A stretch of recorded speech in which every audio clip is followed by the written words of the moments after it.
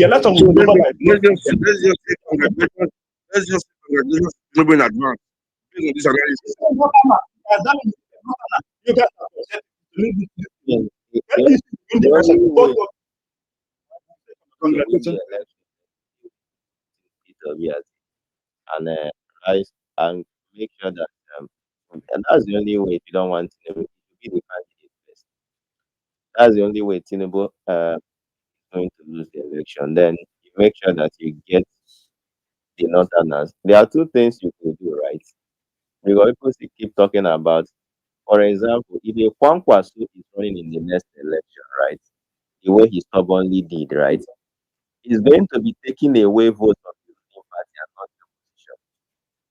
That is just the truth. If he's going to run, if the whole coalition, if Atiku is not running and Kwankwaso is going to run in the next election, he's going to be taking away votes from the ruling party.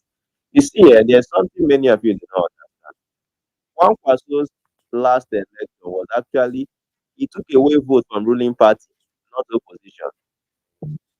That's what many of you do not know. Kwankwaso took away Kano State where Buhari used to win.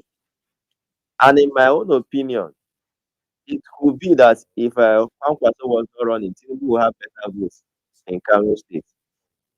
And in my own opinion, Tinubu was actually declared winner because Kwankwaso did not do well. And that was what Babachir Lawal said prior to the election that Tinubu will finish third depending on how Kwankwaso does. If Kwankwaso has gotten a chunk of northern votes, there was no way on earth Tinubu would have been the president. But somehow, I saw they were not voting for Kwankwaso, they were voting for between Atiku and Tinubu. Those were where the numbers are. If Kwankwaso was finishing strong third in those northern states, there was no way for Tinubu in that presidency because his original voters will be going to. So that's just the whole thing. So if you actually want a Tinubu to out of office,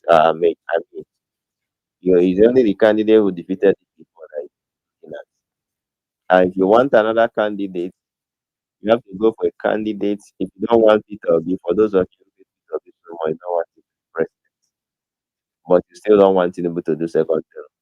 You have to go for a candidate from South, right? Uh, if you go for a candidate from South, but you have to work on his popularity, right? And increase his popularity is very important. A candidate from South, for example, from South and Southeast. But I don't think you should be pairing him with an M5, pairing with another person, and hope that he gets votes from the north. That's very important. So, Kelechi, we have something to say. You have the Yeah, good afternoon, everyone. I love the space and I've been listening. I love the contributions and all. I just have a few things to add. To the best of my knowledge, I think what Nigeria need is electoral reform. Because electoral reform is the basis of all these things to get Nigeria right. Now, I'm not, I from the last election, what social media did, the sensitization, how everybody got their PVC almost as in the number was crazy. Then we get down to after the election, post election, how the internet, the social media has been sensitizing people, talking, people seeing the need of good governance. Now, I believe Nigerians, especially the youth, because Nigeria have the majority of youth. I believe in any region in Nigeria, youth, their eyes are open, especially the educated ones. And even the non-educated ones, they know what is going on because social media has made voices rise. Like several voices are being heard. People now tune into what is going on. Unlike before, when you don't know what is going on in the politics because you only listen to radio and all that. But now I think it's obvious. Everybody is now seeing it. Now, whether an average youth, north, west, south, know a little of what is going on and they know the importance of governance. and how good governance can improve their life.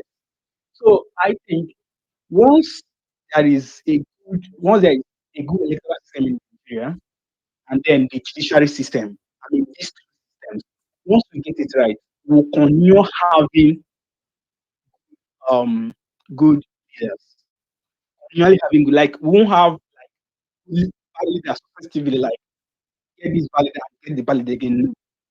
We have people who think, because when I look at politics, when I look at when I assess these politicians, I mean, when apart from, it's not like I like people that have their own thoughts.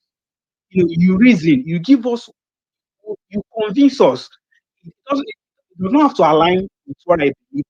Have your own say. Have a clear goal, a clear path on what you want to do. And that's what P2B has been doing. But when I'm not just talking about P2B, because what I believe is that any candidate from north, south, anywhere comes out with clear intention, with clear path, clear goal, clear way, and clear path to achieve his or her goals, people will follow him regardless, especially the elite ones. They will campaign for you. And that's why that's what people did, and so they had almost everyone, because the leaders we've had in the past are still having. These guys, they don't even have any any goals. They are just there because one baba or one because that should not be going on.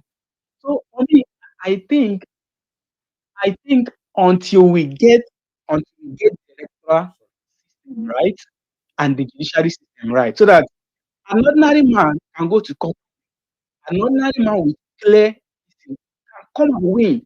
For instance, look at what happened. Let me use US for instance. Um, Trump. Trump has not been in active politics until his first term, his first time in office. He's just, if I'm right, but I think yeah, he's just a business guy doing his thing. But one thing with Trump is that he has a clear goal. He knows what you want, and he communicates. And if you follow US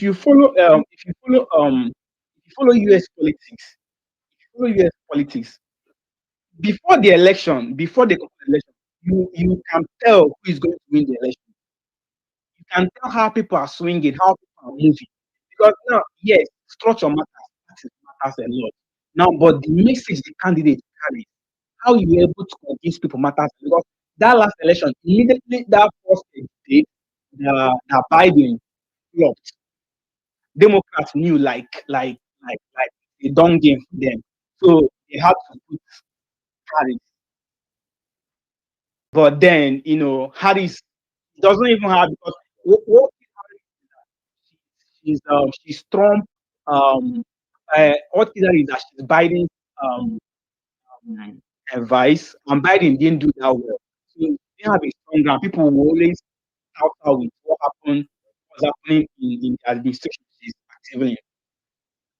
Oh, and that's what gave Trump won. So now we want to see a Nigeria where, if you are willing, we'll beat our chest and say, yes, this is transparent, or that transparency is high, and you won. Then the judiciary, whereby an ordinary man can get justice, and then we'll get a better Nigeria. But if not, yes, I believe we can do something, and that's why we keep raising our voice, keep raising our awareness, keep fighting for better Nigeria. But for me, until then, these guys will always know how to manipulate things, and later on they'll tell us go to court. So that is it. So once we have a good electoral system and judicial system, we have good people, reasonable people everywhere in different parts of Nigeria, both north. I think one place that could have done that is probably is Yaradua, but he didn't get to stay much. I believe the young man has a love for Nigeria, and he might change a lot of things.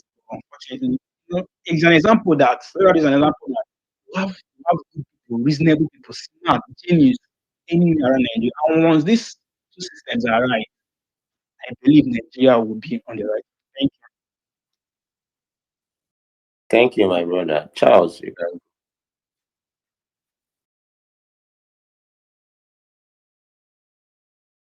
Charles D.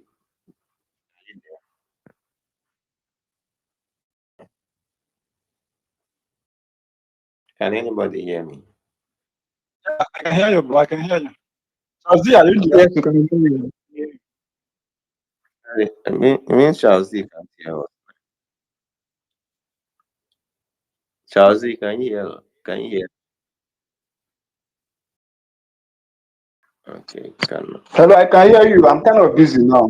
Please, I don't want to listen. All right. Okay. Is it? Sorry, my phone died. Mm, Yes, welcome back, Dr. CJ. Okay.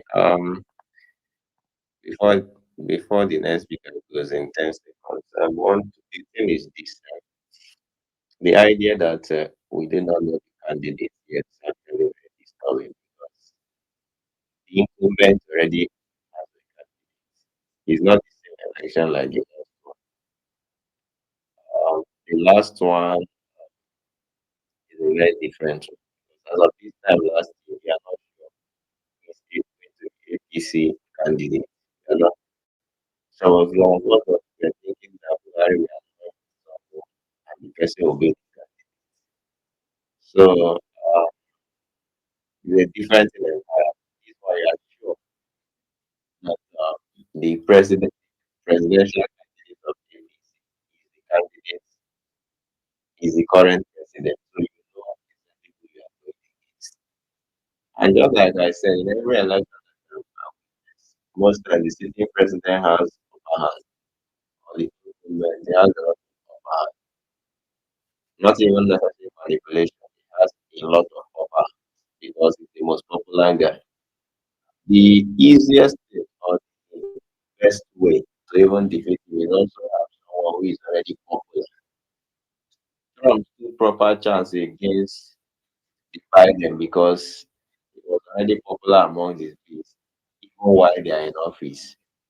So you are not bringing in someone entirely new that's trying to convince or pander to new voters, crowd, or something. You have someone already known, so you know his strength, you know his weaknesses, so you are trying to improve on it.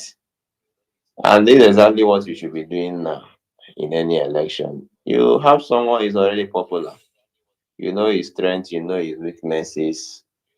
And as it is, I think you have two, right? So we now think among the who is the who will better do the job. That's the common sense. Between the two of them, who will better who has better chances of winning. I mean, they will do this. We know what's I mean, for us to stay and say, oh, let's just have any candidate in this type of election is actually, I don't think that's if you are doing that, that means you are fixing to win the election for the APC to win the election. If you are up to this moment saying, oh, let us just wait till whoever the coalition decides to be the candidate. So on the day of election, let me say, on the day of their primary, someone else emerges, not known by anybody. You now start telling people, oh, this person, they will start by asking you who is the person. Just like I was discussing with someone in about the Anambra State election, he was asking me what was the person contesting. So is it that type of thing that you want to go and do and win an incumbent president? I mean, that's not even going to happen. But anyway, the thing is this. One thing I know very well is that there are some people who cannot swallow their shame over the popularity of PO, and somehow they are wishing that he's not the candidate or he's not the type of candidate they want to support, and they are afraid of saying it. So either they hide behind Atiku Obi or they hide behind how can you protect your vote? They hide behind frivolous excuses, uh, because they seemingly don't want to support him, because even when they know he's the most popular candidate, even when they know he's the most likely candidate who can win, for one or two reasons they don't want to support him, and they're hiding behind any excuses they want. Every day they come, they say one nonsense or the other. From he cannot protect his votes to I mean, every day, not one nonsense. I mean, nothing will ever make sense.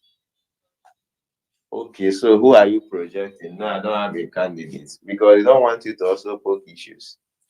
They are mostly practice. They are mostly want Atiku to. The thing is this set of people believe that a northern can Jeb Who's Bush. that? I mean, I'm looking at the globe, and I will still come back to Nigeria. After Trump beat Jeb Bush, right? Jeb Bush did not try again. After what's it called? You Trump know beat. what? Do you know what? Do you know American system is different? Their No, no, difference no. is I that will still come to Nigeria. I will still what come. American system is I will different is still that come they to also are Nigeria. incurable optimists, but they have a sampling that is done in America, whereby this no the truth it I will tells them still on the come to first, like Nigeria. Nigerian politics. In There's no Nigeria, sampling. not only Atiku and No Buhari no they run this kind of no package now. Look at no other no. people that have Alfonso, contested the way now. American do their politics, you know American politics, the structure is the people. So Okay, in a way, okay. Now that look at sampling. IBB Wait, now. can I IBB. explain something? That sampling that they do, I think, during the primary stage, it hits them on their face that incurable optimism they have. It hits them on their face. Because before you do the two primaries, there are two primaries that start, like Republican. I think the first primary is Ohio primary, and then I think it's Nevada or something like that. The sampling that they do across all demographics is what will tell you whether you can even go down the wire when it comes to going through the 50 state primaries. So it hits them on their face. But Nigeria, we do not have that. What we have is a delegate system, whereby if you bribe delegates, I get things, and you have politicians as your structure. So in a way, the Nigerian politician is more structured to more incurable in the optimism compared to American politics. In American politics, once you just throw your hat in the ring, the first two or three primaries only give you an insight whether you should even continue or not. The first two, three primaries, it tells you that look, oh, guy, the country is not going with you. Step down and endorse somebody else to continue. I think so. That's why I said you cannot use Nigerian's system to actually compare that of America. I Let's think just look at Nigerians, people that has if America, contested. if you bring American politicians and put them in this Nigerian political system, they also act like incurable optimists in that level. Okay, now So that's what I want you to understand. You cannot let compare us the look two at in systems. Nigeria, for example, those that have contested, most of them, when they see this thing, even IBB, then when they see this thing is not going their way, Do you some know? of Do, those do, people do do you go know? in Do you there. know? Do you know? Wait. Do you know IBB contested 2011 election? Do you know that? Yes, after he lost the primary, he And, went to and did you know? And did you know what stopped him from going further? I remember he came to What stopped IBB from Edo going further? State. Okay. What killed his ambition was the northern people came. That's the no these northern people, they're very, very smart. These are very conservative and consultative form you see. They are the smartest socio-cultural political this thing. They have their research group. So they came together and told themselves that look, they are contesting against Jonathan, who is incumbent. The way we are now talking of how can we defeat Tinubu, they need to be a Herculean task to defeat Jonathan in 2011 because he is incumbent. So then people like Babangida were interested, Gusau was interested, Ribadu was interested, Atiku was interested. So what they now did is that they got these people all together and told them that look, we have to present one front. They, I think they we made will do that our they made Atiku research. consensus president candidate in PDP now. Yes, I think they were like they did their research and they found out that Atiku was one that put the bill. And if you check that their But research paper, but the maybe thing another the person thing they would said have about beaten Buhari, Jonathan. the thing they said about Buhari and Ribadu, if you actually check it, these people actually knew that Buhari will be a terrible president because they said it in that their report that Buhari knows nothing about the economy and is a very, very vindictive person that will not be a good president. So these guys, they actually knew the kind of person Buhari was. They gave report on everybody, and the reason why they picked Atiku was that they felt like this guy was more nationalistic, the way he goes about, he knows everybody, he's someone that goes around, the country. And two, he has a gift for appointing talents, like if you check in Obasanjo's first term, most of the bureaucrats, intelligent ones that were actually working for Obasanjo, they were appointed by Atiku. So that was the reason why they actually picked Atiku, and the other people had no choice than to drop their ambition, and that's what ended it. That's what ended the ambition. So one of the things that the Nigerian politicians generally are more incurable in the optimism based on how our structure work here. Can So I? look at the American. Sorry, Sure, guys. sure, Sorry sure, sure. for coming in like this. You can I'm speak. You listening want to to say you guys something? talk. I've been Sure. listening. Yeah, good afternoon. I've been listening for some time, and let me tell you the reason why you can't compare Nigeria and the US. Right? In America, when you talk about Ohio and those, those first few states when they're having their primaries, Ohio, when you see the handwriting on the wall, Ohio doesn't have their primary Exactly. early now. It's they start with No, Iowa. it's not. yeah, I can't. whichever state, I'm trying to remember which, the. Or, or, whichever state it It's is, they start whichever they state, start it with doesn't matter. Iowa caucus. Now after Iowa, they go to New Hampshire. it's Iowa. Yeah, Yeah, Iowa, Iowa yeah, is part of Iowa, it. Yeah, sorry, you're right. Iowa, yeah, whichever Yeah, state, it Iowa is doesn't part matter. of it. But the difference is in the US, you see the hand when people go out to vote, you see the handwriting that people don't want you. In Nigeria, the reason why they continue to come back is because of rigging. We all know, I mean, even the Tinubu article, all of them, Wike, they all know that Obi beat them soundly. After the election, just after the election, somebody told me how they scampered in Adamawa to give Atiku Adamawa State. He lost Adamawa State. And this is why I don't get why you don't just take that shame and just walk away. Atiku did not want to contest. We heard then that he didn't want to even contest the last election. There's people that pushed him. Go ahead, contest. He was in Dubai. He wasn't interested. Obi beat him in Adamawa State. I heard how they rushed to mix up the numbers to give him Adamawa State.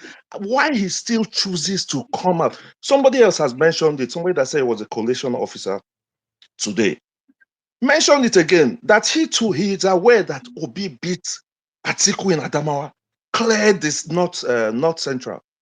But these people, because they rigged him into second place, this guy believes that, people believe, they tell a lie so much to themselves. They start believing that lie that is true.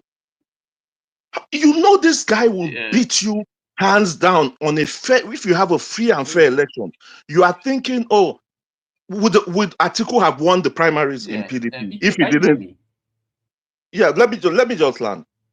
Would he have won the primaries in PDP if he had not Okay. bribed people? Would Tinubu have won primaries? These people go because of, and when you hear people from PDP come to argue sometimes, they'll be telling you, well, Atiku got 6 million votes. When they know that it's a big lie that he got 6 million votes. They'll tell you, Tinubu won the last election according to INEC. Why are we going according to INEC? It's true, he has stolen it, he's there. But we know, the man said it himself, that he bought the presidency.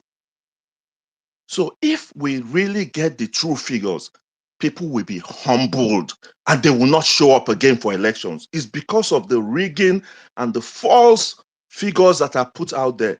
That's what gives them that impetus and that mind to say, I want to contest again. If not, the shame will not allow them to come back. Thank you.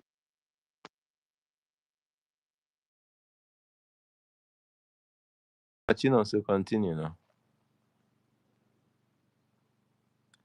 Chinonso now. Yeah. Also is gone. I'm still seeing him on the speaker. Oh, he's connecting on mine. Yeah, it's connected. Okay, it's not in this. So he's probably having some It's not. network. It's not in listener session. That's why they do what they do. If the real numbers had come out, do you think these people will be talking? That's why they do everything to make sure. Why they hide? Why did they hide the Lagos numbers? PDP came out and said it will be won by over 900,000. Why did they hide the Lagos numbers? Because they don't want to embarrass. They don't want this thing about our elders, our elders. They don't want to embarrass Tinubu in Lagos State. So, So so they how have do to how hide do we the make sure numbers. how do we make sure they don't hide the numbers in 2027 again in But Lagos and Adamawa? How do we do that? I think but that's why we are you see, here. that's part of the mistake that Labour Party. I honestly thought Labour Party was going to be putting numbers out as they are coming. I honestly thought they had a control room that as they are getting it, they are collating, they are putting it out. Just like we had with option A4 back in the day, where you couldn't hide anything. As much as Babangida tried to, the military tried to come up, the numbers were already out there. Yes, you annulled it, but we all knew who won the election, which is why they had the concession for Obasanjo to come afterwards. We have to find a way, defending the votes, we have to find a way to put the numbers out there as they are coming in. And people should be ready. When they say defend the votes, it's not you just open your mouth and say defend. People should be ready to really defend their votes. I like what that guy is doing. I can't remember his name now, that is pushing for this electoral reform. Pressure from all angles, no matter what it is. Let's keep piling the pressure from every angle. He's doing what he's doing. Hopefully, we can get headway from that. Maybe it's not going to happen, but let there be pressure on them. Let them see that this time around it's not going to be business as usual. Even if they don't reform the Electoral Act, even if they don't make any changes to it, we have to put that pressure on them until the last minute. But again, the problem I ever have with the coalition stuff is that the insincerity of PDP people actually amazes me. Um, for example, I was in a particular day when PDP person was narrating how they lost Edo State. He said so many unfounded something that I cannot substantiate in any way, shape, or form. He said Monday Okpewolo is not popular at all, but somehow he was explaining how they rigged Edo State. Was Okpewolo popular? He wasn't the most popular candidate, that I'm sure. I'm sure I swear relatively more popular than him. But Okpebolo had the support of all the traditional institutions in Edo State as of that time. He had the support of Oba of Benin. Imagine saying someone Oba of Benin is supporting is not popular. He had the support of Onoji of Uromi and all those things. And most of these people were supporting him. But they left all those things. And a lot APC, a lot of the politicians who went to APC were canvassing for him. All the Aburus in the Edo State were supporting the guy because of how Obaseki treated them and his ticket and all those things. They left all those things and say he wasn't popular. That they rigged by this, they rigged by that. Then someone repeated because that Plateau State, that PO got like 1.2 million votes, that they have to shuffle it down till the 400,000 that they gave him just to see that they reduce his number. The guy say he does not like assumption, that he does not act on assumption. Somehow, the guy wants us to believe that Aswe Godalo won by a landslide in Edo State and he was cheated. The other person is saying PO won by a landslide in Plateau State. His numbers were reduced. He said he doesn't believe that, or he said he tried to make it assumption. And again, the ones in APC who no longer support Tinubu also genuinely believe that Tinubu won that election. But I think there's something we actually need to do. Is that me as a person, right?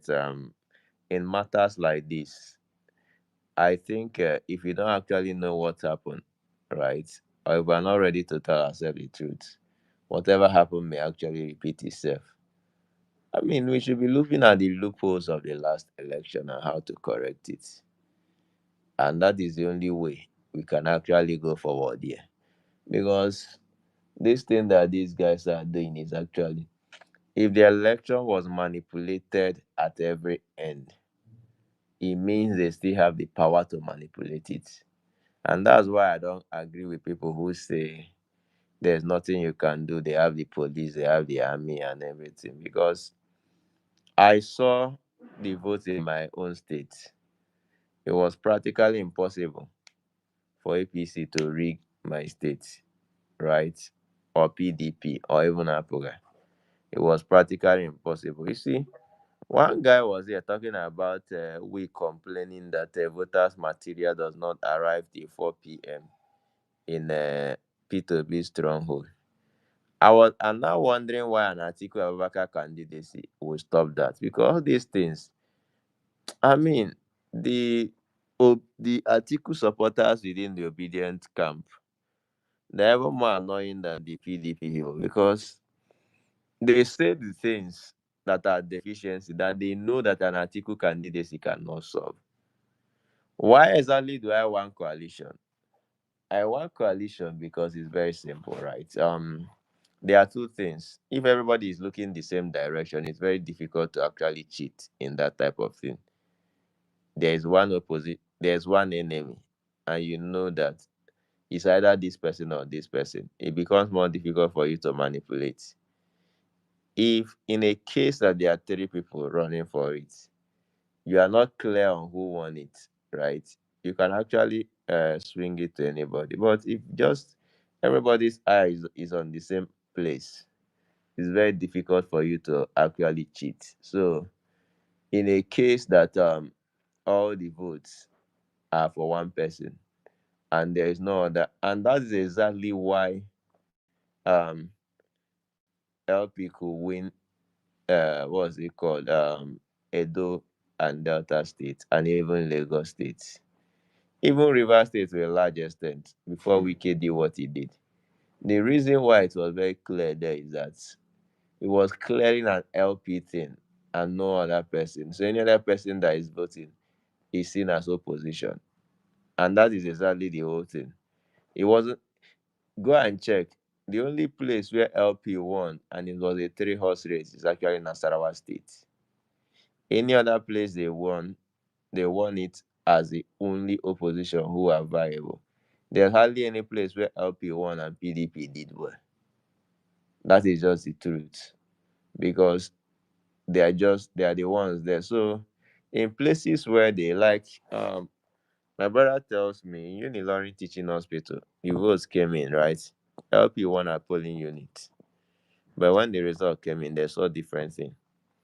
What happened? Their agents betrayed them. Some of their agents compromised and all those things, and they changed the figures. So a lot of things happened in the election. And second reason I want the coalition is I'm certain that there are places in the north that PO didn't have presence at all. Make no mistake about it. Make no mistake. Not that they don't know him There are places in the south like that too, my brother. in south There are places like that in the south. where he doesn't have any presence. No, I told you the last time when I went to Asaba, there was a time they said there's some riverine areas that you have to go with the ballot box with canoe. You understand? You have to cross the river.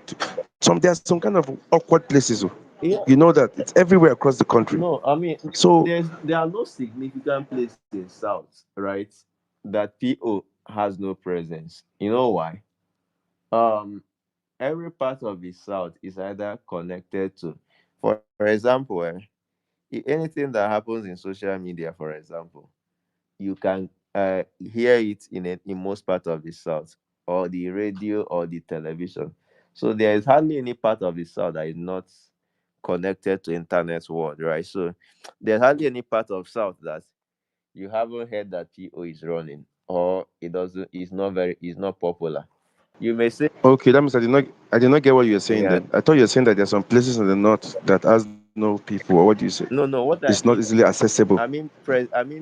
Peter Obi, there are places in the north where his presence, in fact, he has zero presence there. Okay, I understand now. I There are understand you. so many I get you. there are so many Mm. places.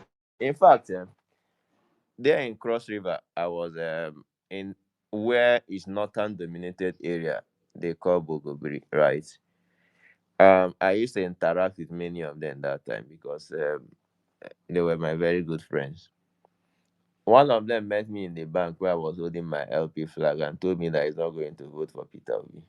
I asked him why and who is he going to vote for. He told me no, he's not. He said he's not going to vote for anybody. I met another one. He's basically Kwankwasia. I talk with so many people. In fact, you could do head count. You can ask like 50 people who reside in that area who they are going to, and you won't see a single Peter Obi supporter in that their area. So if it's there where they live among people where they are majority southerners, they just have a settlement there. If it's like that and their support is basically for either Kwankwaso or Tinubu, and that was even what was giving me hope that Kwankwaso would do well in the north. If their hope was basically for either Kwankwaso or Tinubu, or most of them are indifferent, it will tell me what it will be when you start going to places where they are by far majority. And so you have a lot of work to do there. So that is just why I need the coalition. It's part of it.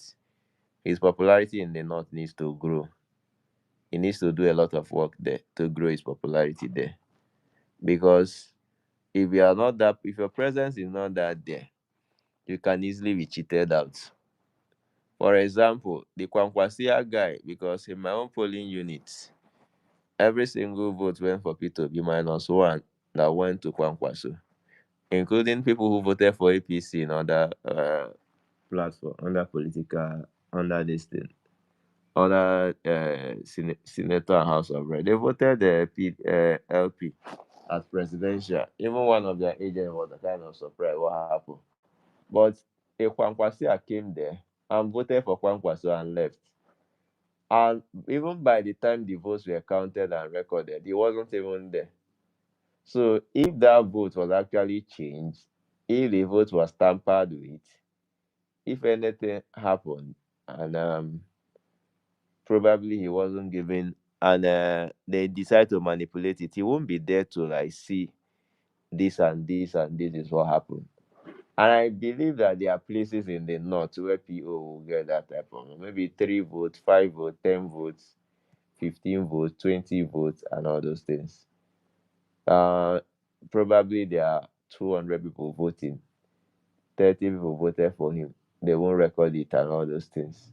And again, is the agents, the Labour Party, most of LP agents, those who were traditionally in LP, they were there for transactional reasons.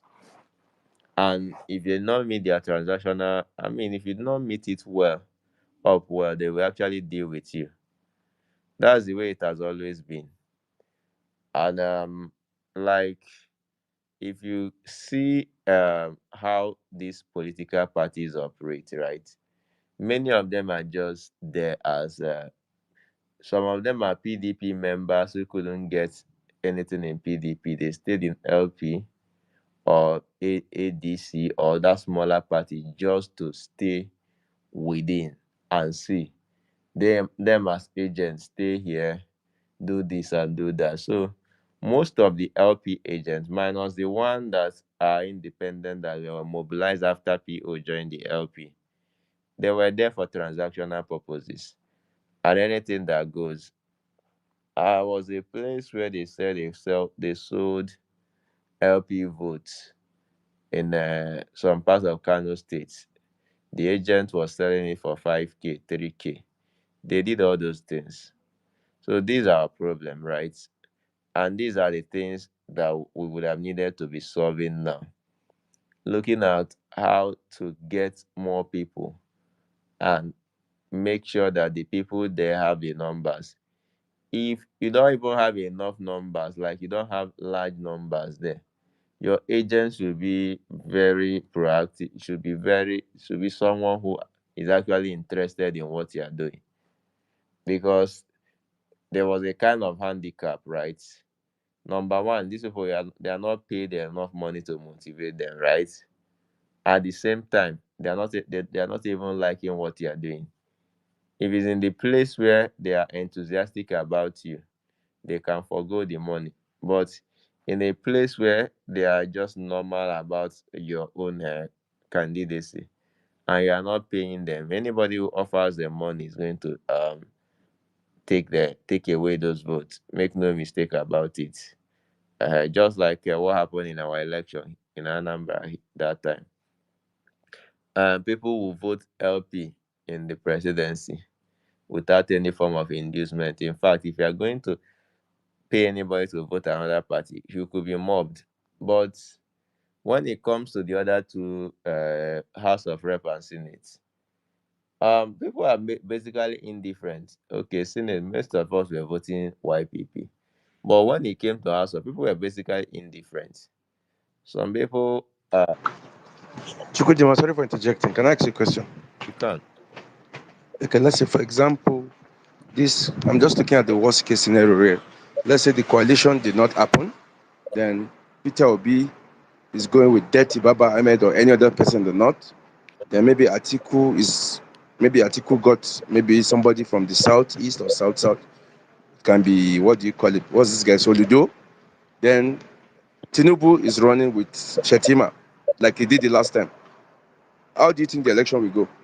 That's a What do you disaster. think will happen? That's a disaster. Tinubu has won.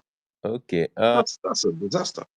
Okay. Let me tell you what I think will happen. I don't think Peter B will run with that again, right? Uh, and let's say the political coalition doesn't work, right?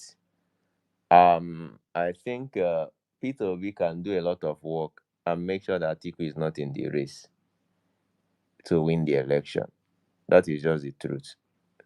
Because except that a good number of people turn out for Atiku, there's no way Atiku will be in the race. To be honest with you, let's make some assumption here. Let's assume Wike got the presidential ticket of PDP in the last election. Can you imagine that Atiku will move to a different party and pull northern votes from around that? Was it possible? He would have backed out now, to be honest with you. He would have just stayed out. He won't try it. He won't try it. So if Atiku is not even having Obi in his side, right? I don't think he will attempt running, because Soludo you're talking about is looking at supporting Tinubu, right? And you're saying Atiku picking Soludo as running mate. That's actually I just give that as an yeah, example. yeah, As an example, yeah. I'm not saying that it's Okay, like that. okay. Let's even assume he picks Amechi. Again, except the only thing that will encourage him to run, if the whole political class, whether in the north and the south, who are supposed to be opposition, stay with him and support him. But again, I don't see that happening, to be honest with you. The whole political class will either be neutral or give their support to Tinubu, right? So if the whole political class stays with him and encourage him, but outside that, because first of all, there's no big political party again in Nigeria outside the APC. PDP is dead and buried, finished. He cannot even do anything within PDP. So, am I expecting Atiku to be in a new party, very fresh party, and be jostling for position, and Peter B is not even, and Peter B is not with him?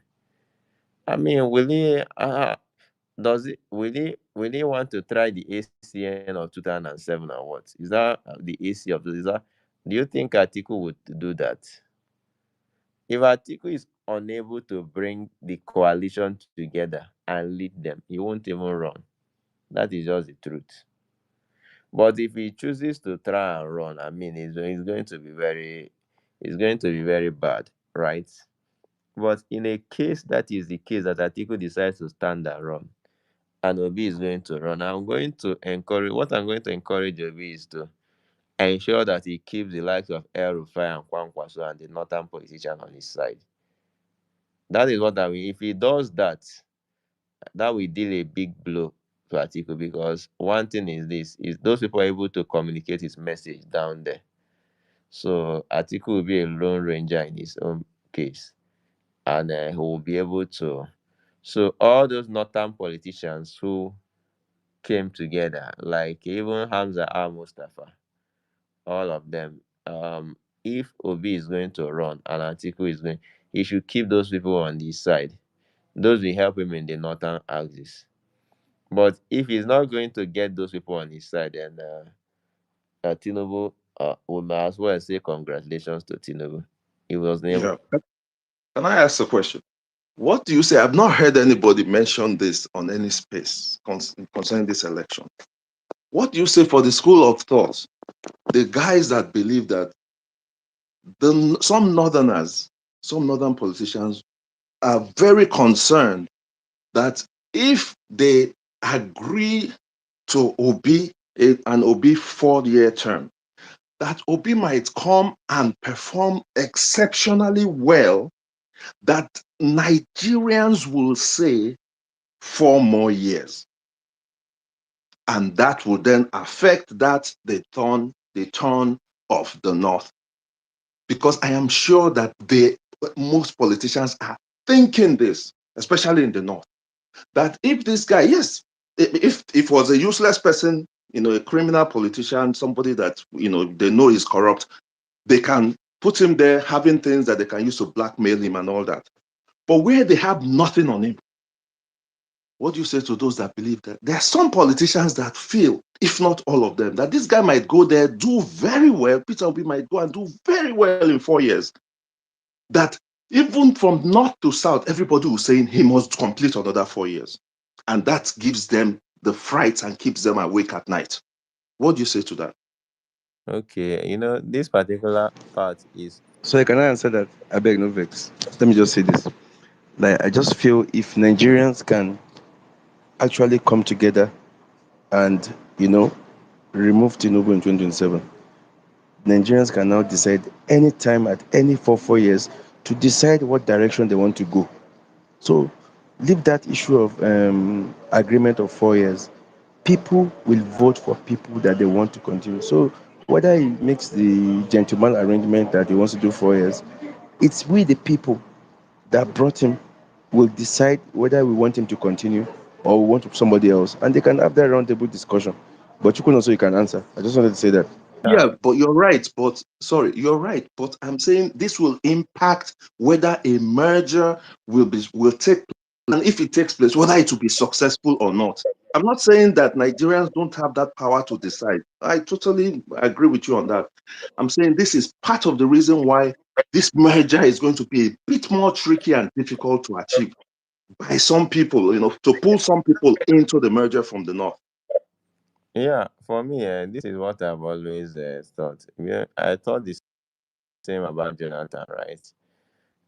When people were saying Jonathan will do one tenor, at the end, he wanted to go for second tenor. In fact, midway into his first tenor already, um, I already didn't want him to do second tenor, but his body language shows that he was going to run for second tenor, and that was actually bad. Even throughout his first tenor, I actually didn't want him to run for second tenor for any reason, and that was part of the reason why I supported the opposition in 2015, right? Because I felt he didn't deserve a second tenor. In a case of Obi, I don't think there is any difference about it, right? Obi, if he agrees to do a single tenor, right, I think the right thing for him to do is that after 4 years, he should just step aside. It's as simple as that. I mean, if it's part of the agreement, after today, I have a lot of sentiments why I believe Jonathan should have gone for second tenor and he should have won by all means, in my own opinion, today, because there are so many reasons. The North versus South talk does not even come in, because you look at it from what even some PDP members said then, that this guy is from the region that own the resources that they use to sustain Nigeria. They never had a president in their life. He's the first one. You don't even know, even if you are doing North versus South, you don't even know the next time someone of his ethnicity, he may never be in the next 100 years, will ever get to that post. But somehow, you want him to just go because of one or two reasons. So he deserves to do the maximum tenure. And today I share that sentiment. If you ask me, if you bring back 2015 again, I will say Jonathan should do second tenure. But at that time, I didn't believe he should do second tenure. But the thing is this, a lot of things have changed. Those who supported him for second tenure today no longer like him. They didn't want him to do second tenure again. And me, who didn't support him that time, now feel he should have done second tenure.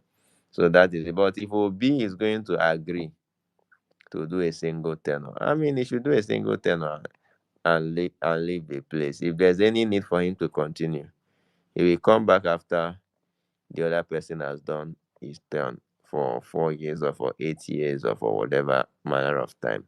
Or if Nigeria choose to change their constitution, they will change. Because if I speak by my sentiment, I will tell you that he's also from a region where they have never produced a president. And since 1966, we never had someone in that office. So why on earth will it be that when it's time to be in office, you are giving him condition to stay for 4 years? Because someone from Southwest, where they have produced presidents for more than 20 years, if you do it president and VP, you will see that you will have Osibanjo 8 years, Tinubu 4 years, that is 12 years. You add it to Obasanjo's 11 years, right? By the time you do all those things, over 20 years, because someone from that region has become president, that is why this guy from a region where they never had president should do only 4 years. So if I go by that, but that's not what I'm going to be telling anybody. If Obi agrees with the North, whether the Northern elders or the Northern populace, that is going to do only a single term, I think it will be wise for him to actually do a single term and leave them. The argument that let us allow Atiku go 4 years to balance things, that's actually mad. Because Atiku will stay 8 years in office. If Atiku is alive and he wins the election, there's nobody that will remove him after 4 years. You won't even do it. He will do his 8 years. And there's a possibility that he will finish his 8 years. The next president will still come from North. And he will not do anything about it. So all these make we let Atiku do 4 years. After he does 4 years, I mean, all those things. The person they joke. Go and tell Tinubu to do only 4 years now. And someone that has been looking for presidency since all his lifetime. Then all of a sudden you guess it, you're not telling him to do only 4 years because of what? I mean, all this. I mean, we know all those talk that let us. I mean, there's no way. There's no way. People don't even know what happened in APC. Atiku was deceived that Buhari will do only 4 years when they finished that primaries. That was why he didn't leave. They stayed together. So Atiku was positioning himself to take over from Buhari after 4 years. So that it before 4 years, 4 years Buhari, 4 years Atiku. All of a sudden, he saw that Buhari was going to run for second term. He ran to PDP immediately and picked the ticket. I was telling us that he was going to sign it.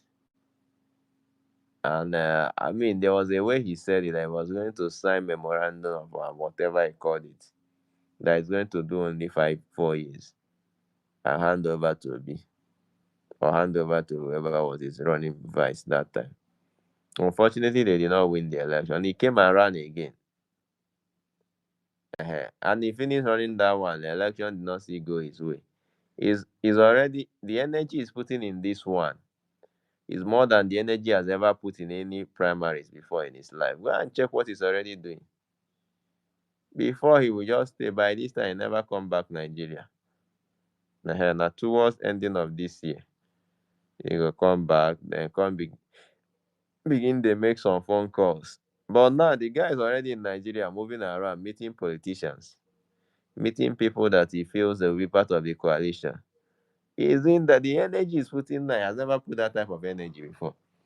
So that's the man you want to do 4 years and just, even if that guy is dying, they will patch him up and make him stay alive. They go make sure say that guy they alive until he wins second term and stay for 8 years. What are we not saying here? Are we joking that Atiku will do 4 years and hand over to who? Anyway, extension officer, welcome. What do you have to tell us?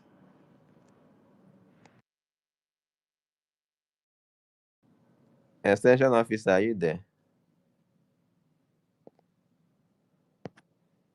Eh, Bilas extension they pray because it's time for prayers, or maybe it's network. I don't know, sure.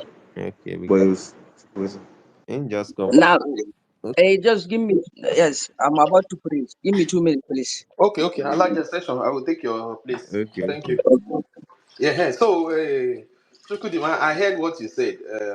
For that question that person asked, what if Obi will perform now? What if he performs? So, as much as we want to believe this thing called precedence, if something has happened to somebody in the south that wanted to do that before, you understand? At the same thing, it can happen because Obasanjo at some point was actually pushing for third term and he was feeling too big and he wanted to jettison the North. What happened? He suffered for it. So if there's an agreement in this coalition and Obi wants to say that, okay, because the people are saying I am good, I am that, you understand? Look, Jonathan also did well. Nobody can come here and tell me Jonathan did not do well.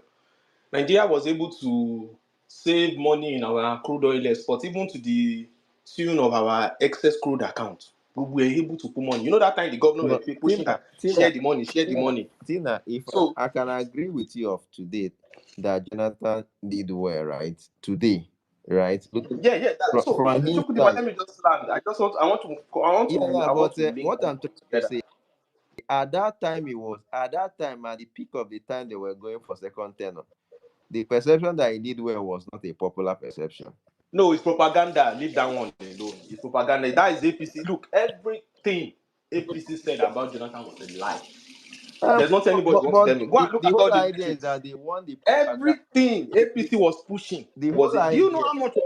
the, the Do you know problem is not in the, the international the markets? problem Oh, was not the problem was not that it's propaganda. The problem is that they won the propaganda war.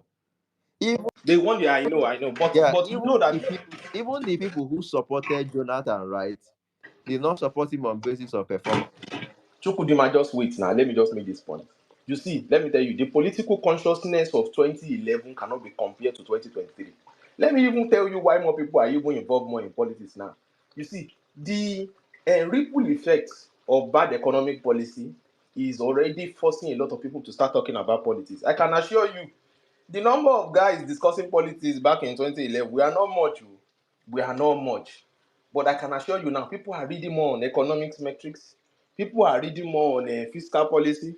People are even trying to understand geopolitical politics, like how is what is happening in Cote d'Ivoire and other regions among us? How is it affecting us? Because this Boko Haram issue, it has made us to understand that we need to have a fierce security within all the region that surrounds Nigeria. It is in our good.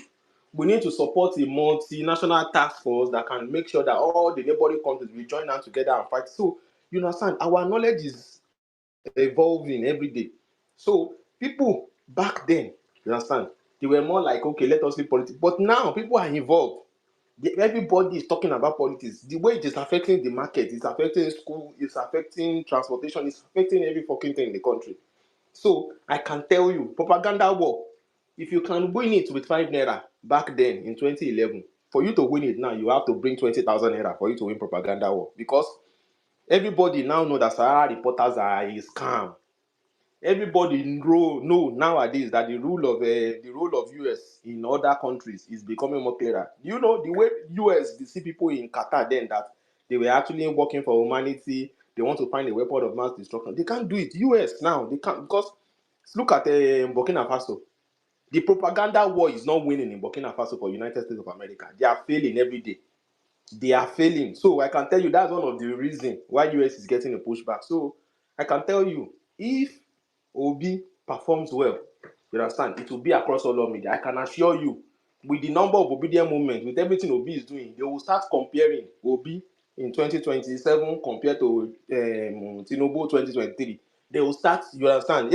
I know the Tinubu guys will be fighting a war because they will be decimating the guy left, right, and center.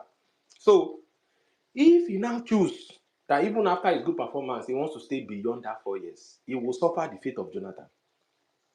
Because people will tell you, like, this has happened before. And I can assure you, aside from good democracy and good governance, Nigeria, the sentiment of religion and ethnicity is always 100% valid. So I can assure you, that one, he won't want to do it. And if you are saying he's a man that is saying, I always stand by my word. Anything I see, I'm a man of my word, you understand? If you want to go by his word, like say that this guy, whatever he says, he used to follow it, you understand? So if he gives Atiku that assurance, I can assure you, I don't even want to go through the emotional blackmail that will happen in 2031 to now say Peter Obi to go and vote again. It is better for him to just step aside. Look, that 4 years, two things I want Peter Obi to just fix: electricity, you understand, and transportation network. If they can do our rail system and fix electricity, that two things is enough to reposition Nigeria, and the man can just easily step aside. You understand? So if by all well everything going right, you understand, in 2039, even if Obi is not contesting, somebody else from the southwest can benefit from that goodwill. Somebody else from southwest can benefit from that goodwill, and they will get power back in 2039. Because let me tell you, southwest, they have done enough. Even if they want to come that time and say they want to shoot their mouths in that politics, they have done enough. I can tell you, they have really done enough in this particular presidential seats. So that's my own Chukudima. I agree with you. I think Southwest, we are done with them at least. Even if I don't know long, even if I live another 70 years, I don't think it will happen anyway. And we don't have another Southwestern presidency. I don't think there's a problem with that. They have done enough. It has to go to northeast, north central, southeast, and south south. I mean, we need to still touch it before we start considering that we would have gone to all these regions before we go back to them. So yeah, I agree with you on that. And for me, if Obi agrees under any coalition, under any this thing that is going to do only 4 years, I mean, what he should, the right thing he should do is to do only 4 years. It shouldn't be like, Chukudima, don't forget, it's even the movement. If the obedient movement agrees with him and let him know, like, this is like an agreement between Atiku and the obedient movement himself. I hope you get. It's well, an agreement no, between, yes, because let me tell you, you, anything that will make coalition to work, you understand, you it is see, tenable now. If the Tina, agreement is the Tina, movement is telling him, we are Tina, the one telling you that after 4 years you will go, we'll give you our support. but see, one thing I will tell you, to be honest with you, I don't think anybody can convince Atiku anything, to be honest. You see, when people say we are not going to see, Atiku people get triggered, they say stop saying bad thing about Atiku, all these things. See, these guys, they know that the only thing they want is to use Obi as deputized and promise him power in 4 years' time, which will not happen because if Atiku wins, he will stay in office for 8 years. That is sure. I mean, it's sure as death that that is what will happen. Extension, just give me 30 seconds. Let me finish. Please don't be offended, my brother. So that's what is that. That's the case. So there's no agreement getting anywhere. The only thing you can do to Atiku now is to show him that there is no pathway for him to win the election and force him to throw the towel on time. Like, let him not run because he cannot win. And let him know that if he runs, he will get defeated. That's the only thing that will happen today. If you are looking for any form of agreement, oh, let Atiku come and agree this. Atiku will only bow out when he's defeated. If Atiku is not defeated, if he has 1% chance to win this particular primaries, and become the coalition officer and has 2% chance to win the presidential, he's going to go in for it. That is just the truth.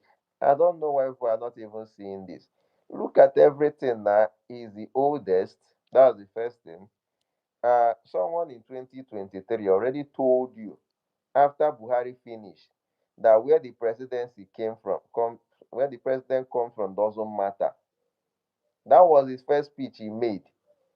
I think I've forgotten the location. I watched the video. This one not be hearsay. People who said that he was promising Southeast, whatever, whatever. I watched the video. I don't want to talk about the one he said in the north that Northern does not need a Yoruba Igbo presidency, that he needs a Northerner who understands like other part of Nigeria. I don't want to touch that one. That one will look extreme. He said that where the president comes from in Nigeria has never mattered.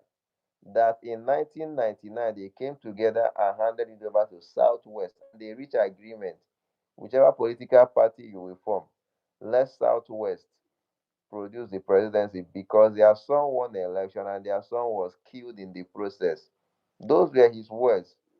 So that alone happened that time because of compensation. That after that particular time, any other time, nobody ever cared where the presidency come from.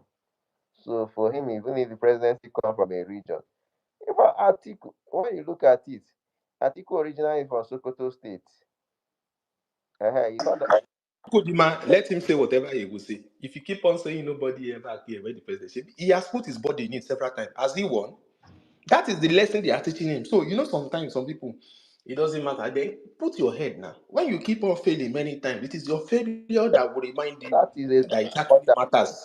the only time you are going to convince Atiku, the only thing you can do to Atiku is to defeat him psychologically, and he will force them not to run. That is the only thing. Any gentleman agreement you want to have with him wouldn't work. Because you look at it, he will tell you he'll be 81. So P2B is now, I think, 64, 63 or thereabout, 60 something. P2B will be 64. So if you I understand you. if Because of his age is the reason why Peter Obi self is even saying, I want to go for 4 years alone. Because of Atiku's age. So this thing But then that again, I think we are not must being he fair be to president? Abubakar Excuse me, gaskiya. must he be president? These are lives we're talking about here. This is life of Nigerians we're talking about here. Must he be president? His time has come and gone. His counterparts are people like Buhari, Obasanjo, and Babangida. These are his counterparts. What is he still doing in the arena up until now? Sh- For me, I think Atiku, like I would say, anytime I open my mouth to speak, I would say it. It doesn't. I don't know how we're going to do it, but there should be some kind of appeal, some kind of appeal to him. If he's going to come in form of appeal, if he's going to come in form of, I don't know how we're going to do it, to make him endorse someone, to bring out someone, even if he doesn't want to support Peter Obi at the moment. Let him bring out someone, and bless that person with his this thing. Then let's see, let's know what we're doing. This whole idea of, okay, I must be president. Not everything. You must not be everything, right? That's what I think, and my but opinion will but always be but this. Dr. CJ, you know the funniest part? People are saying he should step aside for 4 years and come back in 4 years. That's actually mad. He should be running when he's 85. More. Atiku, for me, I think it's okay. It's all right. There's something that he can do Chukwudima, now what that. we are saying is that if he's thinking he doesn't want to consider, then he should put his body now. The probability that he's going to fail is high. That is what I'm He is saying. going to fail, so he should put his body. If he's thinking with what we are The saying only doesn't matter, he should go the and put only his body. thing the only thing you can do now is to ensure him that he's not getting the support that he wants if he runs. He should better support another person. That's the only thing that will happen. And if he looks at it, I believe he's not a naive guy. If he looks at his chances and sees that he's very limited, or there's no chance that he will win, and he really wants your position to be out, then he will have to step aside. Anything outside that, then I will believe that he's being selfish. Because if he sees the election that he's going to lose and he sees he's going to be the flag bearer, what are we not saying Okay, let here? me even ask you a question, Chukudima. Okay, let's remove this whole coalition thing and leave And him Dr. CJ, alone. before you go, one more thing I just want to say. Look, a lot of people that used to believe that this North and South thing is not a thing. It is a thing because the people that really hate Tinubu with blood and sweat, a lot of them are already saying if Atiku run, is either they stay away from the election or they even support the Tinubu with sentiments. So there's a lot of things playing against this man if he's keep on saying I want to run, I want to run. You can go ahead, Dr. CJ. All right. I'm co-hosting this space as well. So I see Aminu Ibrahim up, and let's just have them speak as well because Yeah, let extension was supposed to okay, go. So extension. If he's here, if extension, I heard he was praying or something. Yes, I Agoro, am here. I Okay. am here. You Actually, have the mic. Please go ahead. Thank you. all right. I want to start by saying I think the recent conversation wasn't fair on Atiku Abubakar. You see, Atiku Abubakar, I have never supported him in my life. I think he's the person that you can say is a nationalist without any iota of doubt.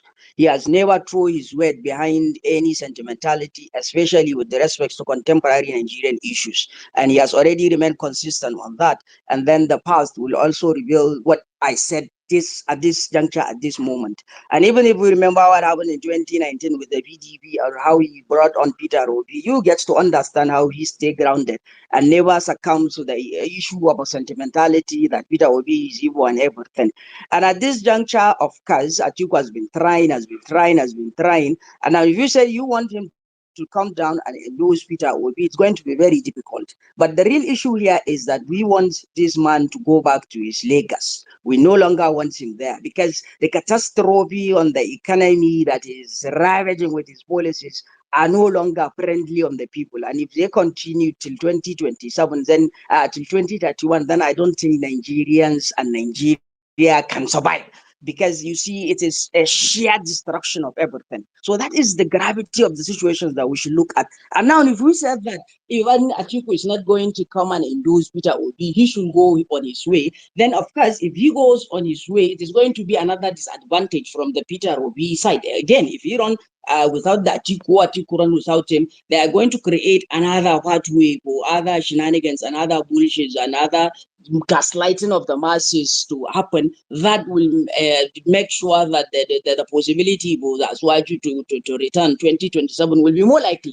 So we have to look into that. And one thing is sure, like Peter Obi has his obedient movements, and without any sentimentality or without trying to be politically correct, the mass scum of the Peter Obi movement are people from the southeast and then other axis, no central and other axis of the country. Whereas Atiku Abubakar, if you look back and see where his strongholds are, you can't say they are even in predominant northwestern states because of this nationality that he continued to presume has already made him to be stigmatized by the Islamic scholars, by ordinary citizens in the country. Same as Peter Obi, the issue about the Igbo thing and everything, the sentimentality that the recent speaker talk about is there, and it is going to play against him. Thereby, the road to that villa in 2027 is not going to be as if it is so simple as what happens in 2023, because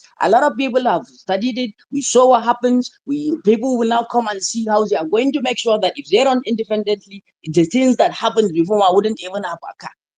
So I think we should just look into how these two can now come and coexist together. So as this is the ticket, I'm telling you, and Atiku Peter Obi is the ticket that can send this person out.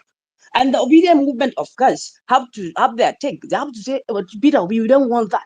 But realistically, Atiku Abubakar, if he agreed with Peter Obi that I'm doing 4 years, and then I'm going to hand over this presidency to you. If he could say that out, wallahi, you see, I'm even sure he's going to do that. He will do that. And he continued to say it without any propagation, without even caring for the political fallout from his base, from the northern Nigeria, in respect to the statement, the Igbo presidency. He's going to hand it over. And he doesn't care because he loves the country and he doesn't have all such kind of bigotry and ethnistic issues.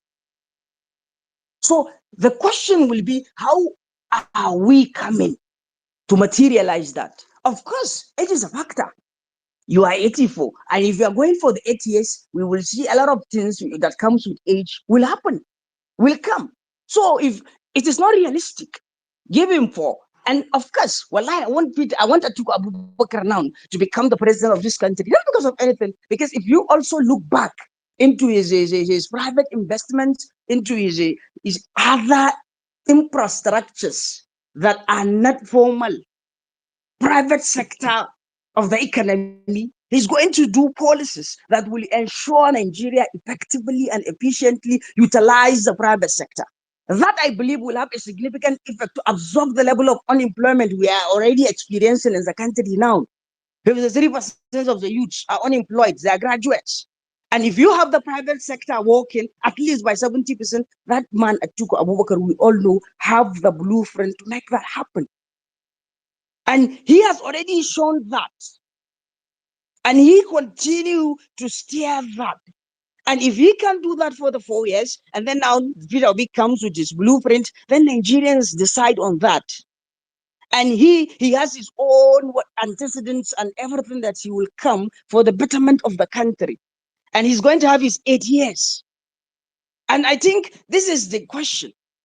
This is why I don't care about anything now. I just want Aswaju Ahmed Tinubu just to left that place for 8 years. It's going to look extension. bad. Sorry, And hold so on I a second. believe I'm Hold on a second. coming, I'm going somewhere. And so if we brought these two, I'm just going to sleep. I go out and cast my board. Well, I'm coming back because I know the ticket is already scared. The numbers are there. And the equation is balanced. But if it is not that, then I think the coalition will continue to be noise. Then the Obi's presidency in 27, of course, I don't know tomorrow, and then the Atiku's too, and then perhaps, but what it's saying, the political turbulence is currently, you can see. It is one party system these people are looking at. And the defections and everything, if you look thoroughly under it, you get to see it is weaponization of the institutions of the EFCC and other criminal conducts by some of these governors that are now the campaign in mass numbers. And the ABC is saying that we are gaining popularity. And thank God the National Quranic Convention was distracted, couldn't hold. Because it is just going to serve as an agenda. People will come, mobilize in mass numbers, and then when the retrospection comes with the 20 election, 27, if it is rigged, then they say, these are the people, they are all supposedly as well, and so you have it. Okay, So I want us just to Alhaji, look into let's these issues. I'm just saying Alhaji, this. Yeah. Alhaji, hold on a second. Let's I mean, you've spoken extensively. Let's now engage your submissions. All right, you from what you have said. All right, what you're saying is This is not funny. This is not funny. You see your country. See our country. All the money that's supposed to be in bank. Some people just gather it somewhere and keep it somewhere. They will just go there and pack their own. The one they just need for their own family and their own entire group or something like that. See, that's new note. Nigeria new note they kept somewhere else. In so-called Nigeria. Shit. And then 2019, I couldn't be able to cast my vote. I was sick during the election. I was in hospital. That is the only election that I missed since I come of age to go out and vote. so. So the question now is, what happened in 2019? Why didn't they win the election? Obi and Atiku. This is the same thing. Are you saying we should repeat the same thing over and over again? Okay. You know the reason why they couldn't win that election is because it was Buhari. And let me tell you that. And I don't have any answer beyond this because it is Buhari. And up till today, if you come down to the street, especially in my region, and you hear what people are discussing about Buhari, if he comes today on the ballot, they will vote for him. And so I think the major reason why the ticket couldn't deliver in 2019 is because of that Buhari factor. But now, there isn't that. Alhaji, extension officer. Yes. I don't understand why people don't like don't like Tinubu but like Buhari. Is a mystery to me. Wait. Now, you see, you want to go somewhere else.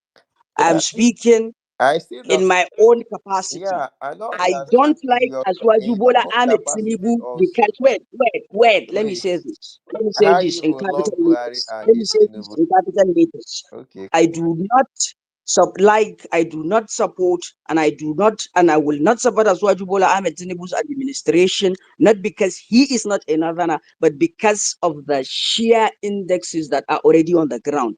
And when Bahari comes, you can search my handle in Facebook. When Bahari comes from 2015, recession comes 16, 17, nothing was done. I said, I am not going with Buhari, and I've been criticizing that administration till the end of time, and I continue to do that. So now my opinion here is not rooted in any sentimentality, rather on the grounded facts, and I've been doing that, and I've been consistent in doing that, and I'm not going to start stigmatizing people based on their religion or tribe or ethnicity. I want to do that I mean, when it comes to no, Nigeria. that's not the problem. So The my own opinion regarding Atiku Peters Obi ticket or criticism and opposition to this administration is not because I don't like the man, he's from the southwest. It's because all his policies are quack. If you look at the go and back that he has been doing with respect even to the electricity, it's enough. It was bandized A, B, C, D. Now you have the so presidency is moving to solar grid. And this policy was said that it is for equitable distribution so that Nigerians will have an and you atmosphere to believe move forward. So replacing you see, Tinubu with if you Atiku have is the somebody like best? that as calling the shot, but Alhaji, the you true believe inner replacing stay Tinubu with grounded Atiku on is it. I allow this guy. No, I mean, since I've been in this space, I mean, a lot of OB supporters has come up. I mean, if he wants Atiku Abubakar, the Waziri of Adamawa, to be the president, it is own opinion. I respect that. It's a good. Even me, I think if Atiku is the only candidate running against Tinubu, I mean, personally, my own opinion, I will support Atiku.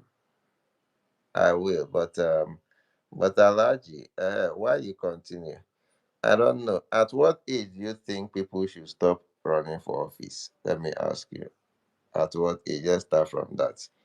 Because my biggest problem with Atiku is even his age, not even North versus South. At what age? The boy is good. Welcome. Good afternoon, especially. It's been a while. So Alaji, at what age do you think people should stop running for office? Let me know. You see, I don't have a benchmark here, especially in Nigeria. For if you look into the age factor, you will understand that there are a lot of useless people that are having a less significant age, that at that age supposed to be productive, but they are doing nothing. And if we're talking about the presidency of Nigeria, a person that has what it takes to deliver us way forward, age is a factor there. Experience must come, and that wisdom that occurs with age. So if Um, aged person wait, is not of any deformity, I'm coming, wait, it's not in wait, any wait. deformity of Calm mental down. illness Calm down. or any other Wait, factors, I'm now. coming, or any Wait, other now. factors, allow me to rest. Wait, You ask me a question, allow, allow me to answer allow. your question, Wait, then you move wait, on. wait. I haven't finished concluding to answer the question, No, and you are wait, trying to, nah. No verse, no interrupt. verse. My boss, no You want to? verse. Wait, I'm not. No, no, no. no This is verse. the way I used to speak. Yeah, Don't worry. I This is beg, the way I used I to beg. speak. I'm not. The thing is this, I really don't like. Alhaji, what we're doing here is we're just having a conversation, and Yeah, it doesn't. It's not necessarily one person speaking all the time. So when yes, you say Yes, something, I know. I'm. we I'm want trying to to conclude. we I'm want trying yeah. to to conclude on the inter age. we The want thing to I'm is trying that to interject. conclude. Elijah, I'm trying to conclude to answer let me your help you. question. 1 second. And Let me help you. I don't like it bobo. is only two Wait, wait. statements that I want to end with. I don't But see 1 second. I don't like boboing. Like you can't the rigmarole. At this particular time, I like direct answer. Are you telling me that the age in the Nigerian construct doesn't matter? No matter how old the person is, if the person is productive, is intelligent, he can run for office. Is that what you're telling in essence? The explanation is not necessary. I know all these things you're saying. I have made that argument before, but tell me, from your own mind of mind, do you believe that age does not matter in Nigerian politics? Is that what you're saying? Tell me. All the other things you want to say. To me, I don't care about it.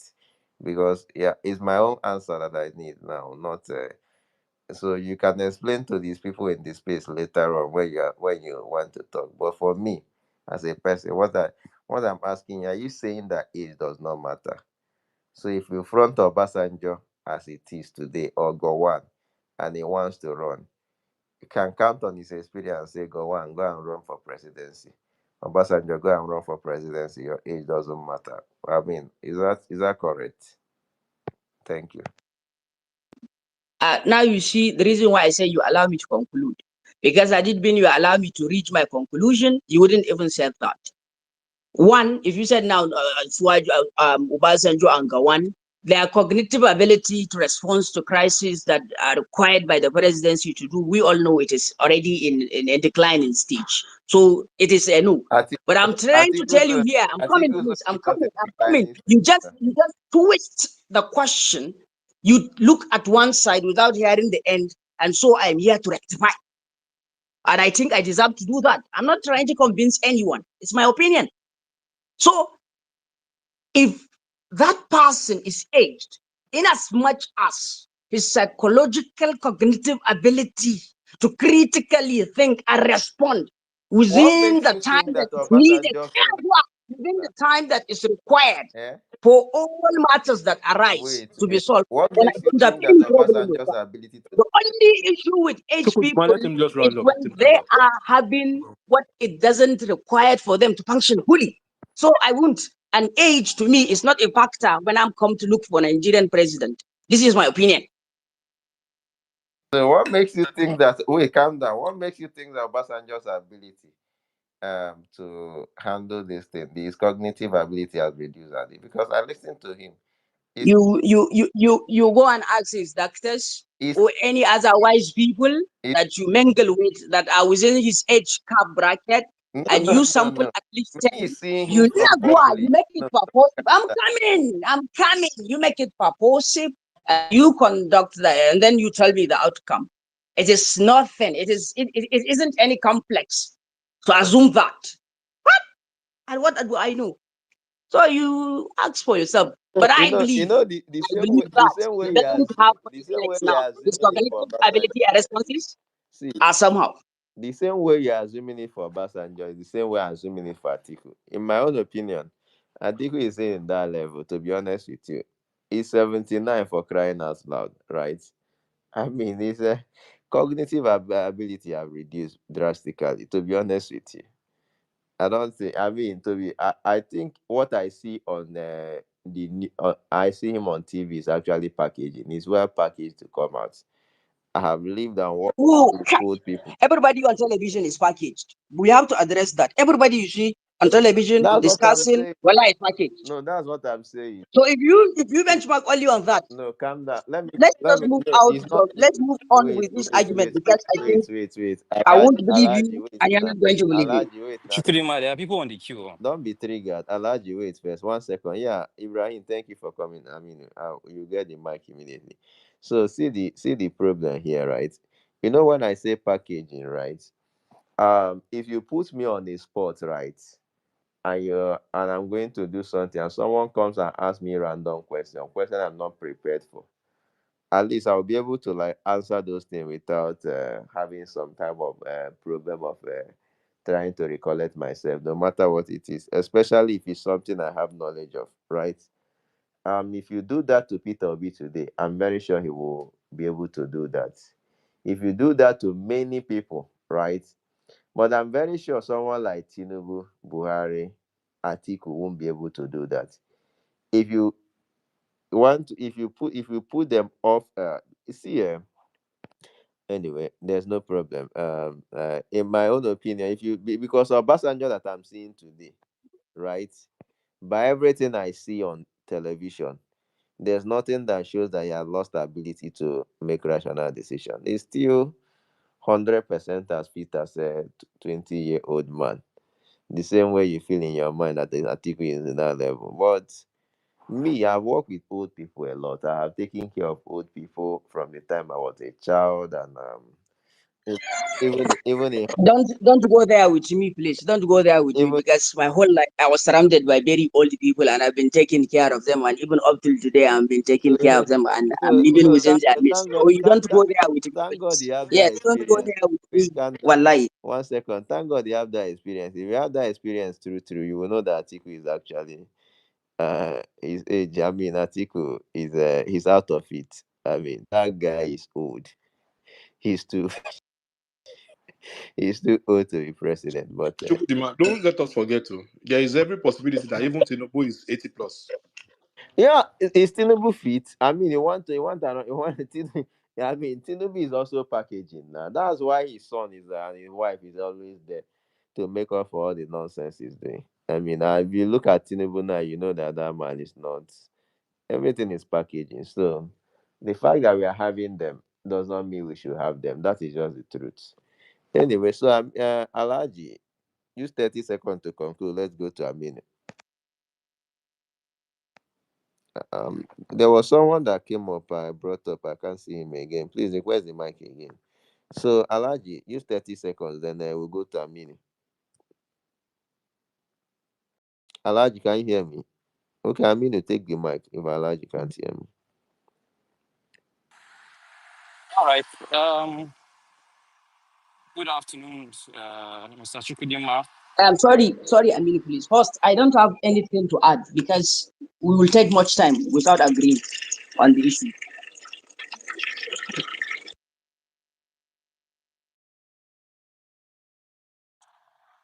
All right. Dr. CJ, good afternoon. Yusuf and other people on the space. Alfonso, just for context, the age issue, I think, according to Google, Atiku is 78, and Donald Trump is also 78 currently. So that's just an But observation. is Donald Trump a standard? He's the oldest U.S. president. I mean, after Biden, and is he a standard? I mean, the America is having Trump. Does it mean we should have a old person also? I mean, I thought Donald Trump. sometimes, No. Donald sometimes Trump is not a we make standard. example with Sena claims. We make example with Yeah, Sena even if claims. you want to Oh, make things in example America. with, even if you want to make an example with Donald Trump, they have a working system. And again, Donald Trump is already in So it's no office. longer age, it's about a working system. Age doesn't matter as Wait, long as calm it's a down, working calm system. down. Donald Trump is already in office, right? For about this 2025, right? Almost a year. He'll be out of office when he's actually 81, right? Atiku will be running for office when he's 81. Are you seeing the difference? Atiku is Uh, not yet in office. okay. Do you know Atiku that, will be planning to enter office when he's 81. You could see what Alfonso, happened can to I say Biden. something? Yeah, you can because Good. There's it's a not current like Donald sentiment. Trump. No, there's a current Donald Trump, sentiment, he right? had You are won. not allowing Wait, me to. calm You say down. I can say something and you are talking over me. There's Donald a Trump. current sentiment right now in America that they want Donald Trump to even go for more years, even though obviously from the Constitution he can't do that. But they even Nah, printed hats. They are selling make on hats stop with the two bobo terms. on herself. Uh, Mona stop with the Are bobo you on not aware herself. of that? Take I His mean, fans want Mona him to take. go more. I mean, he never. This one when him they do, he never survive and finish. They talk about Well, others. I'm just saying, I, if your people like Trump, you, even if you're 100, as long as your people want you to continue, that should not be I a problem. mean, okay. I mean, I'll go and bring my great grandfather now. If Anyway, Nigerians want your great grandfather to be president and that one they he talk. Chukwudima. is If the the North masses. are saying, Atiku is who they want to drop It's for the this masses. coalition, You can't let them push leave them your now. It's idea. their choice. That's what It's I'm their saying. choice. You can't push your idea on the. Yeah, even we can also bring Buhari back. No wonder If the people want him, extension yes, he will be president. That's just the point we are extension missing said here. they want Buhari. I mean, to be honest with you, that's why there's retirement age. You see, presidential If the constitution has not said anything about the age, then there's nothing we can do about it at the moment. That is my point. when you are 80, that's actually silly. That if you want to even practice medicine, a profession that you have work all your life at 80, they will tell you see you can no longer practice because politics is actually designed to cheat these people. That's why someone in his own profession that he has lived all his life, they will tell you will not be able to do it at 80 something. But Alfonso, when it comes to presidency, when you are deciding other people's fate, because they know you are not actually the one doing the job, actually. And Alfonso, it's not my the choice. It's what the gatekeeper. constitution. It's the constitution that allows it. So why are you No, no, making it no, look no. like it's So my? in your mindset now, you want Atiku to, 85-year-old person to be president. Make one, make He's one, not make one. 85. Atiku is 78 now. He will be 81 by the time the election will But come you up just say now. 85, not 81. You inflate it. You said Yes, now 85. because he will be in office till he's 80, till he's 88. If he enters office at 80, he will be in office till 88. Let Nigerians be the ones to decide, Alfonso. Let's leave that for Nigerians. Yeah, I'm a Nigerian. I don't want 81 year Okay, old you've person made to your be own. Let's president. see what the majority of Nigerians will decide. That's how Okay, presidents emerge. okay, there's no problem. Okay. Actually, the comments I even wanted to make originally, I have noticed a lot of conversation around trying to appeal to Atiku Abubakar or trying to point out the point that Atiku is the problem because he keeps coming out to contest. He keeps throwing himself out to contest at every election, and then that he has to stop that. So the point I am trying to bring, or I want to point out here, is that I do not think we should spend a lot of energy or time trying to stop Atiku from doing something that constitutionally he has a right to do so, and he has not broken any law. So instead of us to focus on making Atiku look like he's a terrible person or a bad person for always coming out to contest, to aspire to something that the constitution gives him right, we should ask ourselves, how do parties bring out their political candidates? Uh, if we are familiar with how political parties are structured, we know there will have to be a national convention.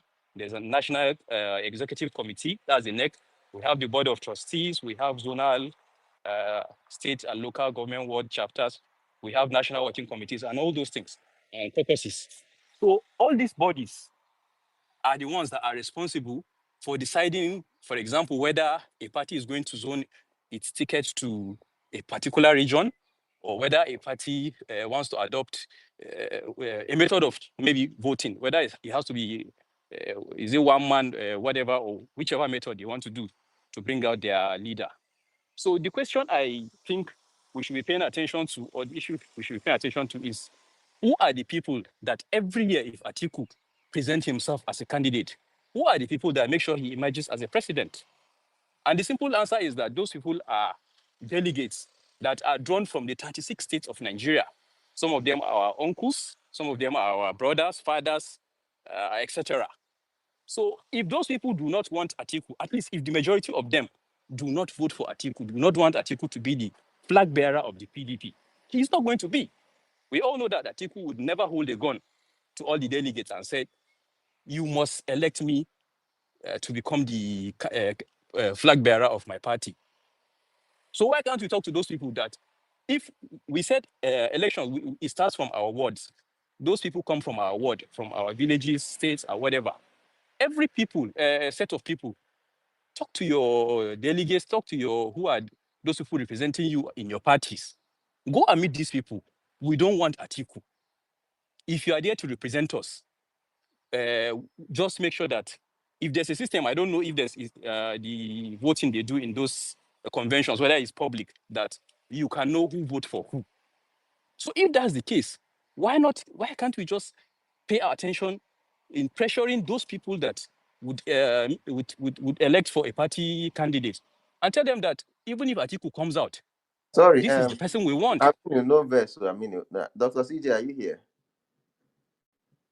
Dr. CJ, Yes, I'm here. I'm okay. here. I'm here. I'll be away for like 30 minutes, please. Okay, so just being totally. No problems. No problems. All right. So my point is that why can't we focus on the people that make him a party candidate rather than coming here to the space to be lamenting that he should not come out, or we are begging him. Why are we giving him a power he doesn't have? He doesn't have the power to make himself the candidate of PDP.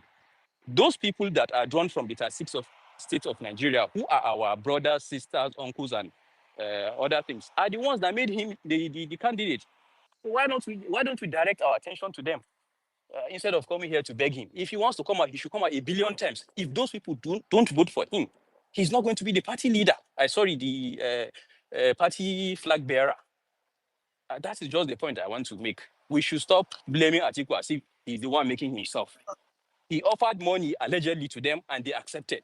So let's tackle those people. Those people are our problem, not Atiku. Atiku can come a billion times. He can be 100 years. He can come. If they don't vote for him, he will lose and go back to Adamawa or Dubai or wherever it is that he wants to be. So that is the submission I want to make.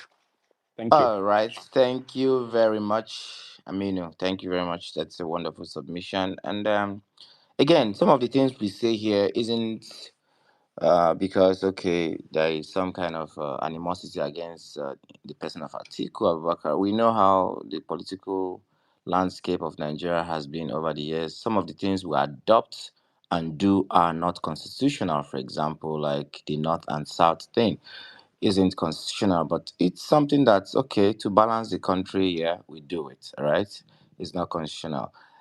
We also have seen how politicians have over the years run their political parties. You've seen that some of these things are monetized. All right, and we as young people who've seen these things, we've seen that we are trying not to continue in that trajectory.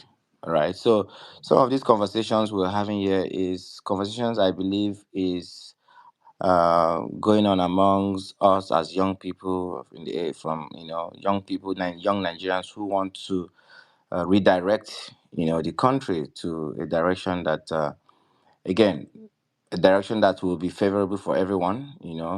So again, the question I have for you, Aminu, you're still here, right? Yeah, I'm The here. I'm question, here. yeah, the question I have for you is, um, in 2019, all right, this same ticket that we have to that we're trying to advocate for today, which is P2B. Some and what's his name, Alhaji Extension answered it. He said because Buhari was there. In this at this point, all right, do you think I mean, I want to seek your own opinion. Do you think that it is right to do one and the same thing over and over again if it didn't work the last time? You have the mic. All right. Mm. Thank you very much for that question. So I think my own answer is not going to be different from the answer that Allergy Extension gave you. The simple answer is that it is different because it is not the same candidates that are going to uh, contest in this election. It was Buhari.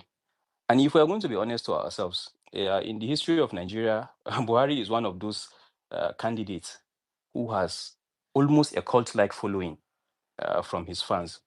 Buhari is one of the few candidates that people, the masses that don't have money, gathered money for him while he was going to contest. People were using scratch card or whatever, Meshai, regular people, to give him money.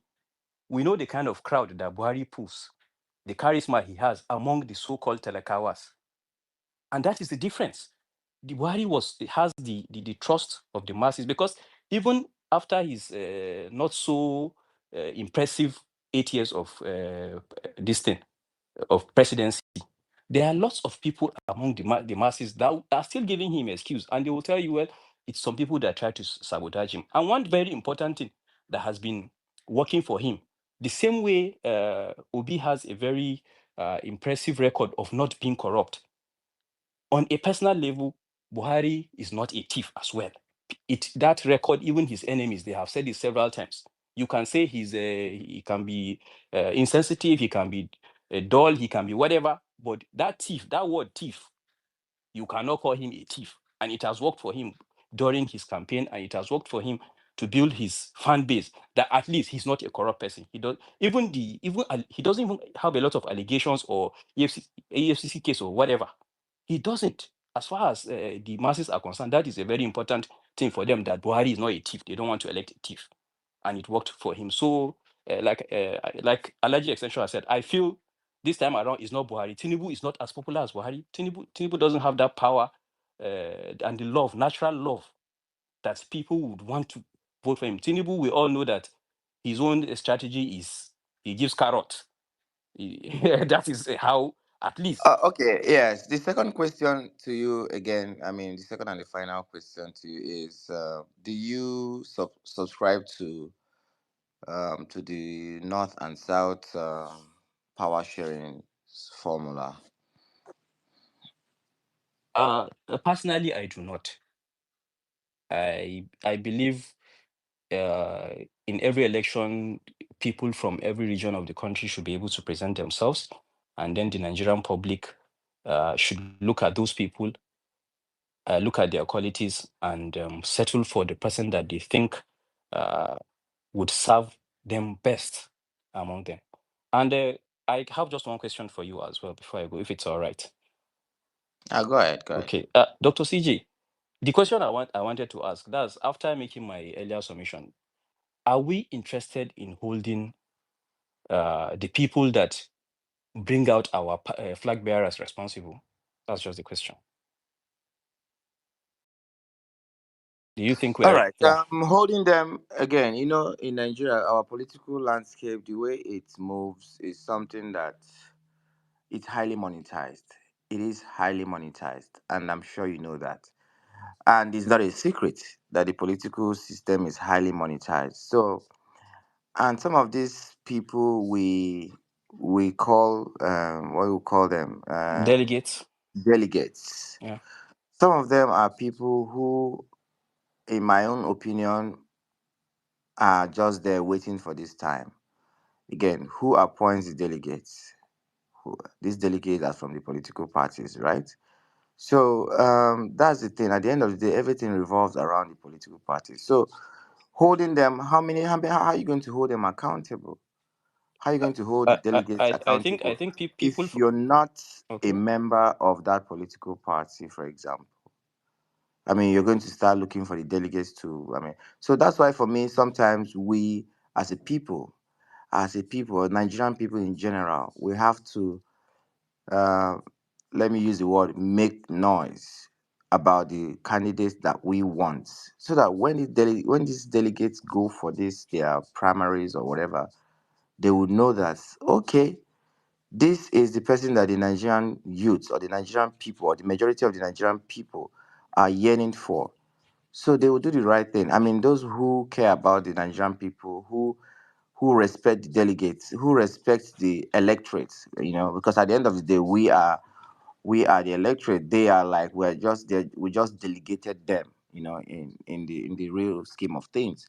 So if they understand and they believe that, okay, we are a representative of this electorate and we are here as delegates, and our voice is so loud to let them understand that this is the person we want. So when they go for those appointments or those elections or those their selections they will have that in mind.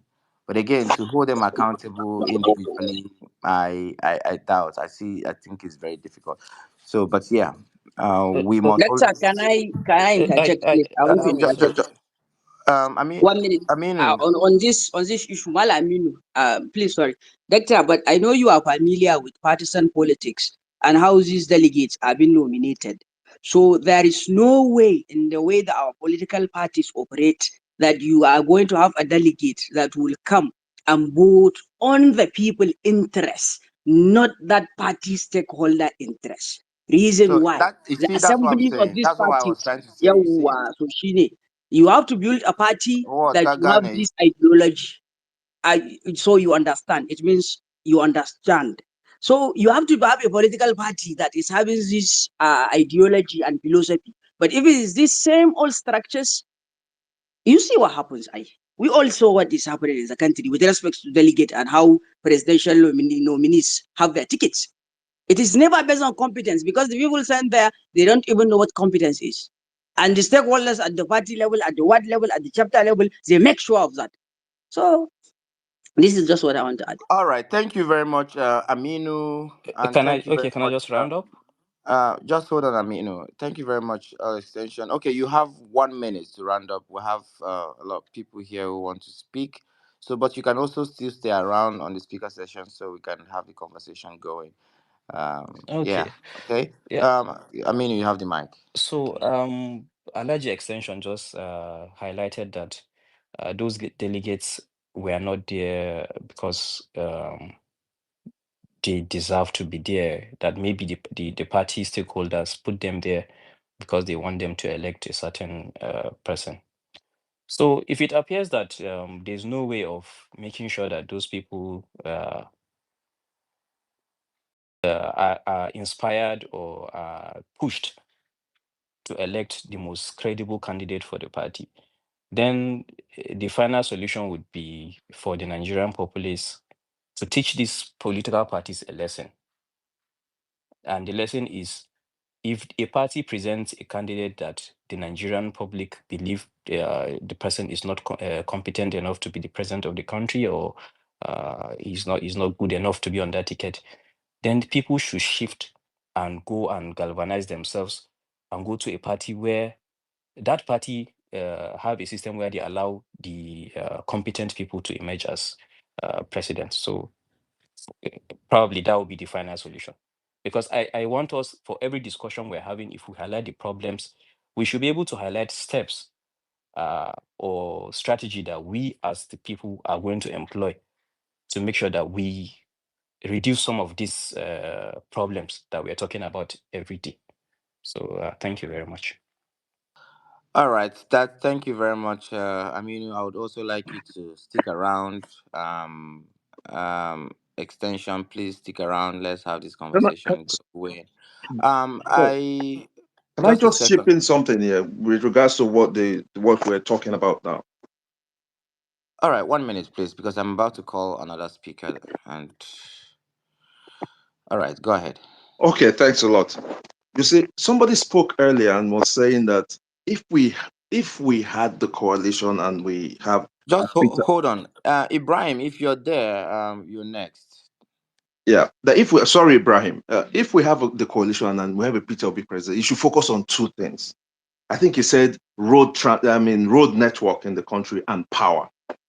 You see, we are now taking the responsibility to the people again to say, oh, when we are going to choose delegates, we'll teach them a lesson. No, I think one of the key things that whichever government comes in next, we should do, one of the key things is electoral reform.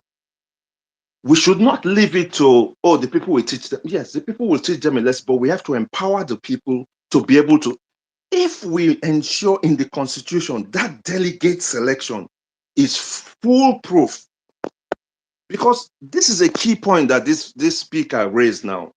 It's the quality of the candidates that we get. It's true, we've been here talking about Atiku for almost how many hours now? Because we know that when we get to the primaries, somehow he will come out. Even if they say no, he will be there for whatever. Not just Atiku. I'm just using Atiku as an example. Would Tinubu have come out if we had a credible system for selection of candidates at the primaries? I doubt it. When even the president then, Buhari, did not want Tinubu to go, but still he came. So something is wrong with that process that we use to select those that, because they just throw these two people at us, and we know that APC, PDP, they are all the same people. They just move from one party to the other. So they connive among themselves and they throw these two people and say, we don't have a choice. We must pick one of them. So it is that process of selecting who comes out as a candidate for a political party that really somehow needs to get into the constitution.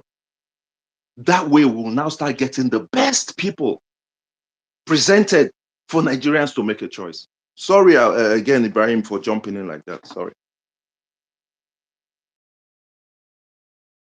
All right, thank you very much. Please confirm if you Yes, can that hear me. was a very nice submission. Thank you, Ibrahim. You have the mic. Yeah, we can hear you. Go ahead. Thank you. Sorry, can I add before All right, Ibrahim? Just fantastic. 1 minute.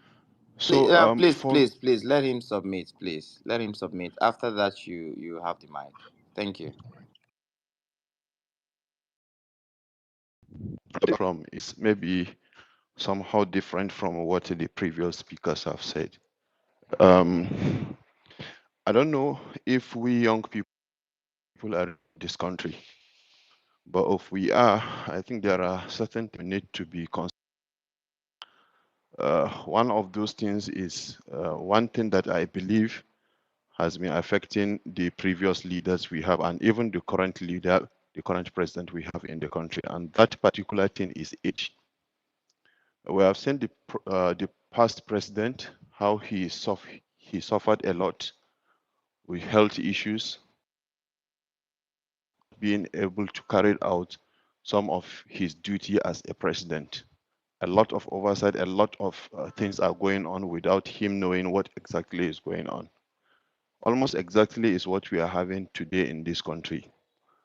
I had some of the young people that spoke on this space talking about somebody who is almost 80 years of age. I'm not here to attack anybody, but that particular person you are talking about, some of you are talking about, I did not only vote for him in 2019 and 2023, I worked for him. For some of the people that are on the listening, maybe they will be, they, they know about Atiku Kawai movement. I am part of the pioneer members of that movement. We did it since from 2020 up to 2023. And almost every bit of that movement, I'm part of it. His closest person, his aide currently on broadcast media, was the leader of that movement. And I told them after the presidential election and the court processes, I told them that the best thing that this man should do now is not to come and contest in 2027. He is a leader and he has done a lot for the country and everybody has appreciated him. He has shown his interest to come and contest again and again to resolve a lot of the critical issues we have in the country. But unfortunately, the election did not favor him, which is okay. But looking at his age, with some of us thought that the best thing he can do is to step aside and yes, sir, to step aside and support somebody younger. I am very sure that he cannot say within the party he is in today, there's nobody younger that can do the job. He cannot say that. And I know very well that there are people, even outside the party, that can do a lot of things, maybe better than what he can do. But what is the issue each time we come to have this conversation? They will say he has a blueprint that will fix Nigeria. What is so difficult in somebody um, uh, guiding a particular person to say, okay, let's do this movement, go and lead. This is the blueprint. If you need guidance, we are going to guide you.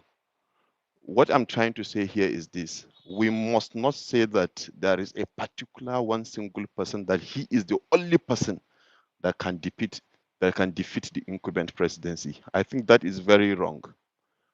If we really want to change this country, we have younger people that are very far younger than them, and they are ready to do a lot of amazing things for the country. At the moment, I'm not saying that I have a candidate, but any candidate that is going to be younger than this set of people, and anybody that is going to be below 70 is the kind of person we should be looking for, not people that are above 70. I think issues in Nigeria today are very critical. It's not something that we can be doing try and error all the time. And we cannot continue to have old people being president, spending half of their term in hospital, going to different countries to seek for medical support, and then leaving the country in the hands of people that don't even know what is happening. So this is my submission, and my submission, I don't mean to attack anybody. It's clear. We should go for somebody competent, somebody that is healthy and that is strong, that can do the job, not people that are very old and they will come and continue the usual process that the past and the current president is doing. Thank you, and I yield.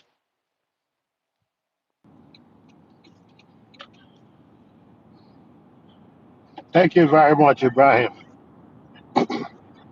Before I submit, let me add to what the earlier conversation. Another way, another thing we can adopt, to guard against delegates, it's to do direct primaries. Direct primaries is the sort of primaries that um, Babangida ran when the SDP and NRC, Yar'Adua, them, where, every party member votes. They go from state to state, some sort of what they do in America. But all the party members come and vote for their candidates, state by state. That way, these money bags, you will not pay everybody. Or by the time you pay everybody in the 36 states of the federation, then let me see what you now use, for the elections proper.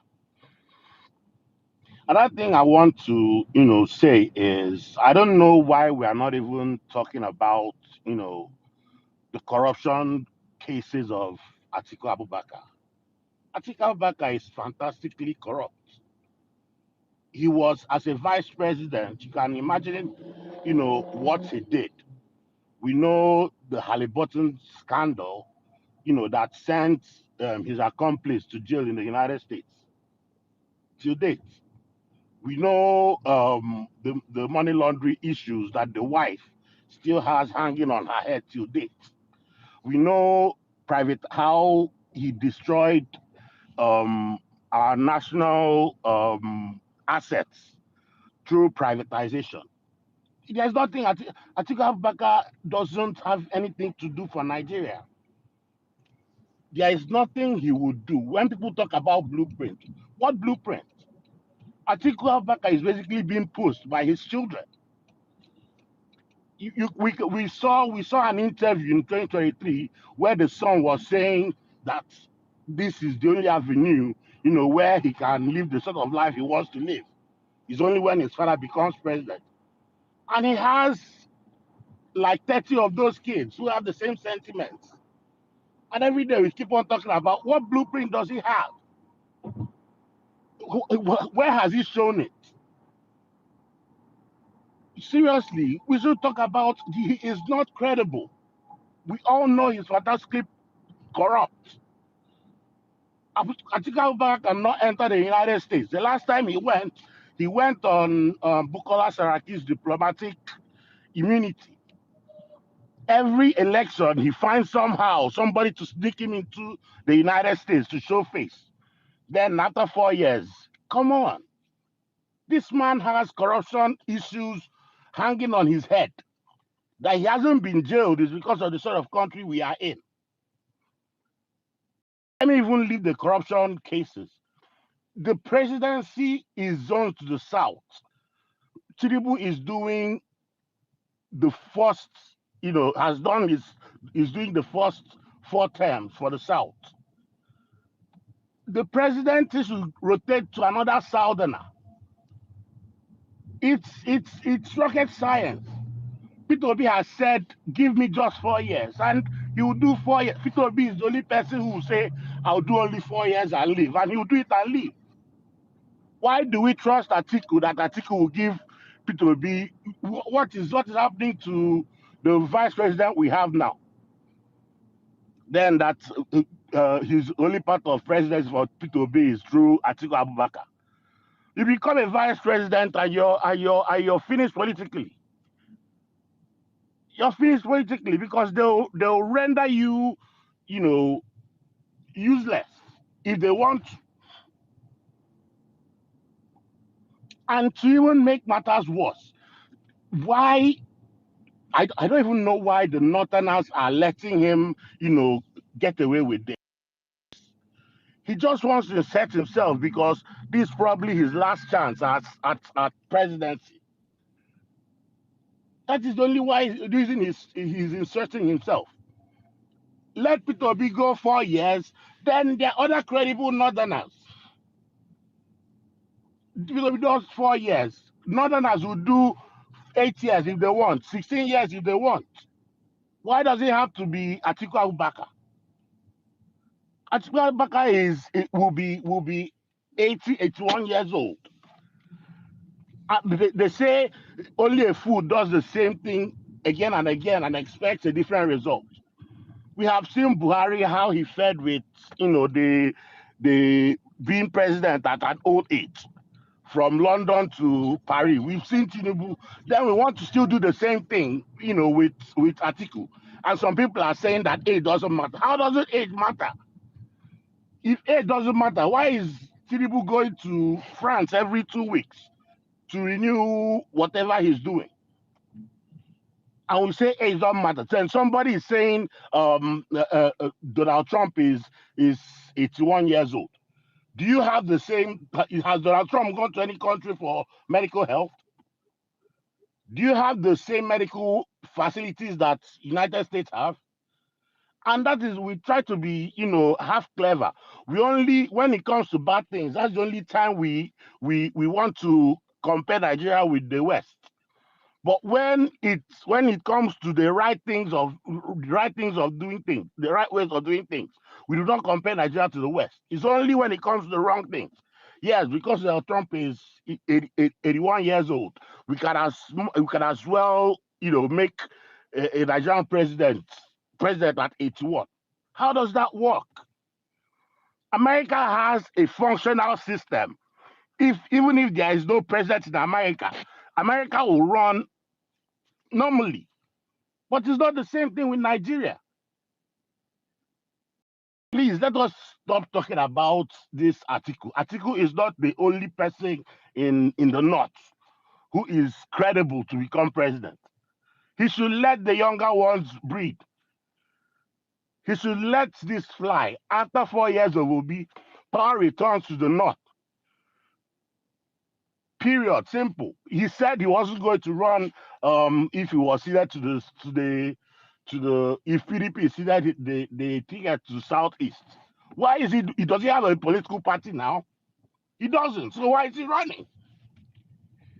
You don't have a political party. So where are you coming up with your own rotation policy now? Please, this article, it's getting really boring talking about Atiku. Atiku is gone. Atiku is he has had his time.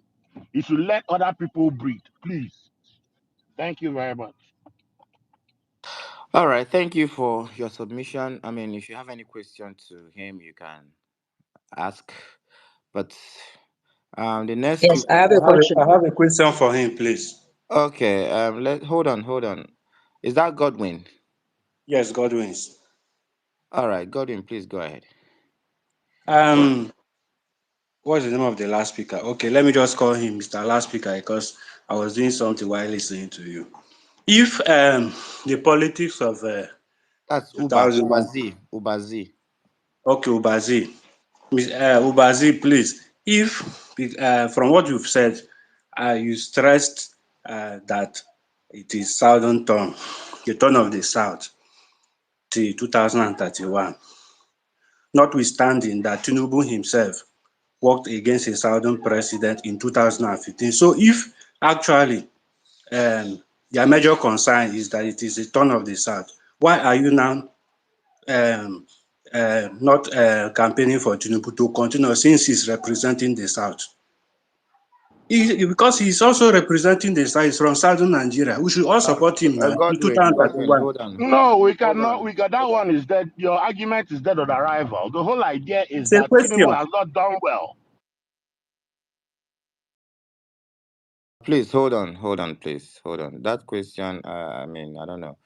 I don't know how to sound very polite. I mean, that question get us to be sure, but I mean, Uber, please answer. I just don't know what I be just no one talk within in my mind. But Uber, go ahead.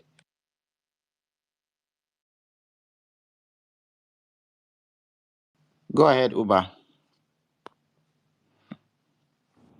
Oh, sorry, you muted me. Like I said, the question is The question is dead on arrival. Tinubu hasn't done well as a southern representative to the presidency. So we want to advocate for another southerner to replace him. We must not die in the hills of Tinubu. He has done, he has carried this country to the worst state, you know, in our existence. So we mustn't, because of his one southerner, then Nigeria would go under because we want a southern president. The other southerners who can do better, which is why we are saying let us choose another southerner to be president, which is where Peter Obi comes in. Thank you. All right, thank you for that. So we're just going to quickly move to the next speaker, right? I mean, if you have anything to say in regards to the last previous speaker, if you are the next speaker, you can just chip that in, so we don't have a back and forth. The next speaker here is Dozie Eze. Dozie Eze. After that, we have Chuka. Chuka should get ready. Thank you. Hello, Yes, please go ahead. hello, Please go ahead. good afternoon, my comrades, my fellow comrades. Um, I like the good job you guys are doing.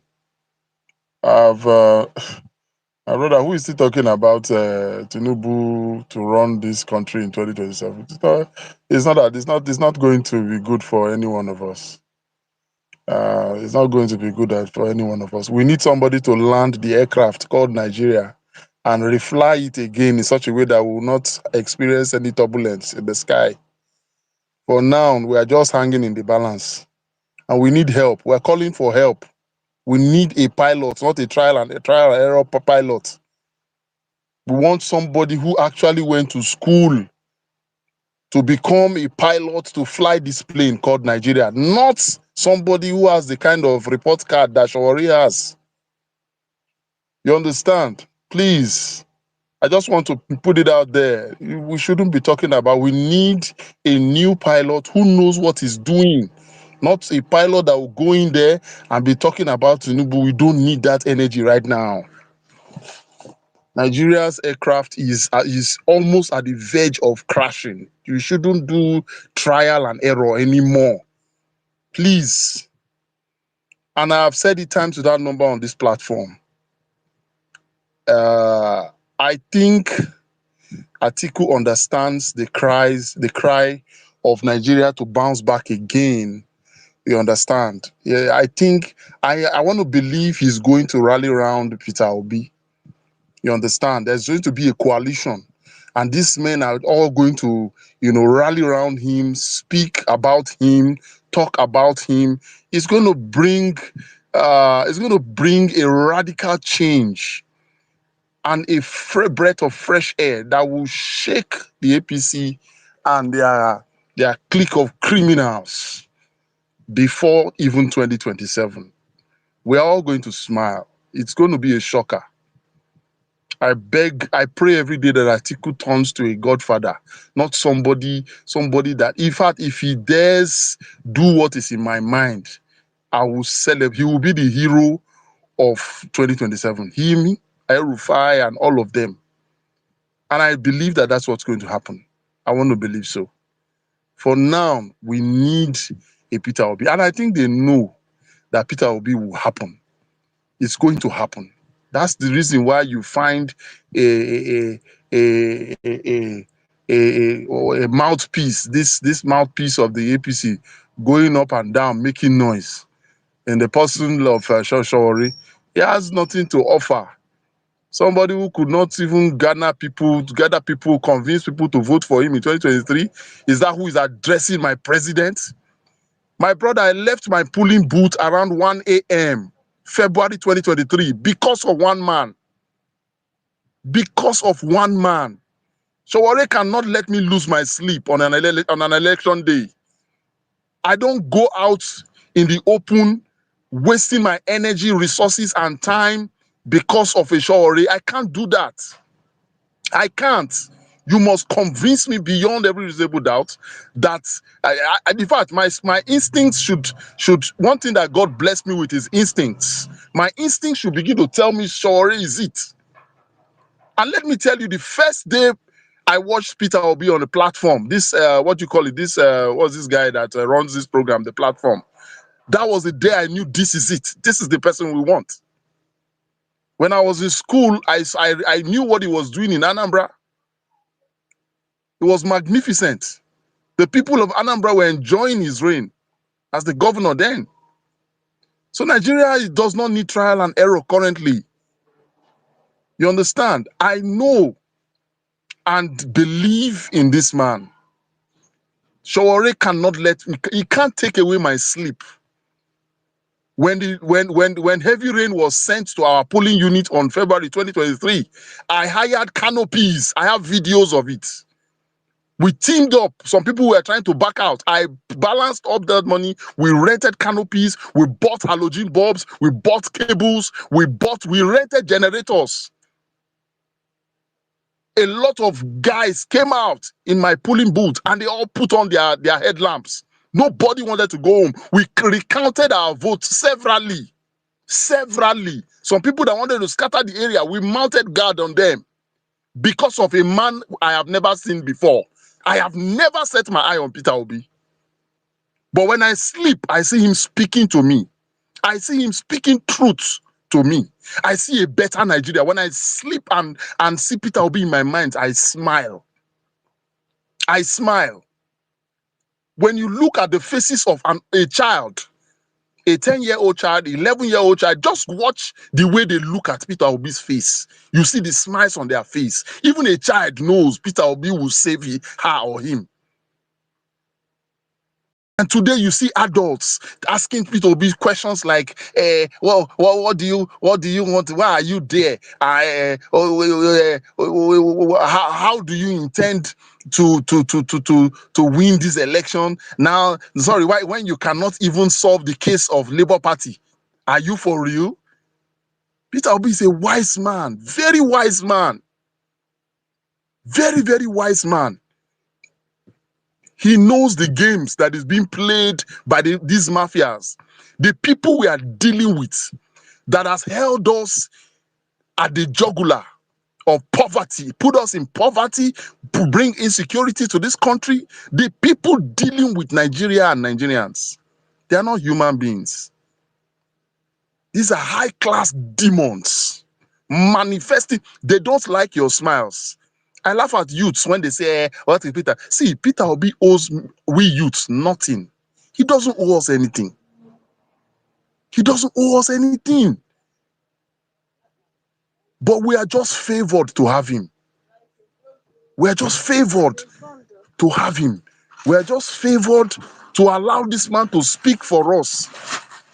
Each time I see him jumping from one place to the other because of my plight, because of a better Nigeria for me and my unborn children, I weep. I feel so down, and I'm like, why is this man doing this thing selflessly for us? And I want to beg my fellow youths, please. This man is a multi-billionaire. If Peter Obi retires back home and sit down on the seat, it will not affect him. But it's because I think he's destined for this battle to save Nigeria. It's in his destiny. And that is the one he's sticking his head out, sacrificing everything. The only thing we can do for him is give him the support. Let's rally around him. The obedient anthem, let it begin to play. On the streets of Abuja, you see nasty looking billboards and adverts of somebody who has not performed throughout since he came in 2023. Littered everywhere. And then you tell me that we should not question him. When we come 2027, things will work. My brother, I am beginning to speak about Peter Obi in my own little corner. I will continue to come out to vote for him until he says he's not coming out anymore. Nigeria needs a pilot like Peter Obi. With our beg, we need to kneel down and be begging him. We don't have a choice. We need a compassionate leader who will know that as a leader, he's supposed to hold security to higher esteem. Pay our police officers well. Pay our military officers well. Look at the way our soldiers are dying like Boy Scouts and Boys Brigade. Our soldiers do very well at peacekeeping programs, and they come to Nigeria, little nitwits will come and be shooting at them, destroying people's fathers and uncles in the military. And you say we don't need a Peter Obi? We need somebody who will hold our schools and make sure that they are the best in the whole of Africa. We don't need somebody that will come and be looting and carrying our money and thinking about yachts and thinking about all this nonsense. It is time for us to go to Peter Obi's house, kneel down and be begging him. Sir, we beg you afresh. Please come out and don't vice anybody. Come and stick your neck out. We are with you, sir. Don't bother your head about Shawore. Leave Shawore for us. Leave all these guys that are going to fight you for us. Leave them. They are only benefiting from the system. That is why they are kicking against you. Thank you very much. God bless you. God bless you, my brother. God bless you. I have a question. All right, hold on. Thank you. Thank you very much for that wonderful submission. Very passionate submission. Thank you very much. Is that extension? You have a question for him? Yes, it is me. Yes, please do that quickly. Okay. My question here is, you see the way he explained why Nigeria needs Peter Obi.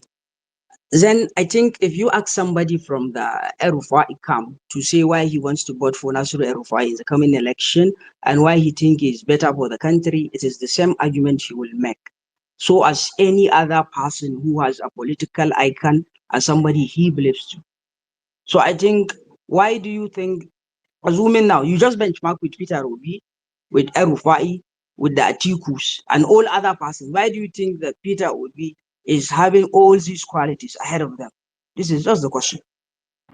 Sorry, let me answer that question, please. Like I said,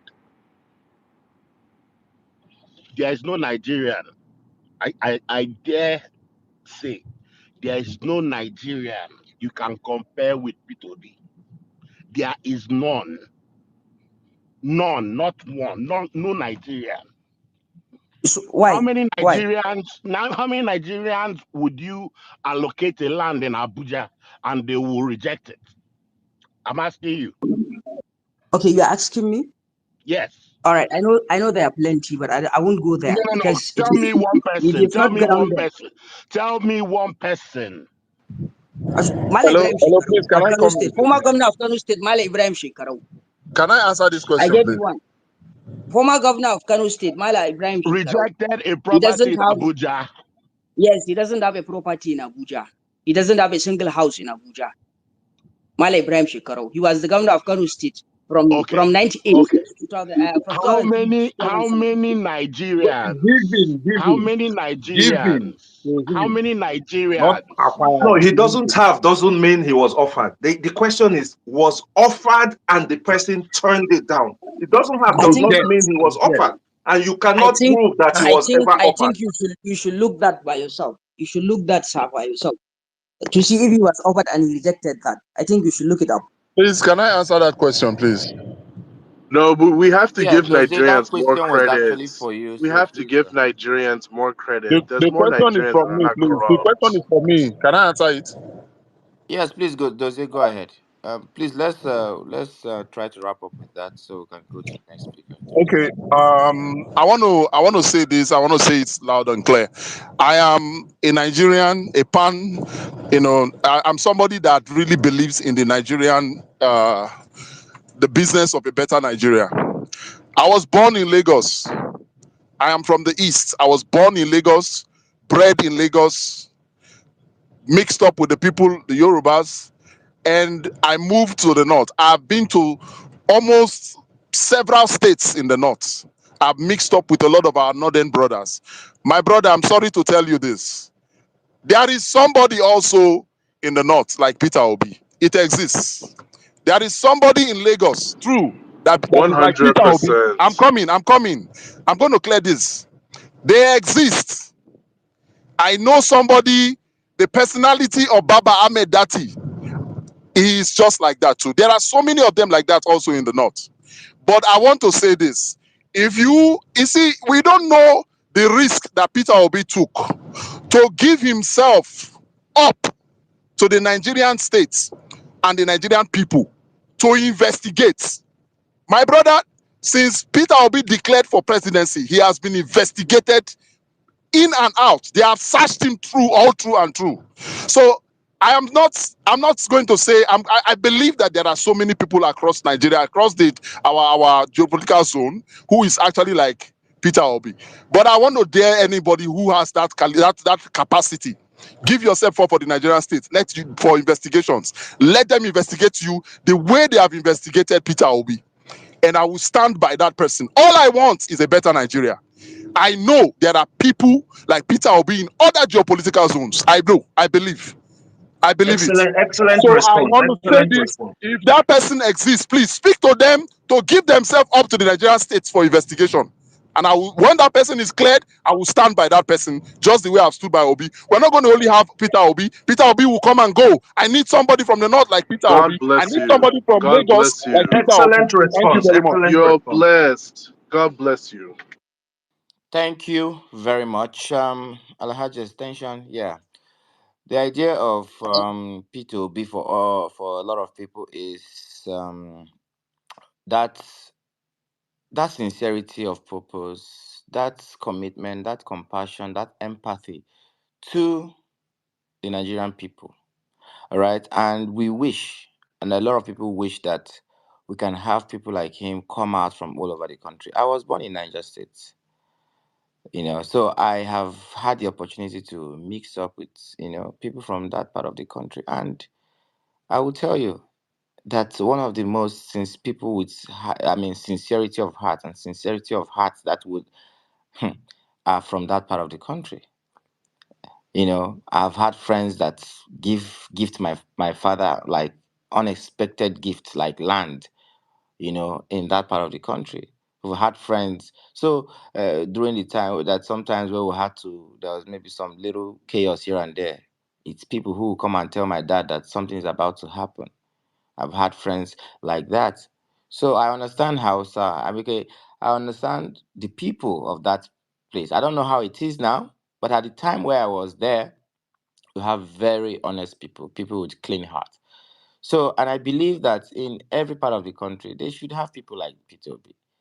All right. So it's not a sectional something. So let's have those kind of people come out from every region. We want to have people like him come out from the east, west, north, south, everywhere.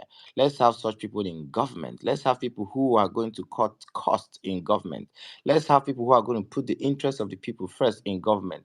Let's have people who are going to use government resources for the benefits of the people. Let's not have people who are going to start to amass wealth for themselves and for their generation unborn. So let's have people like him from every part of the country.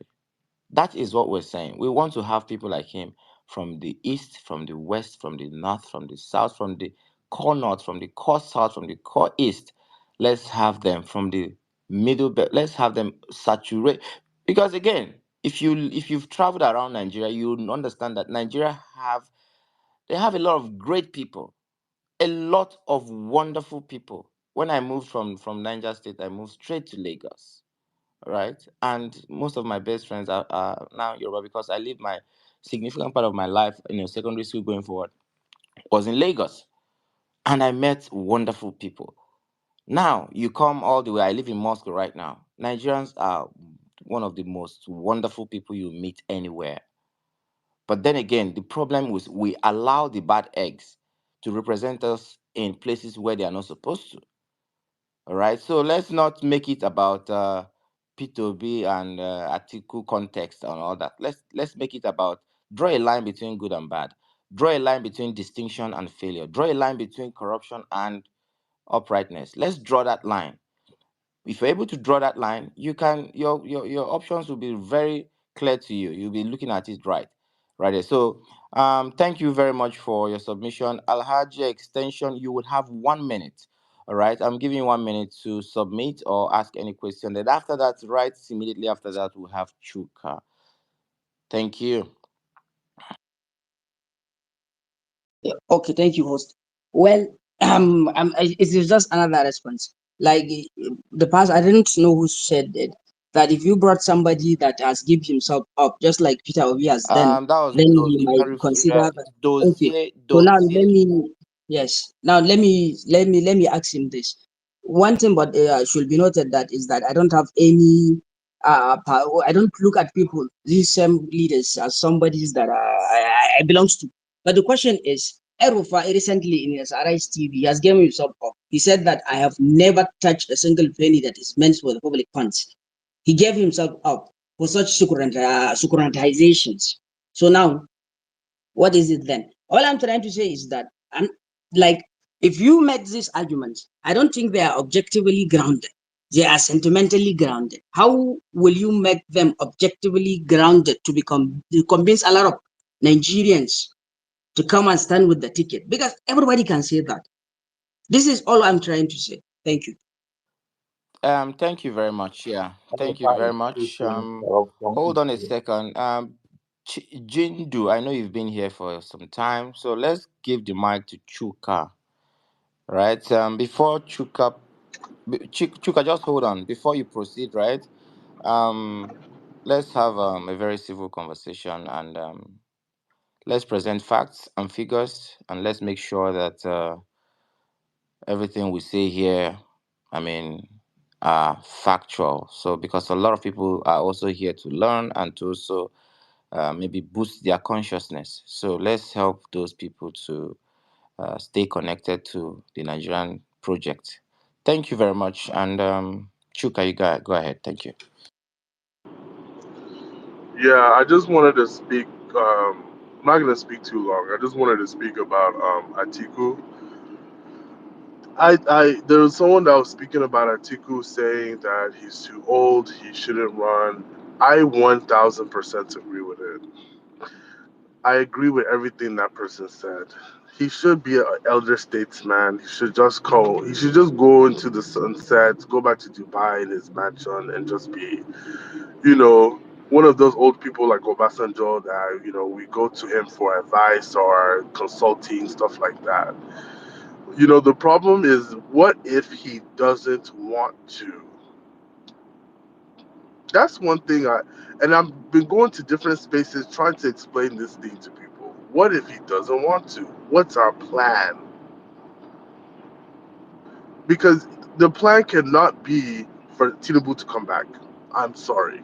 I I cannot be from a country where our president has been investigated for drug related crimes. I cannot be from that country. I I cannot be from a country where I don't even know if my president graduated with a degree. I cannot. It's just a fundamental, what do you call it? It's just like it's just a principal thing for me. Like, it's horrible that he's stealing right in our face, buying jets. You see his son just arrested, the non-leader. Like, he's so wild, you know. So he just shares the money, He's very corrupt. And if you know a drug dealer, somebody that will sell drugs to someone that is dealing with addiction is a very demonic person. And that kind of man, their morality and their mindset is destroyed already. They don't feel anything. They don't have a conscience for the people. That man cannot be president. I'm sorry. If it's Atiku that will replace him, even if he's old, I would rather have that than and his 50 sons.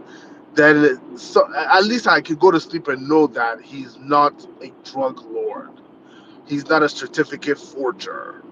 I mean, these kind of things destroy our passport value. It destroys our image globally. It just reinforces the false image that Nigerians are scammers.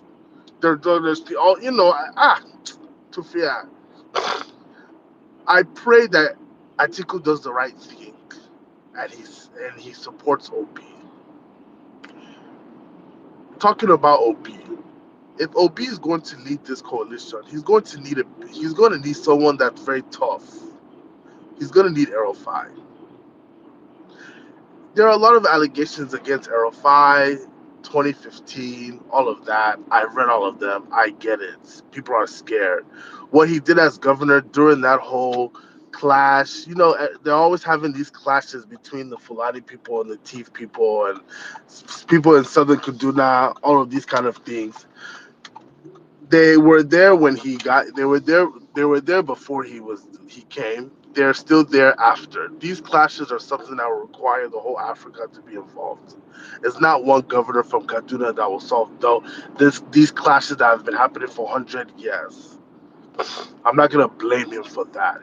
He could have had better comments, but it's a comment. I'm not gonna blame him for that really, really bad clash that happened.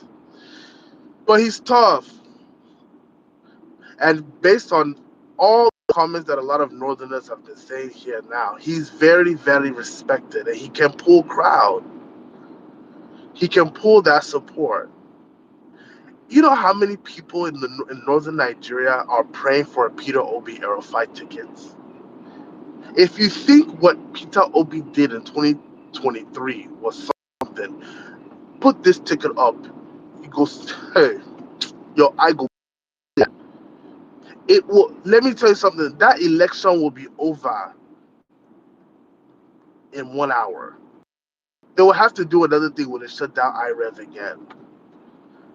And my fear is that Peter Obi needs someone.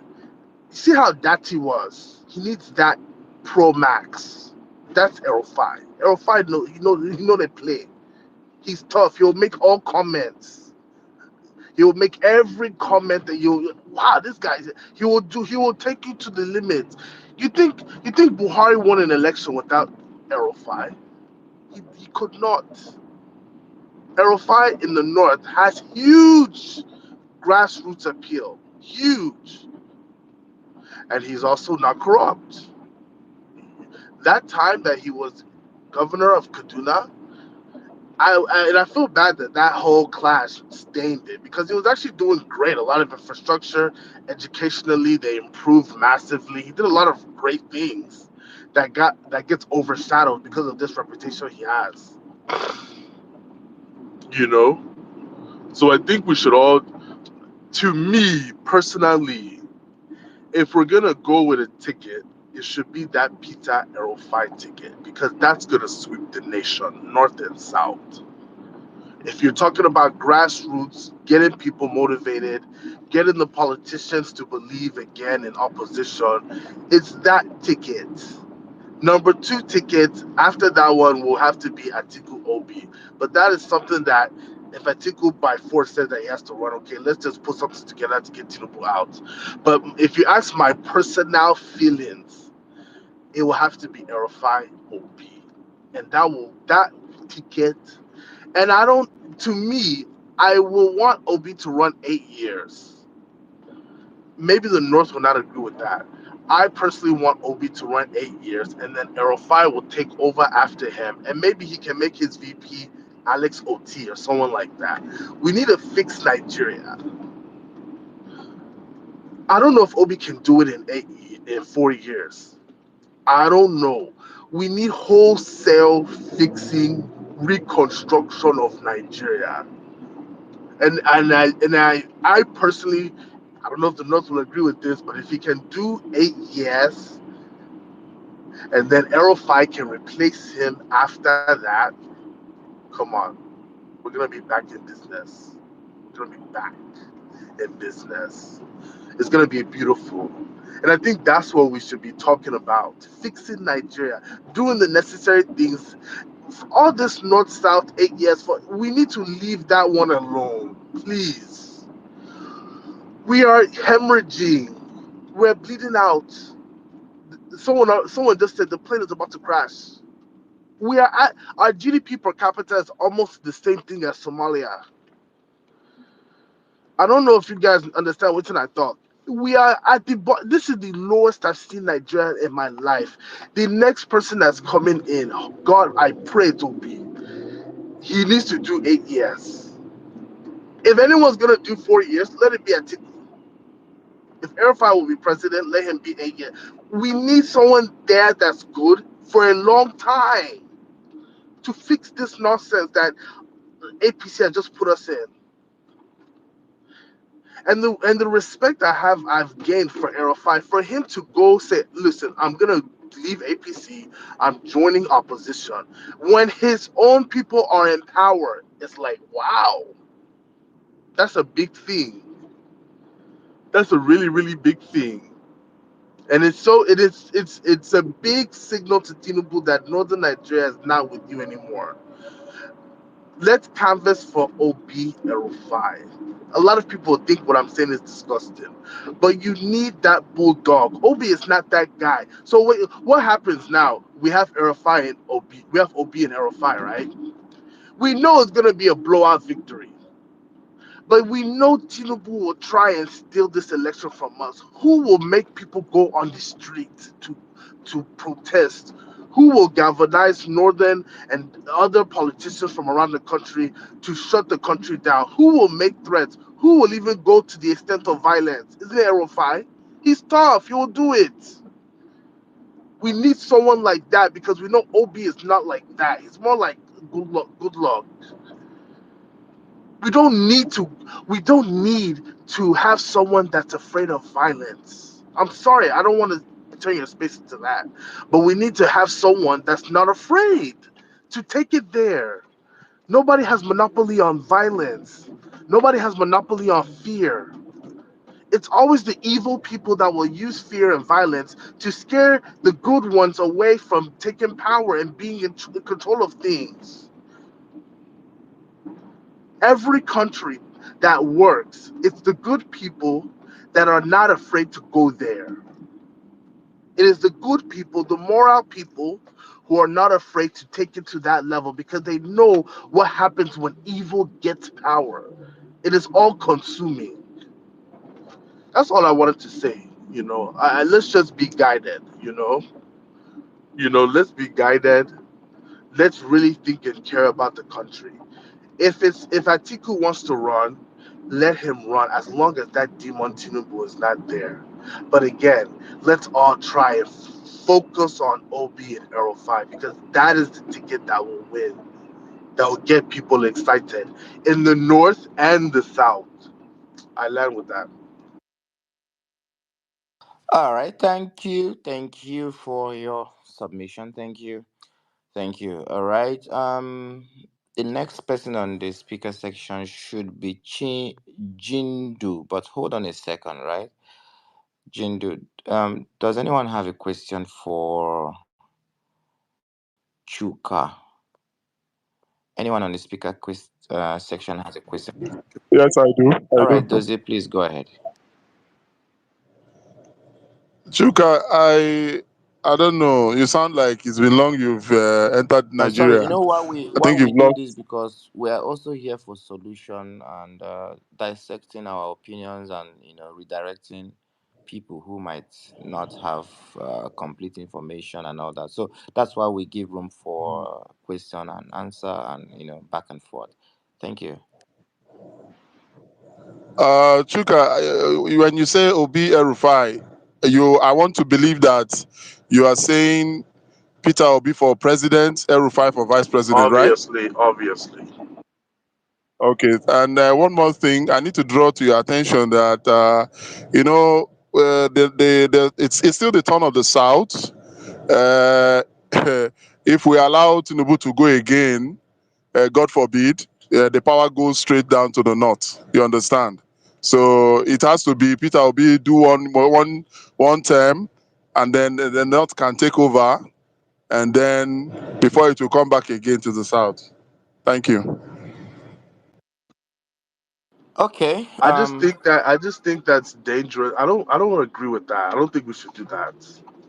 Obi for 4 years. I don't want that. Let Atiku go be president. Then he can do his own 4 years or whatever. But Obi should be there for 8 years. Is the setting over here, my brother? All right. Chuka feels that 4 years is not enough time for Obi to implement whatever plans he has for Nigeria. He would prefer Atiku to be president for 4 years and Obi and Erufai come after. That's a whole 16 years plan. Very good. Yes. Who the next person is Chindu. If you are there, please, you have the mic. Thank you. Okay, thank you very much. Actually, I actually been listening since, and I find out that sometimes, as we think deep to help out in the problem we have in Nigeria, so many things run through our mind, and some of those things that run through me personally, my mind is, how do we get here, and how do we come out from here? And because of that thought in my mind, I find out that the reason why we make most of the mistake we make is we look at records, good records, and we only see those people who have good records as inferior, maybe because they are quiet or they don't want to push themselves so much or they want to follow the law. And we now see those people who have radical of capturing power because they don't have anything. The only power they have is to capture power and use it to oppress the people. So we see them as those who are strong. But I want to say something that what I believe and the politics I follow seriously is that if we say alliance is good, the last one we had in 2015 brought us to this stage we are. As far as I'm concerned, it did not favor us, the masses. We end up putting more stars, and we are trying to change. We don't even know that the one we're trying to change was better than the more stars we have. The question I have for the alliance first is, what do they have in their heart? Because P2B asked that question. Is it the interest of the masses to make Nigeria better, or just to grab that power and then turn it, and we all to become slave again through another set of people? So those are the things. That's why I said people are suffering. Most people are not listening to these politicians. Those listening to politicians now, from my own end and area, is those people that politicians are feeding and giving to 2 naira. And even the politicians cannot even afford to be giving those to 2 naira now, because even the money is not even much there. So what I'm trying to say is that we've already seen what P2B did without a governor, without a senator. It does not have the federal might, showing that the people who we should be galvanizing with, rather than this politician, is those at the grassroots, which the politician use as their tools. Those are the people we need. Those are the people we need to start talking to. Those are the people we need to start convincing. Those are the people we need to start teaching how to protect their vote and make sure that if we start orientation with them from now, the importance of their vote and voting rightly, what importance of voting rightly will bring to their children and their children's children. If we spend more time with that, we will do more better. For me, we do much, much better. And we'll be able to get the people that will support P2B. Talking about Atiku is like making more publicity of him. Me, I don't have time to talk about him. For me, he has tried. He has done his part. If nature say you cannot be this, you can be this. So for me, for those who wish and who is supporting Obi, my own is this. This is the time to start your preaching. Already we know Obi is going to run for president. And we know Obi, as far as I'm concerned, I said it earlier, until I hear from Obi that I'm part of this thing, be this. If I've not heard from him, no matter what Rufai or anybody say, I'm not going to believe them. Until I hear from Obi that this is the path I am following, and that is the path I will go. But for me, I know Obi is running. Because he has been making researches, he has been going around here. Most of the IDP camps he goes to, it's not just for only humanitarian area. If you've been able to work with him, he goes there to gather information, to gather data, to find out if I'm in the office tomorrow, what are the possible solutions? Somebody say 4 years. Let me tell you, with the kind of plan in that man's head, Tinubu take 2 years to destroy this country. I can tell you that even 1 year of P2B, you will feel the impact. You won't even know that 4 years will be close, because you already have a team is preparing to work with if he has the chance. It's not the one that will get there and start waiting for tomorrow and next tomorrow and that. So for me, the work I have and which I've started doing is not to talk so much. It's to talk to the people who have lesser knowledge about the truth and who how to make use of their vote, how not to be compromised, because these are the songs that needs to be sung. Because when these politicians have the opportunity to enter that village and start talking to them before me and you, all this English we speak will start changing. 200 naira, 300 naira will start changing hand. But if we start our orientation from our own group, the little group we are, the little places we are, to start talking to people gradually, sensitizing them, giving them information, any update. Most of them don't have time for this information. Updating them, letting them know from the grassroots. We don't need most of these big politicians, I can tell you. If we all that are talking work together and go into the grassroots, the way we did it the first time, that within just how many months? If we go back again and do it for 2 years, we'll get a bigger result. We can only consolidate for what we've done. Look at Lagos, look at Abuja, where those who are enlightening what they did there. You can tell me if we now go to the inner villages and sensitize more and they become enlightened, they will do better. And I can tell you they will protect that vote because they will be looking at their children, they'll be looking at their children's children, and they'll be looking at the suffering they've gone. So for me, that's my submission, that I don't believe in all these big name politicians for anything. What I believe in is P2B work with what he has. Let those who he have go in and start orientation. Start letting people know what to do.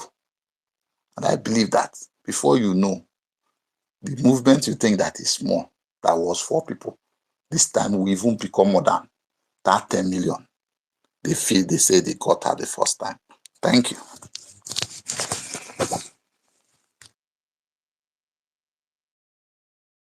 All right, thank you very much for that submission. I don't know if Tina is still here and wants to speak. He's been here for quite some time. Tina, Tina. Tina. I've been listening. I've been listening. I came up when Alfonso was speaking before, and I just feel Oh, everybody has okay. to I be mean, if honest. you're not ready to, we. Can you hear me, Dr. CJ? Yes, Okay, please yeah. go ahead. So I just feel like when Alfonso was speaking the other time on the need for us to try and be reasonable on the two camps. If you listen to a lot of Northerners that has come to speak here, there's always one thing I pick from what they are saying. They are of the idea that because of age on Atiku's side, they just want him to go for 4 years and he's going to give it to Peter Obi, which I really feel like it doesn't really matter in the scheme of things, because what they are failing to see is if you go for 4 years and you want Peter Obi to go and contest in 2031, the local standing for Southerners is already dampened because the whole sentiment and the whole spectrum is back to the north. So Why is somebody who is so formidable in the north, in their own explanation and in their own understanding, why shouldn't that person be positioning himself for 2031? It's just 4 years. And that's why I was against what Alfonso was saying. I was like, look, we have presidents in other countries, even in all this your America, that are very close to, even the one that is leading us is close to 80. A lot of people can say, oh, before the election, Tinubu was somehow frail. He was moving funny. He was not really saying a lot. But to an extent, Dr. CJ, ever since this man has been in power, do you see him as somebody that can't move or that can't talk?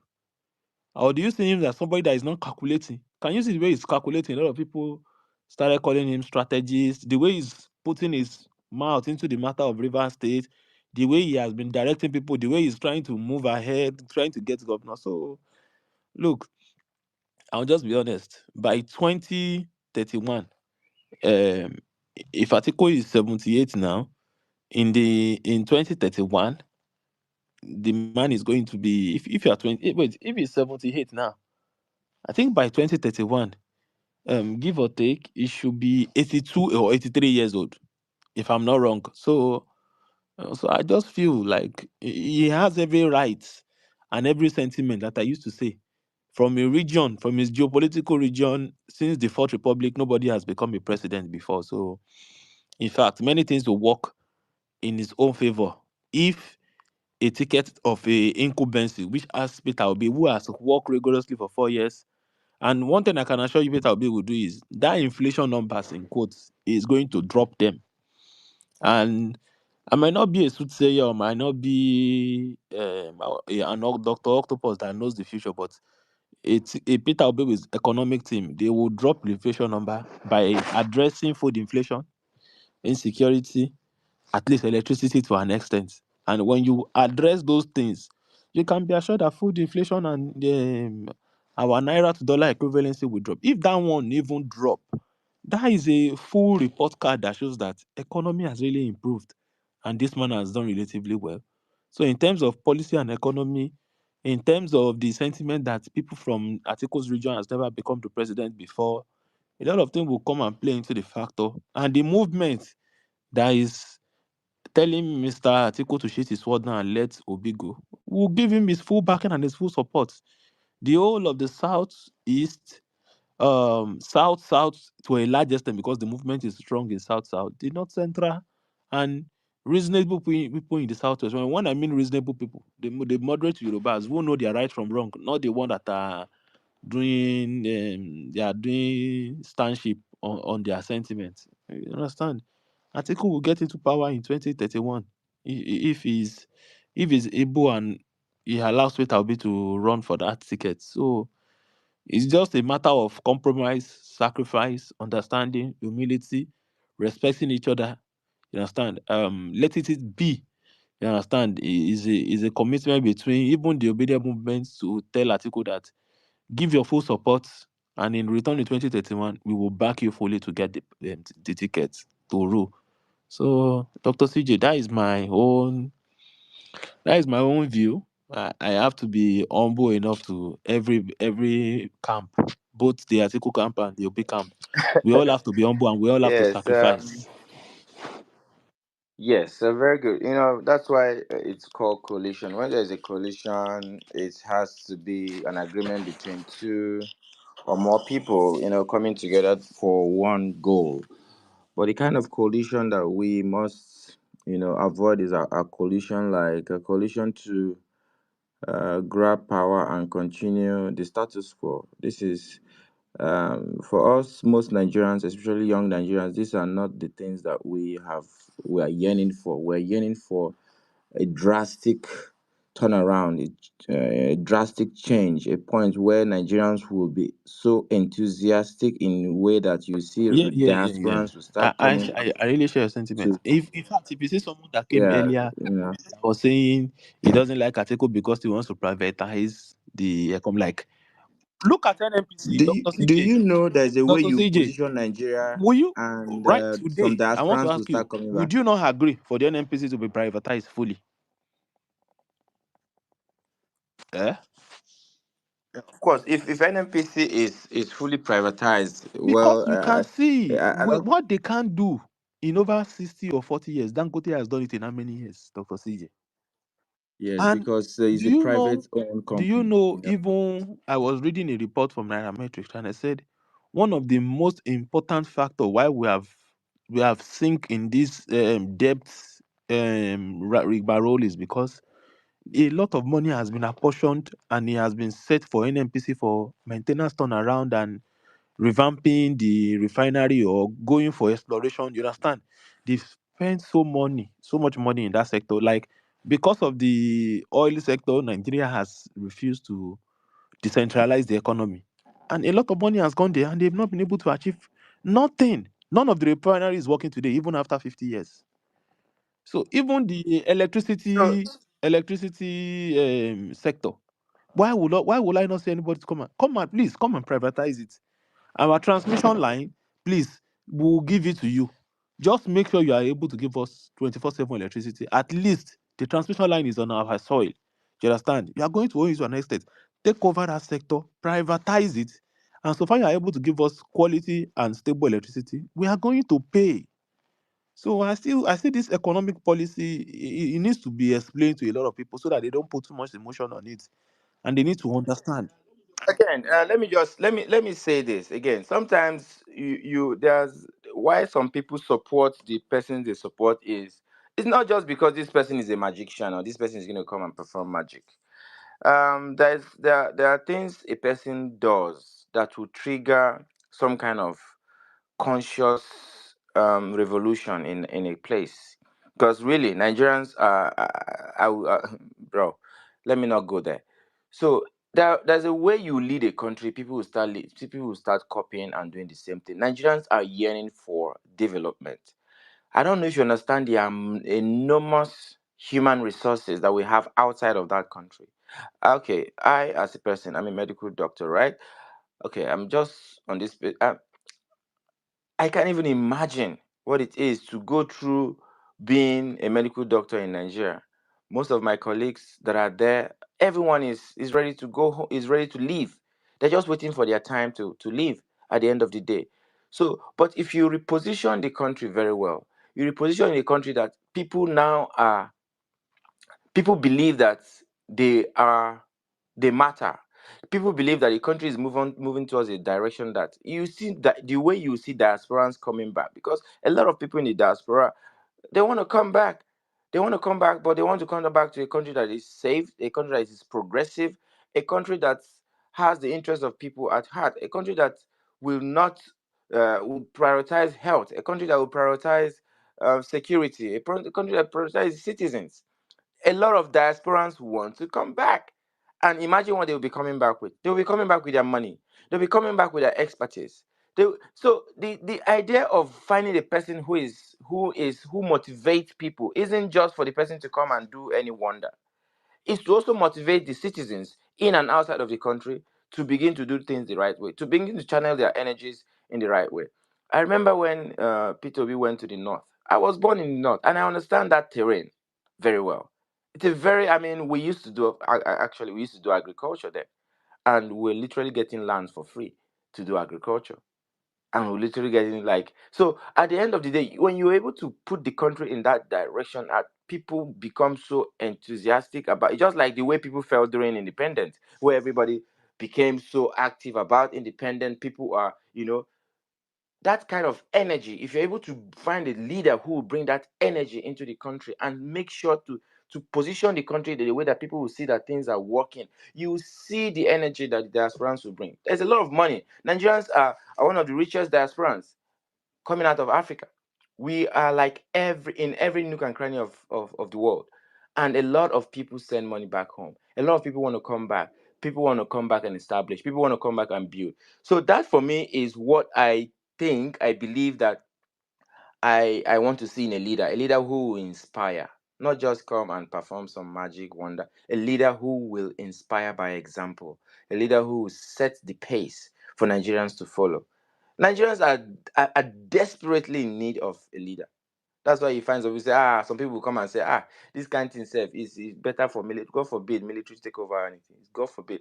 But just for you to see how desperately in need of a good leadership that for Nigerians are desperately in need of that kind of leadership. So for me, that for me is okay. That's why I don't even mind Obi doing 4 years.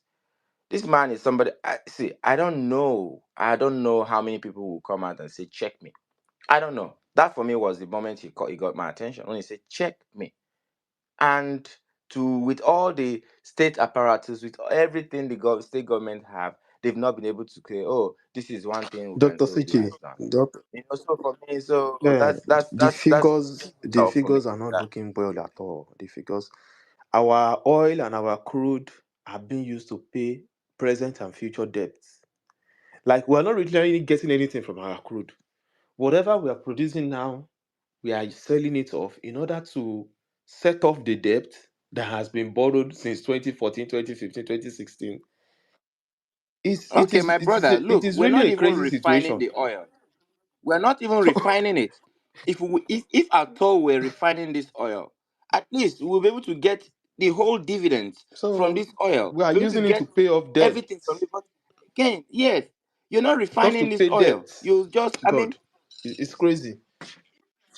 if Nigeria was refining this oil, from this oil, we'll be able to get a lot of money. But we're not refining this oil. We're not in charge of refining this oil. So for me, it's a leader who very soon now people are moving away from. Very soon now they will move away from this, People are oil moving into economy. gas. Yes, that's what is happening So and somehow again, God has with blessed us gas. again with gas. So I don't know. I just need a leader that will set an example. I will have a new speaker connecting right now. If you're ready to speak, we'll give you an opportunity to speak. I mean, it's been a Yeah, I long, can see lengthy Dr. Croc and conversation. Will. I don't know. Yeah. So we have Johanna. Johanna is here. Croc is back. You're welcome, Crocs. So you can have the mic, Dr. Croc. Sorry, I was just joining you guys and I was hearing gas, gas, gas, gas here. That was one of the main reasons why when I started studying Jagaban's program.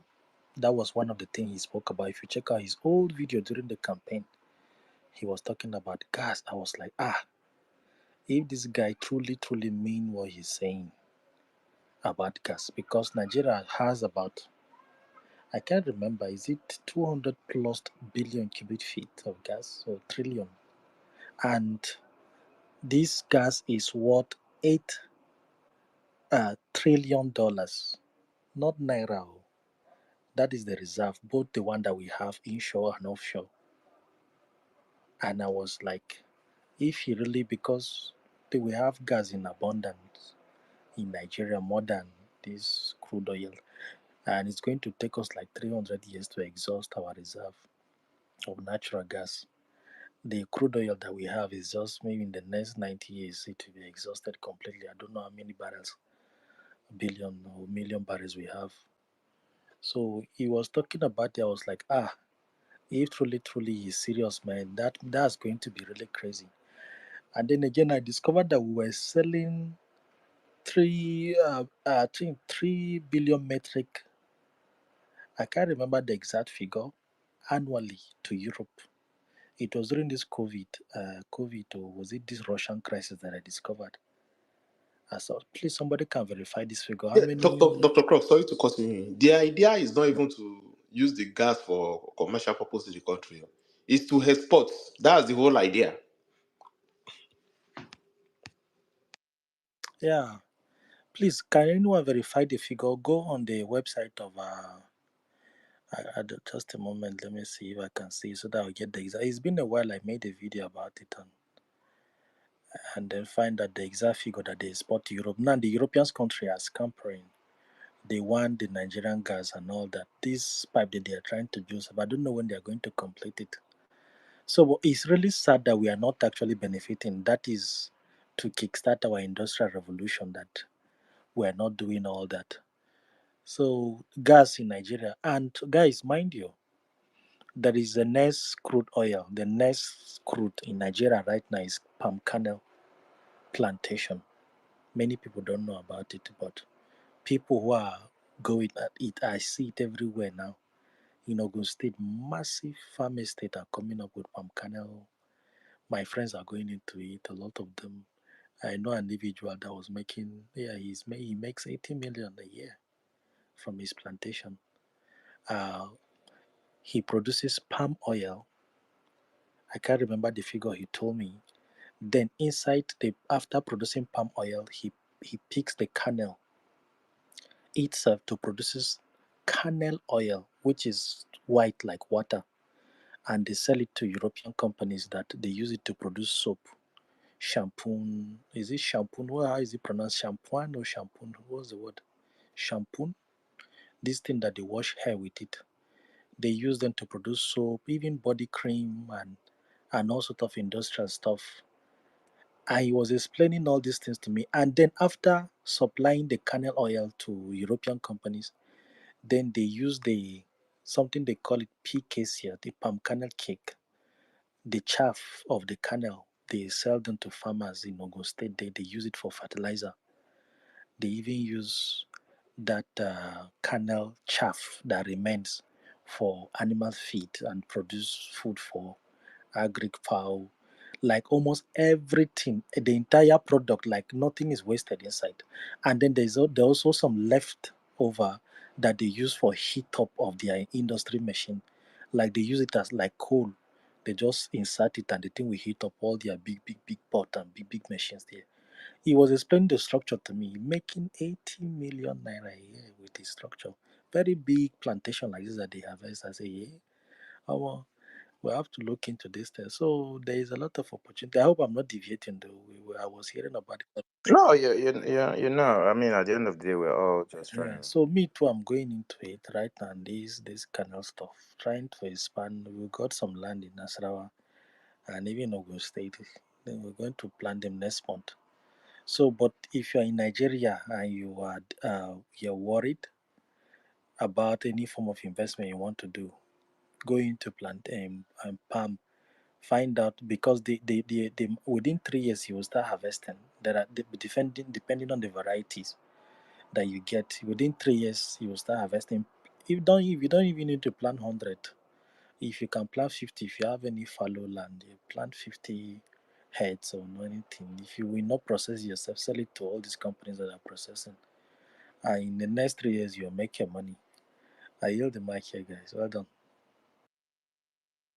Okay, thank you for that information. As we're here also talking about politics, it's also good for people to come and chip in, you know, here and there, business plans and things people can benefit from. Thank you very much, Dr. Crocs. And Johanna, if you are ready to speak, you can have the mic. Good afternoon. Though I came in late, and the discussion Okay. is almost it's not tallying with the heading of the space anyway. No.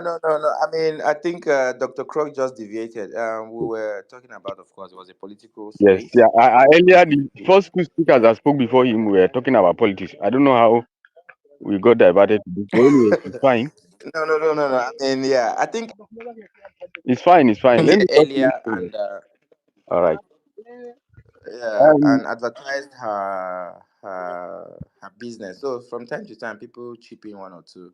All So right. yeah, thank you. So please go ahead. Oh, so already we are we are getting somewhere already. Even the top players are the game players at the top are aligning and realigning. So the key figures in the opposition, Peter Obi, Atiku, sometimes we add Rufai. So already they have made progress, and I think we all agree that APC should be sent out.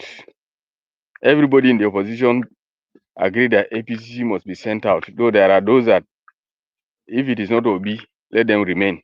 But we still first agree it has to be sent out. Um, my my takes so far about this coalition. is to respect the decision of the people at the top. Everybody have his own preference. Politics is such a thing that it always must not go the way you want. Normally, before primaries, people have their candidates. You sell your candidate in such a way that if you had followed 2023 election, before primaries, there were people who were insulting Bola Tinubu, bringing all sort of things in the APC camp. But the moment he won the ticket, they had to align. So we all agree that we are now in the opposition and we are going to use a common party to face APC. That is very, very clear, and I think it's a very good development. So we should approach politics the way it is. If we want to change, we want to use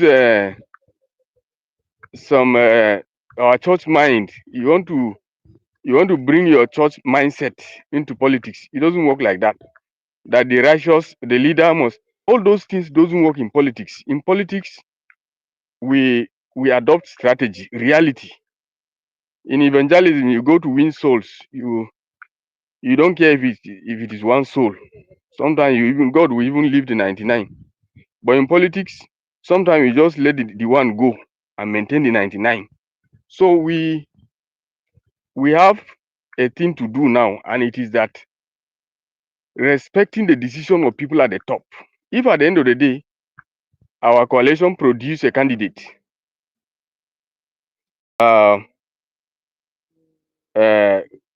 politically, we are all duty bound to support the candidate. Even though it started with Endorse Obi or something like that. I really like Peter Obi, and I wish if he can win the election, and particularly the primaries first. But if eventually he doesn't, I will support any candidate that wins.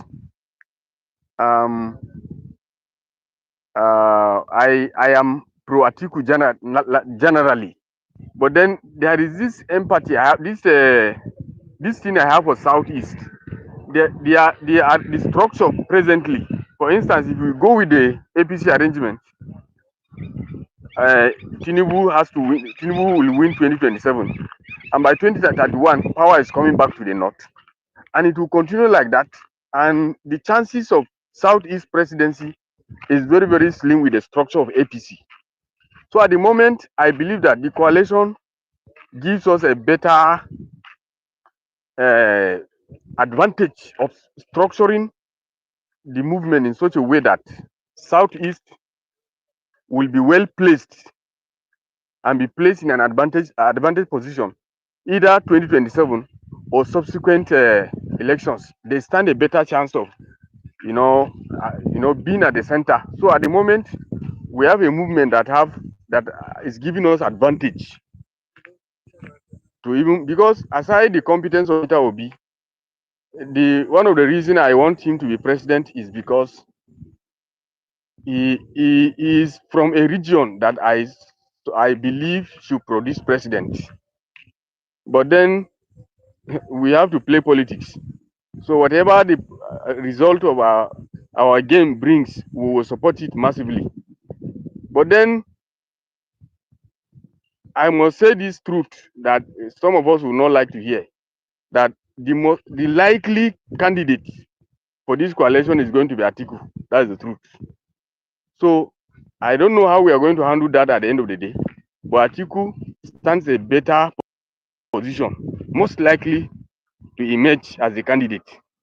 So let's start preparing our mind in case that happens, so that we don't oppose it, because we are going to give Tinubu advantage, and Tinubu winning 2027 will completely finish Nigeria and our democracy. I am really, I will still speak. Let me stop here because I will need to attend to somebody. But in the next few minutes, I will still talk if need be. This is my submission for now.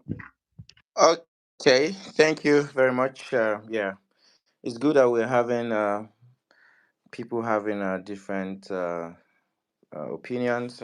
That's what makes democracy sweet.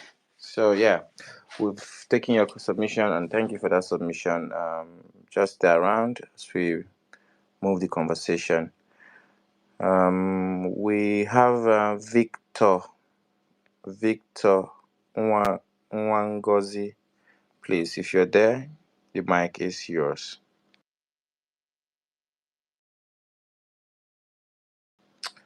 Victor, are you there?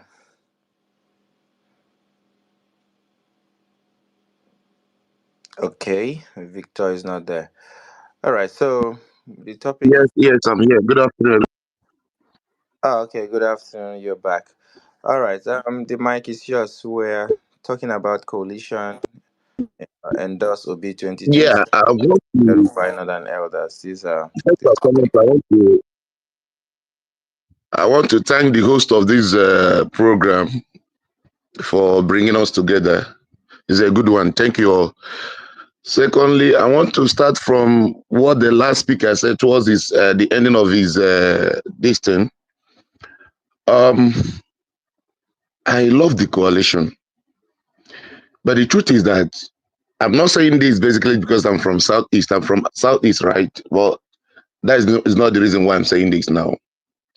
I'm saying this based on, let's look at Nigeria from 2023 till now. Let's just look at what Nigerians have been yearning for.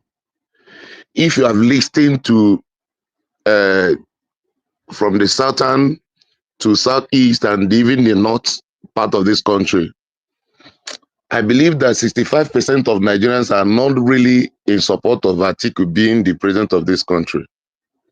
Let's leave Rufai aside. But I'm looking at 65%. Let me not make mistake about it. 65% of Nigerians are not really comfortable having Atiku as the president of this country. Reasons I don't know.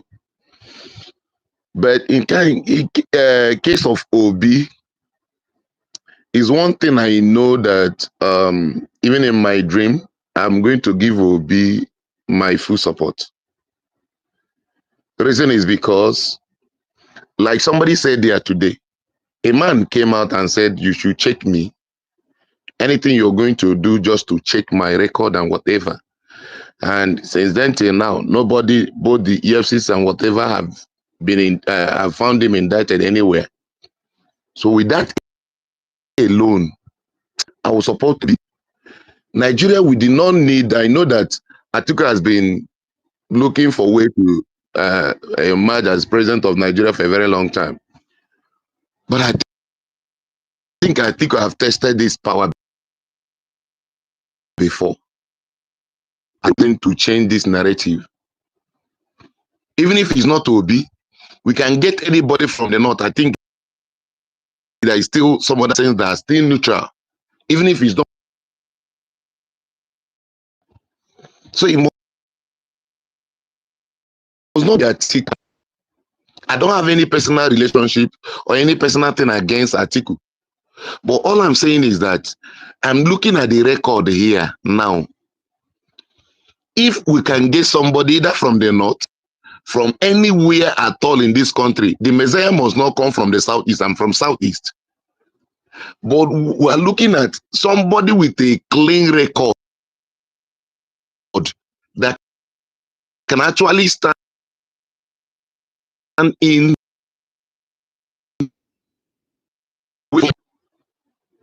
So for my own case, it must not be Obio.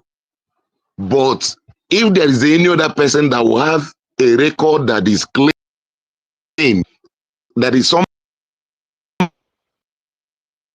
99% or 90% okay or 90% okay, then we can follow this matter where the zone where this person is coming, even if it's from the southwest.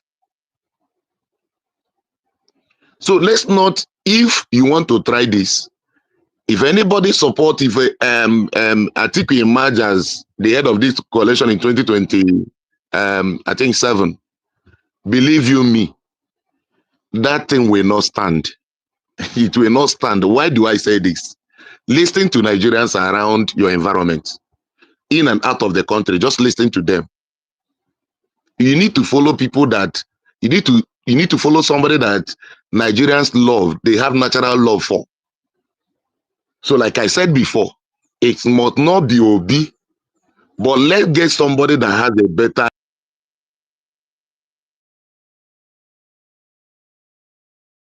record. Yeah. If Nigerians must follow such person to unseat Tinubu, I want to stop here so far. Once again, thank you every one of you for organizing this meeting. God bless you.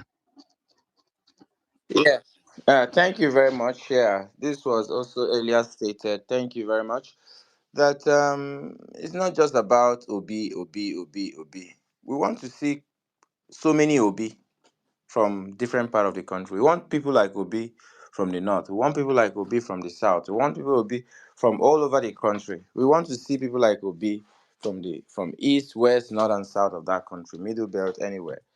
As long as you have that kind of that character, that empathy, that's resilience to to keep pushing and keep doing the right things. We don't care where you're from. But in like to have to put up Atiku in the picture for me personally is something that I don't know. I don't know how to say no. So I want to say thank you to everyone who has been part of this space. And if you're still on this space and you want to say something, I mean, you can come up and say recorded space. Can come up and drop your own opinion and what you think is the way forward for this coalition for 2027. Obi, Atiku, Rufai, and the Northern Elders. These are what we're talking about today. All right. So let's hear from you. Let's hear from you. And basically, Alfonso, are you there? So 30 minutes done. So I think what I'm going to do is I'll play music for people to listen. So thank you once again to everyone who has been part of this this conversation. Sorry, it's been a very, very long space. It's been a very long space. So let's see where we can play this out. Which the major parties have already subscribed to, even though with varying interpretations. By the way, such diversity of interpretation will be cured once the rotational presidency is constitutional. Now, if we are serious that there has to be unity in this our fledgling idea of a nation that we call Nigeria, and if we are serious that we want everyone from the geopolitical zones in this country to feel a sense of belonging, then we have to take this idea of rotational presidency forward by making it a constitutional issue. If we had a rotational presidency in the constitution, for instance, when late President Umaru Musa Yar'Adua was in the saddle, his death would not have ended the turn of the North to provide the president. We continue to deceive ourselves by leaving this consensus out of the Constitution, and sooner we correct ourselves, the better. There are enough great presidential candidates at any point in time, either from the South or from the North. And so merit should never suffer. Rotational presidency is already a widely acclaimed national consensus. Let us renew the calls for adequate supply of relief materials and provision of humanitarian services to the affected communities. We note that both the states and the federal agencies are moving in this direction, and we are urging for more. The next best thing that we can do for these communities who are suffering injustice is to support their survival with relief materials and services.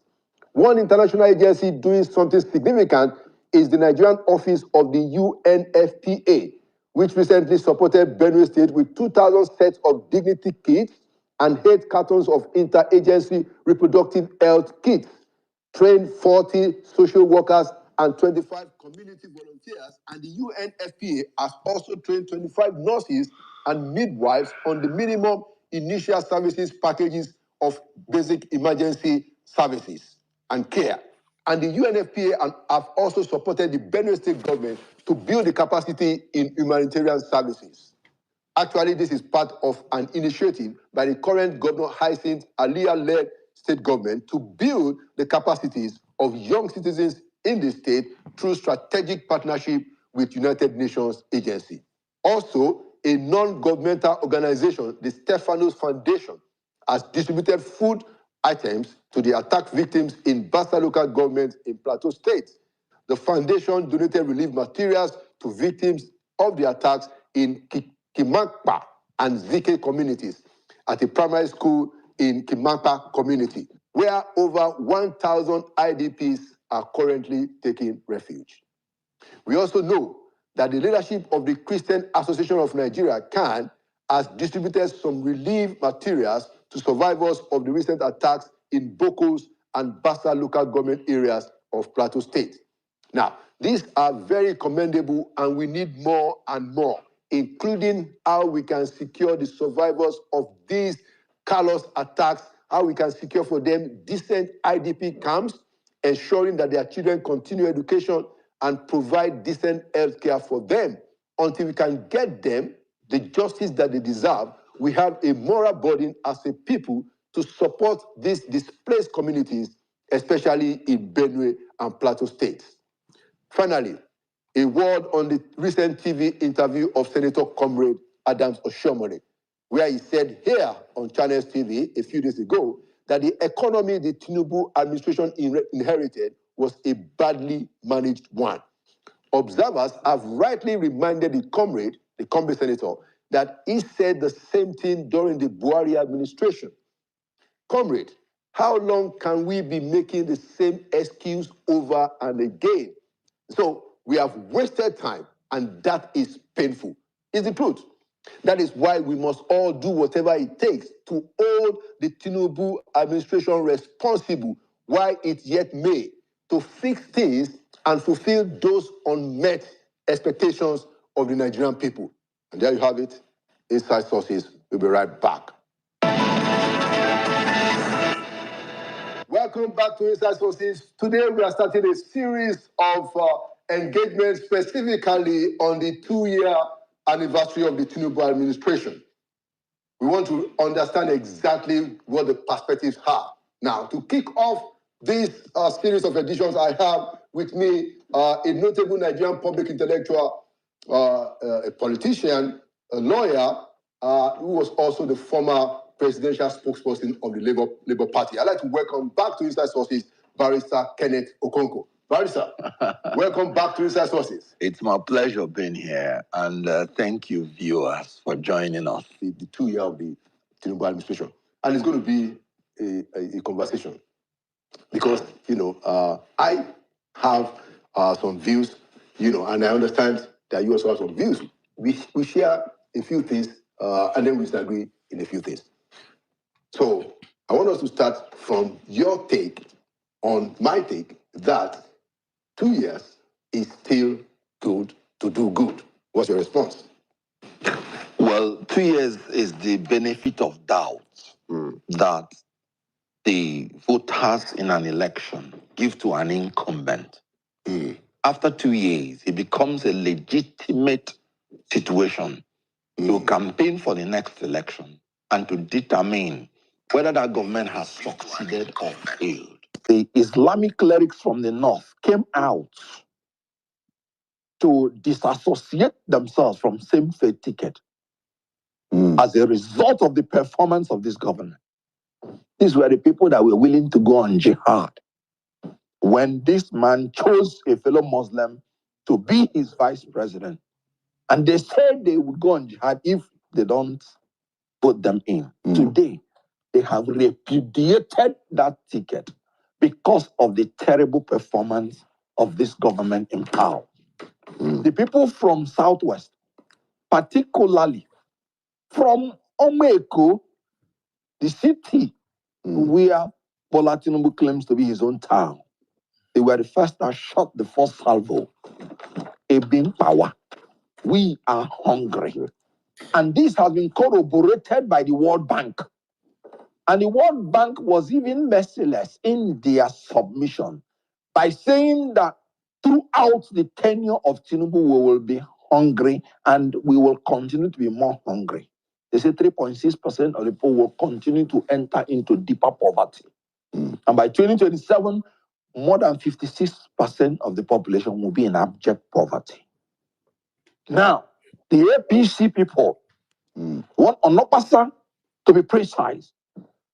He said he does not know where this man's administrative style came from. Yeah. That he has no business in Aso Rock and that they will ensure he does not smell there and does not have second term. Now, he's a one-term president. Summing up these are people that were willing to die for this government when this government came in.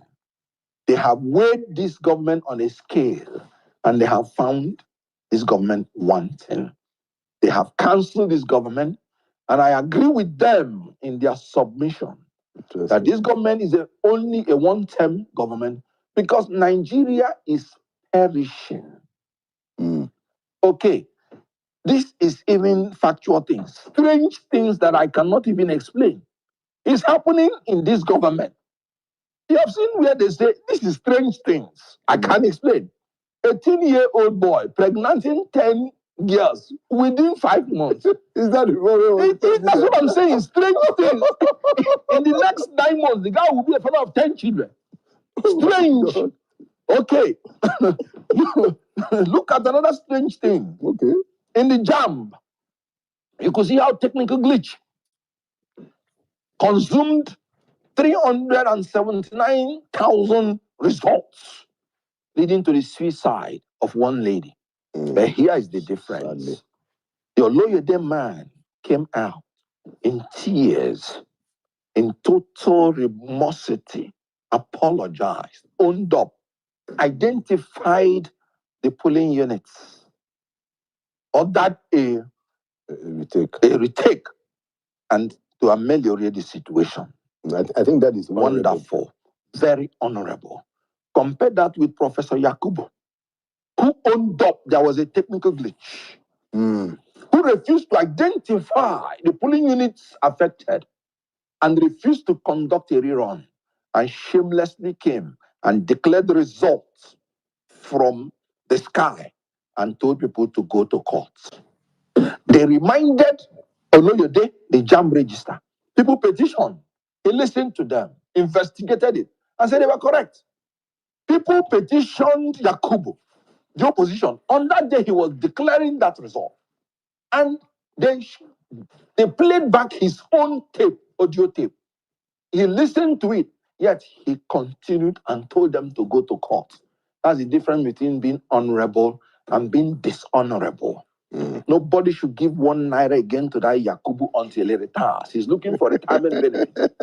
It's the worst thing that has ever happened to Nigeria in terms of electoral jurisprudence and electoral process. Now, coming to Tinubu's own issue, let's talk about the basic things about before government, proceed, which is the security and welfare of the people. Just a minute, Ken. Just for purposes of fair comments, Professor Yakubu, we are open to your right of reply. This is the view of Kenneth Okuko, to which is entitled. Absolutely. If you or any of your aides also want to give a counter, this forum is very open. Please go on to the details. No, thank you very much. I said what I said unapologetically because although they acknowledge technical glitch, use the same word. Just move on. Yeah. Very good. Now, let's take the issue of security and welfare, which the Constitution said is the primary duty of government. Tinubu's government has worsened the security of this nation. Please don't take my words for it. Take the words of Governor Zulum. He said Boko Haram is resurging in the northeast because they have taken away the resources, military resources, meant to fight Boko Haram to the northwest. And now within 24 hours, within 48 hours, more than 10 of our well-trained soldiers humiliated, killed, after he has won. So this is a government of the deaf and the dumb. A governor told you, look at what is happening. We need urgent response. None was given. Today, Boko Haram Iswa, the reinsurgency is manifesting in the Northeast. Failure for him. Let's come to North Central. You saw what is happening in Plateau State. They killed the first 50-something persons. The governor of Plateau screamed. What did this government do? Nothing. Within 24 hours, 48 hours, they killed more people, going to 100. And you know what the media aide of the president said? Plateau governor, go and mind your business. Go and take care of your people. You're not implementing shifting responsibility. The president was in Paris when those things were happening. He couldn't cut his visit short. This is Plateau. And the governor, in tears, was telling his people that they would see what they would do. Whatever happened to the state police? When this president was a governor, all his successors were most vociferous on the issue of state police. And I mentioned Fashola, who has been saying it repeatedly, that you cannot give somebody responsibility without giving him authority to perform. These are his protégés. And I told them that tyrants don't always like to devolve power. That now that he's president, a man that can make the National Assembly to do the impossible within hours, can no longer make them to amend the Constitution to give us state police. Do you think that is... It is because he doesn't want it. As simple as that. Now, because he has said that it's going to be done. What are you? Is it when he wants to leave or in his second term? And next is going to be done. We're just saying 2 years. 50% of it. How many days did it take him to change the national anthem? How many days did it take him to change the tax reforms? Well, that took quite a while. They begged him to even slow down with the tax reform. What did he say? He said, no. I don't want to listen. It will go on in the National Assembly. Who told you that if you wanted state police, you wouldn't have gotten it within 2 weeks? Okay. Your point is well made. When Yaradua took ill and it nearly collapsed Nigeria, they amended the constitution within a month. Section 145, if I can remember. It takes will. Because he does not like that. That is why it is not done. People are dying for nothing. Because Nigerians know the solution. Let's move to Benue State. Still in the North Central. In Benue State, even a reverend father's prayer could not help him anymore. Because faith without work is dead, being alone. His people are being massacred. And these places are the food basket of Nigeria. For you to know why we are becoming a basket case.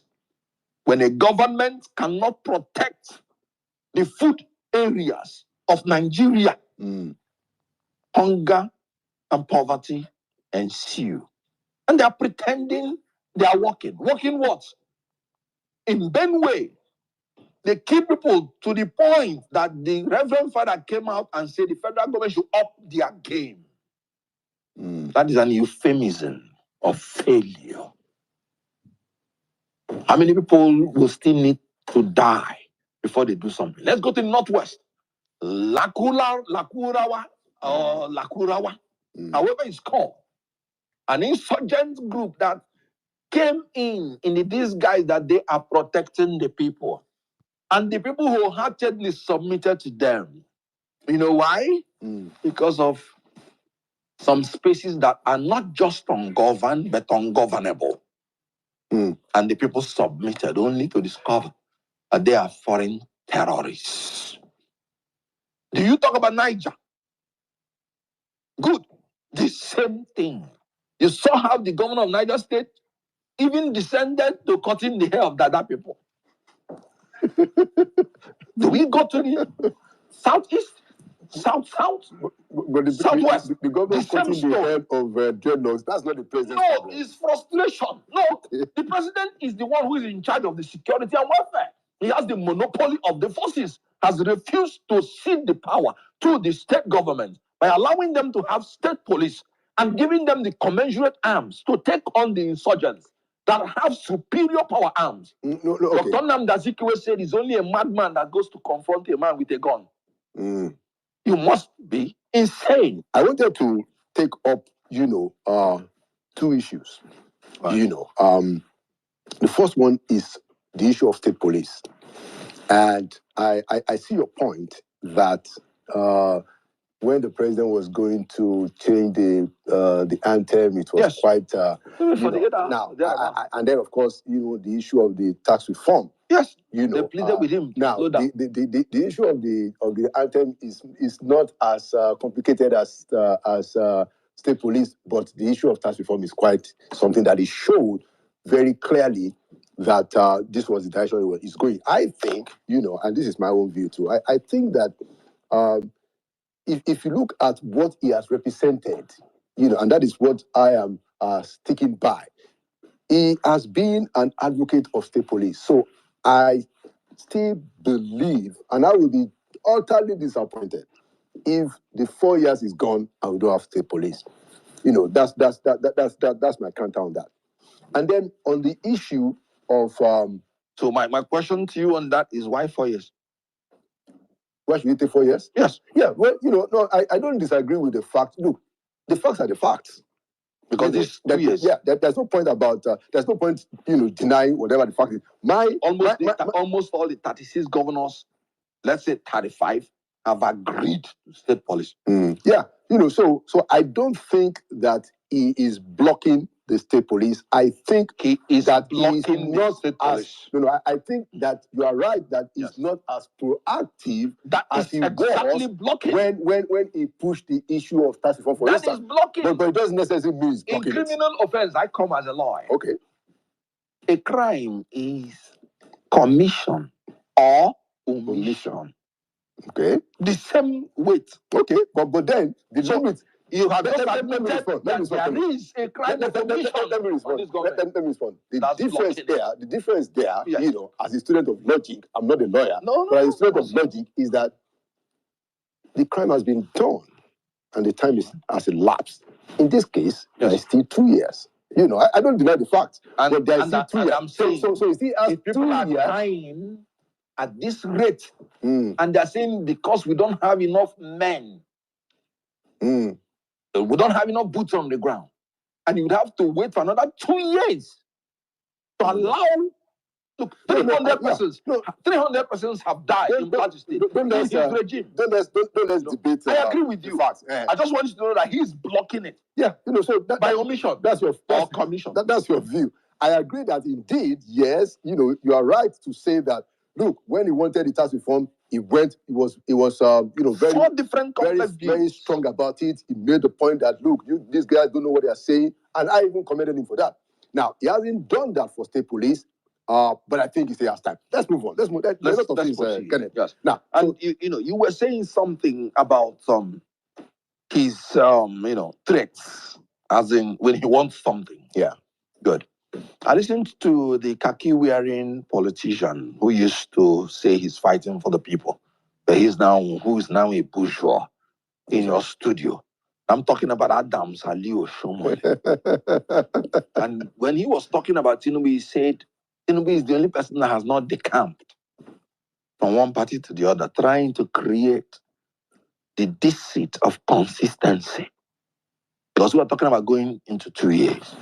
The most inconsistent politician in Nigeria that has no ideology, no policy, no principle is His Excellency Bola Ahmed Tinubu. I take it from 1999. I always say, don't take my words for it. We're talking about coalition. We're talking about this. Yes. And then somebody wants to give him as an example as a person that has been consistent in being in opposition. White lie. In 1999, Tinubu was elected as a governor under AD. And his state is the most prominent state in Southwest. Right. The same 1999, AD went into coalition with APP and produced Olufalaye, and they voted Olufalaye under APP coalition. That was in 1999. They did not even wait the next year. In 2003, right, Tinubu, as an AD governor, right, they went into coalition with PDP, this same PDP, and they voted for Olusegun Obasanjo. Tinubu particularly showed his ballot paper and showed how he voted for Olusegun Obasanjo. They dumped Olufalaye. In 2000 and... Did Olufalaye run in 2003? Yes. No, he did not run. They backed him up. Yeah. So you can't say he dumped him in 2003 because he didn't run in 2003. That's Eddie. No, he didn't run in 2003. He did not run now. That's why they dumped him. They okay. Good. They endorsed Olusegun Obasanjo to be their sole. Yeah, but you didn't know that of another party. You didn't know that Olufalaye wanted to run in 2003. Whatever it is, he did not run. So you didn't know. So that's they dumped him. That's what I'm saying. Okay, because he ran for them in 1999. Right. In 2003, Obasanjo, that is his arch political, he call it rival, call it opponent in the Southwest. He aligned with him and personally voted for him, coalition with PDP. In 2007, and that is where Shomole told a white lie. Tinubu had already fallen out with AD and their leadership at Ferry. He dumped them. He formed AC. And as a sitting governor of AD, decamped to AC because AD was still there. No, but AD collapsed into AC, Kenneth. No, they did not collapse. AD as a political party was still existing. He destroyed AD so that he will now no longer be under the leadership of AD, which is controlled and was controlled by Afenifere. So he formed a new party, AC. Remember, he ran under AD in 2003. In 2007, he wanted to run with Atiku Abubakar. The same Tinubu endorsed Atiku Abubakar. Atiku Abubakar was the presidential candidate of AC 2007. Mm-hmm. He wanted to be the vice presidential candidate. Atiku refused because the Muslim ticket. Mm-hmm. So he decamped from AD into AC. Mm. Clearly, in 2011, he supported Goodluck Jonathan of PDP. Patient Jonathan just confirmed it by thanking them for throwing their support to the husband and herself. 2011. Right. In 2015, not because he loved Jonathan, but because Buhari did not agree with his terms. And that was why the coalition collapsed in 2011. In 2015, Buhari was willing to agree and concede to him. And he supported Buhari. This is a man that has never supported two presidential candidates in two elections from 1999 to 2015. 5 electoral circles. Mm-hmm. And you are telling me about consistency? Okay, all right. So let's just take it forward. I'll make a comment on my own perspective, and then we move to something else that I wanted to talk about. Now, and I'm going to start with North Central. And then I'll build it up. Now, I personally think that what is happening in North Central, which is not new, is cumulative, is quite, for me, I find it very, very alarming. It's a very troubling situation. And I think that as a people, I think we have even lost our humanity up to a point, because those deaths, those callous attacks no longer infuriate us as it ought to be. Yes. Which is why, I have tried on this program to humanize the story, to talk about, actually read out the names of the people. And I found the statement of the governor of Plateau State, Caleb Mutfwang. I find it quite courageous to say that this is a genocide that is going on. Very, very forthright. Now, but I am willing to concede that, yes, Tinubu is well in charge, but this problem started long ago. I wish that he has the courage to deal with it, because what I think has happened is that we've not been blessed with courageous leadership who understand that the reason why you have power is to help the people to transform situation. Again, I'm still holding that hope. Now, the other issue I wanted to talk, okay. Well, no, you've made your point now. Okay, no, I wanted to point out that please go ahead. I respectfully disagree with you that as a people, right, we have lost our humanity. Nigerians are the most, as a matter of fact, Nigerians are the most. I don't mean it. I don't mean it in a bracket sense. I understand. That's what I'm saying. Because when you say it, it will appear as if we are now condoning or trying to contain. No, we are helpless in the front of incompetent leaders. Look at you. You're a journalist. You're not a soldier. So the best you can do is to be crying. And you're crying. What else will you do? Somebody begged, according to him, danced, and told you he has what it takes to stop it, and was given the chance, and it has exacerbated. So it is not a case of the people. The people are wailing and crying. It's a case of leadership. I agree with you. And you talked about courage. When I'm talking about, you will go back to that. When I was talking about the fact that we are losing our humanity, it's more about the political elites. Yeah, the leadership. Please go ahead. We're talking about this. Now, you said I was talking about courage. You said we have not had men that have courage. I agree. The only thing the politicians in power in Nigeria do, unfortunately, is that they like to afflict the people with the pathogen of fear. They like to afflict them with the virus and bacteria of fear, but we will inoculate them with the vaccine of courage.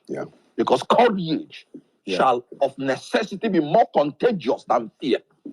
If they don't want to show courage to solve our problem, we should show courage to take them out. And that's the point. That's not up to 5,000 persons, embarrassing 200 million persons. I sat under Buhari or Shibajo, and I didn't. It didn't happen the way we hope, which is why I'm here to say that. Look, we need to give Nigerians the information that they need.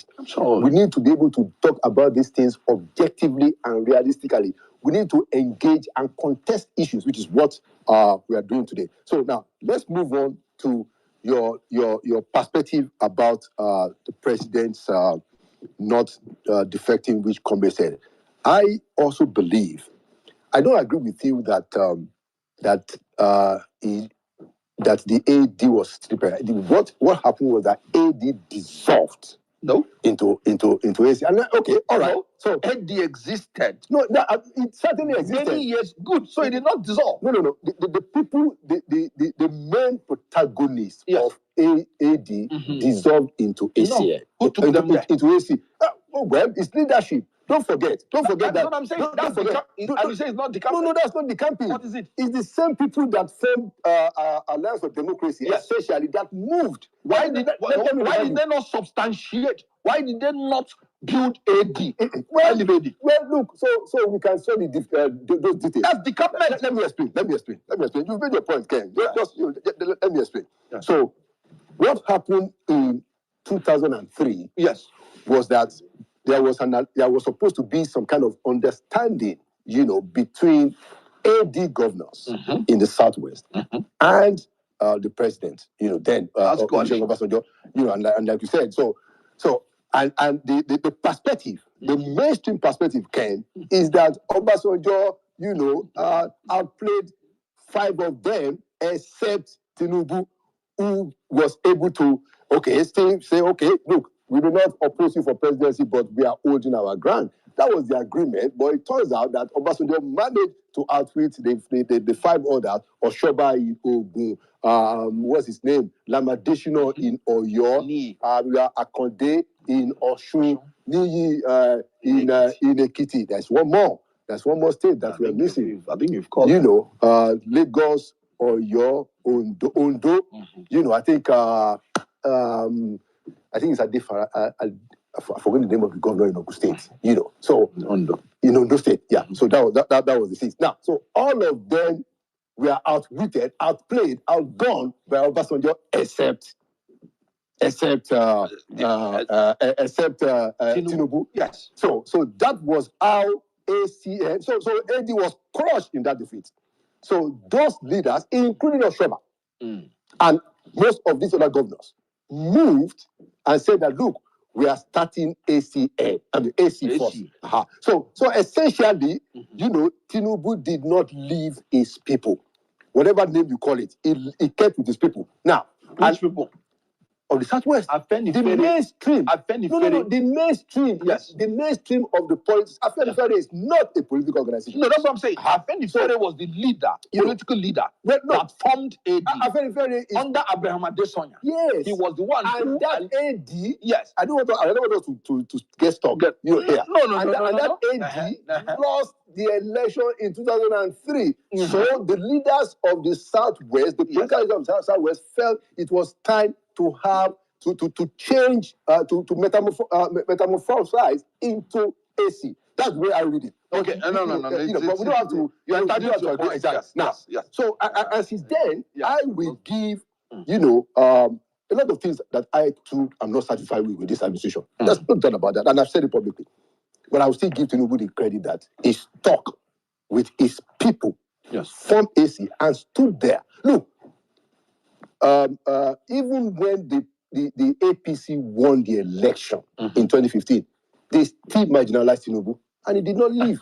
So these are different. No, but I know they was marginalized. I understand what you're saying. And the reason I made this point, exactly. And the reason I made this point, it's not to. I don't agree with you. Yeah, absolutely. But it's to just show that look, these are issues of perspectives. Yes. So I will still say that somebody like him has a fairer record of sticking with his guns than many of the other political leaders. But hey, we disagree on that. No. Certainly. There is only one thing he's consistent about, and that is his merciless quest for power and money. Okay, all right. Let's move on. And if you want me to give you facts, No. I think he put Fashola in power. Okay. They had problems. Fashola was the first person that started modernizing Lagos. The issue was money. No. Well, look, don't let's go into those. Ambode was there. I was in APC. That's the only thing in my own opinion that he's consistent about. The people of his own will say that he set up the master plan. Let's do waste time, because there are other things. There are other things to talk about. Okay. He's now president. Yeah. All the people that went with him into APC from Southwest, most of them are not there. Lai Mohammed, Babafemi, Aregbesola. So let's go. So when you say, of course, that is Oshibando. Yeah, that is another story. Good. That's another story. So I'm just trying to let you know. That's another story. My whole point is that. Because he said if you carrying when you along. No, I didn't say that. No, I didn't say. I said that was the formula. I'm talking about how AD metamorphosed into AC. That's what I said. Metamorphose. That's what. That's why I used. That's why it's not the campaign. Metamorphosing is that. Okay, that was what happened. No, let me tell you. Who is? I mean, tell me. Let me tell you. Who are the people in AD when AC was formed? Tell me. Hold on. Give me the people that remained in AD. Adebanjo is not a politician. Hold on. Adebanjo was a politician of the Second Republic. In charge of the AD. They were still having meetings. Yes, Afenifere is a socio-political. I will tell you what. It's not a political party. I'll tell you what muffin is. I'll tell you what. No, I'll give you an example what muffin is. Okay. AC morphed into ACN. ACN morphed into APC. No, those were mergers. Good. Those were mergers. They're different. Good. AD. This argument this argument is not necessary because of the point. I think we have both made our point. Let's go to other things that I want us to talk about. So we've talked about the North Central. I've responded on the issue of Tinubu's presidency. Now let's talk about the point I wanted to make about North Central. Yeah, is that we don't seem to understand that when you have a governor, and this is important for the federal government because they control security. When you have a governor call a situation a genocide, That is an official indictment. It is close to it. Is not. You are a lawyer. It is not a prima facie, but it's close to it. Yes. When you have a governor, and this thing has international implications. The International Criminal Court is there because a genocide is a crime against humanity. So a governor of a state has come out to say this is genocide. I think that they better take the matter seriously because this issue can be internationalized and there will be basis. Good. There will be basis because the system, as it is currently being our system, is not working. It's not delivering justice to the people of North Central Nigeria. You know, sorry again to say I disagree with you a bit. Okay. You said this issue can be internationalized. Yes. And I'm already saying it's already internationalized. Yeah, well, I'm saying that it can even go to the ICC. That's what I'm saying. Why do you think that America is putting Nigeria now closer to people that are terrorizing Christians?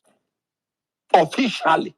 It is because of such things. And then coupled with the terrible mistake that Tinubu did by picking a fellow Muslim, creating the impression, perception is very funny. Right. Any nation that is blessed with diversity, they do not understand the power they wield. America became one of the most powerful nations on earth because of harnessing their diversity. True. If they want to take on any country, they will have people from that country that they have as citizens who enjoy free and equal everything in the eyes of the law. You can imagine if Nigeria can harness their diversity. We have access to Christian nations by our diversity. We have access to Muslim nations. We have access to black, whites, everything. And now you see this country because of leadership of people like Tinubu, who is antithetical to everything, our diversity. And any nation that rejects such spirit of diversity will continue to go down. If Tinubu rules Nigeria for 30 years, and I am quoting Boala, he cannot afford anything new. According to what I said, don't take my words for it. I must interject that, Go ahead. He said even if you give him 30 years, is it not happening? I mean, this is just a sidebar that we should treat quickly. I don't understand the logic of bringing a Boala. Since you read it, I don't understand the logic of making a Boala a spokesperson. If you wanted to neutralize him, based on all the things that he has said about the president, it reflects badly on both of them, both himself and the president. Now, if the president wants to neutralize him, which is what I think he's doing, or if he wants to settle him, go and put him somewhere, but to bring a Boala, and it reflects badly, poorly on the character of Boala. Now, and you see how Boala has had to fight. There was even a time we went on TV and he was looking for water. Yes. I mean, his throat was dry. But that's his argument. Exactly. The only reason he was taken was to deny the opposition of Boala. I remember that. I think I agree. Immediately he was taken. Boala wanted to say, I'm the spokesperson. I said, shut up. You are not. Yeah. Can you imagine bringing a lawyer and saying he's a policy analyst? What policy is analyzed? Let's move on. Economics or what?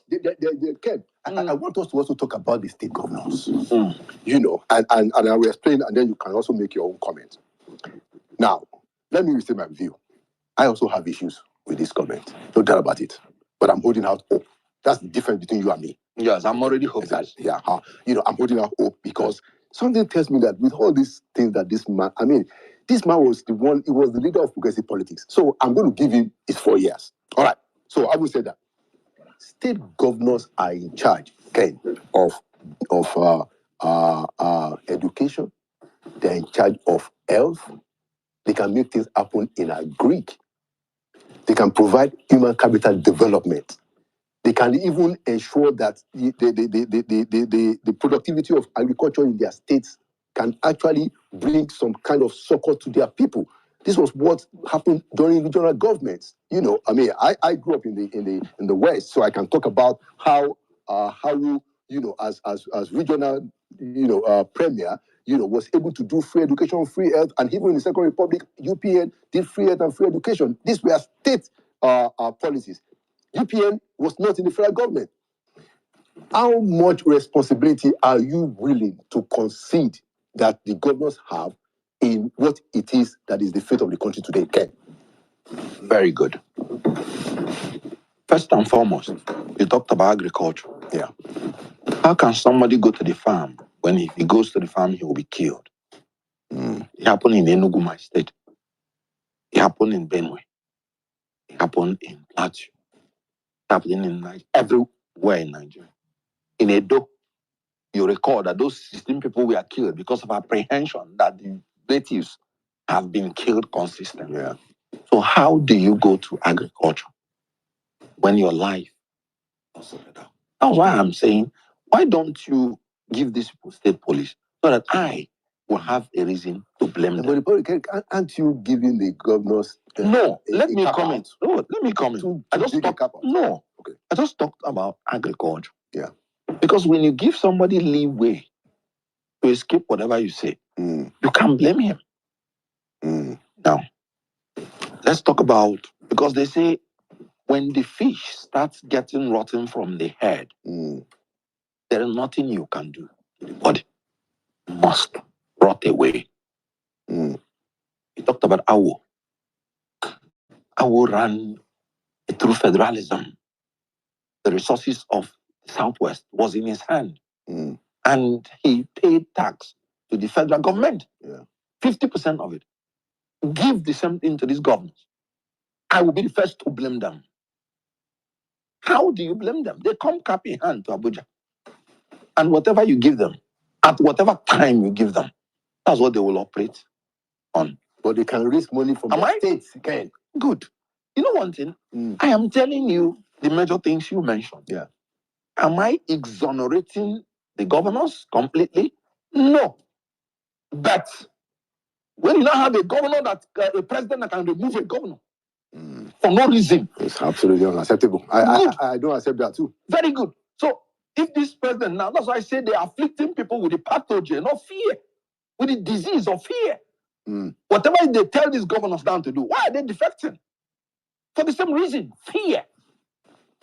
So I cannot heap blames on the governor, even though they share some. But you can only blame them as much as you want to blame them. But when you come to facts, you will see that they will defeat you on those facts. Fear is amongst them. People can go to the farm. Can you imagine the governor of Plateau State? He guaranteed his people after that first attack that they were going to do something. Within 48 hours, almost 100 persons were killed again. Yeah. So if the governor now tells you, go, you will be safe, would you trust his words? In Enugu, sit at home, or let me say Southeast. At the initial stage, people wanted to say, go to hell. How can we feed our family? Until their cars are being burnt, until they are being killed. So when you tell people to, no, come out, and they come out and they are killed, do you think they will obey your order? So the issue here is this. As far as security is concerned, the federal government alone cannot handle it. Absolutely. Cede this power to the state. But Ken, I must tell you. Good. I must tell you that So, in the last I know where you're coming from, but then they are completely, okay, all right, good. They don't have power over their own resources. Yeah. Good point, Ken. And I don't disagree. Like I said, there's no point disagreeing with the reality. In the last National Economic Council meeting, the issue of state police was on the agenda. Yes, but they skipped it. The governors are the 30s. There are probably about 40 members of NEC. The governors are 36. And they are not insisting on the urgency of state police. I agree with you already that it seems that the president is not pushing as much force as pushed behind the issue of tax reform, behind state police, because when he saw that, he said, this is where I'm going, But what about the governors? How are they not? Why are they not? Ken, yes. Why shouldn't the governors be banging the table at every opportunity that we need state police and we need it now? Why not? If you ask me, I would say they are doing that. Just last week, I just told you that the whole Northern governors, with the whole traditional leaders, they were all shouting state police. But they were in the NEC meeting. No. And they allowed the thing to be skipped. When you say NEC, that's an advisory organ. Yes.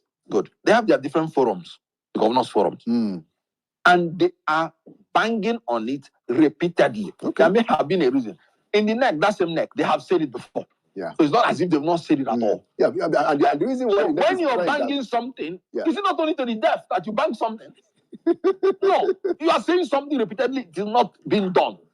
Okay, can you imagine when Tinubu was a governor, when Fashola was a governor, there was no unanimity amongst the governors on state police as at that time.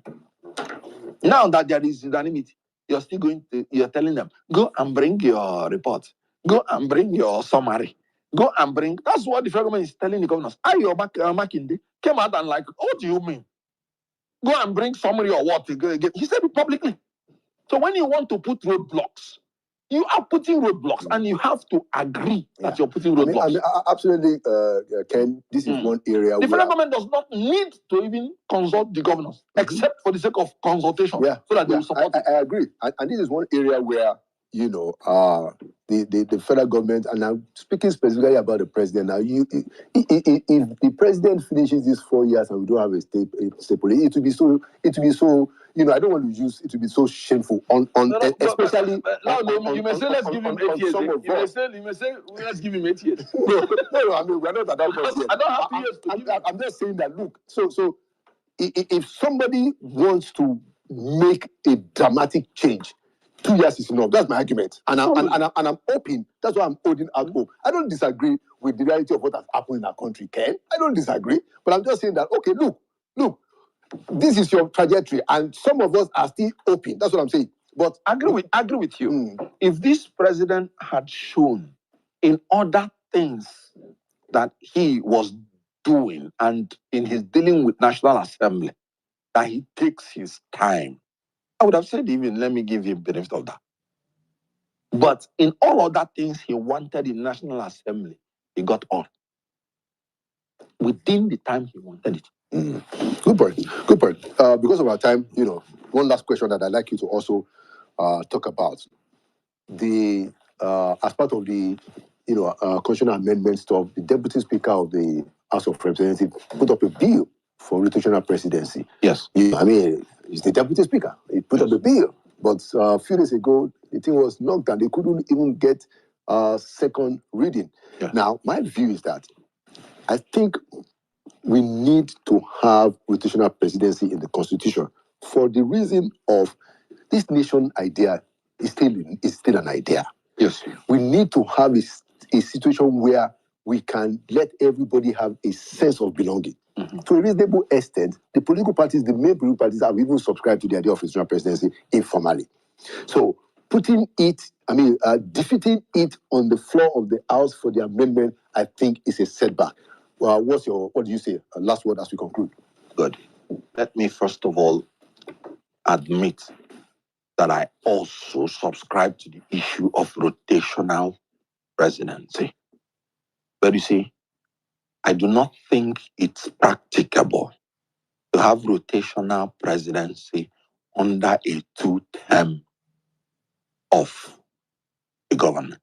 Okay. So we're going to have a problem. So it should be 1 term of 6 years. 6 years. And it should rotate between North and South. Yeah. Not within the 6 geopolitical zones. Okay. From the Southeast, we have suffered injustice as a result of geopolitical zones. Yes. But it is because of our lack of strategy. When it comes to South, we are a majority tribe and we should be able to strategize. Making it rotate within 6 zones, no, is unwieldy. Okay. Because saying that a man in a generation will have only one chance to be president is unworthy. Because if you make it 6 years and say it will go round 6 zones soon before it comes to another zone.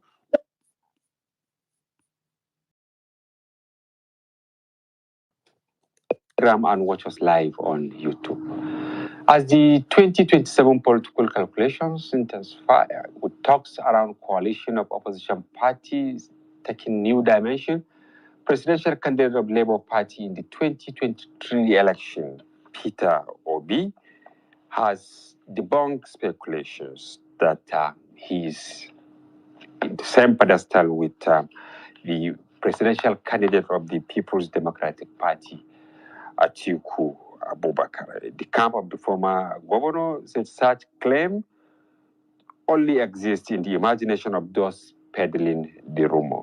But how does this stand? Allay the fears of his teeming supporters who remain anxious about their next political move. And joining us to unpack this development is Alhaji Hussein Ibrahim, a key political ally to the Labour Party presidential candidate Peter Obi. He joins us virtually from Kaduna. Welcome to the program. Hello. Yes, Alhaji Husseini, please can you unmute your mic? Yes. Yeah, just muted myself. Yes. Good evening and thank you for having me.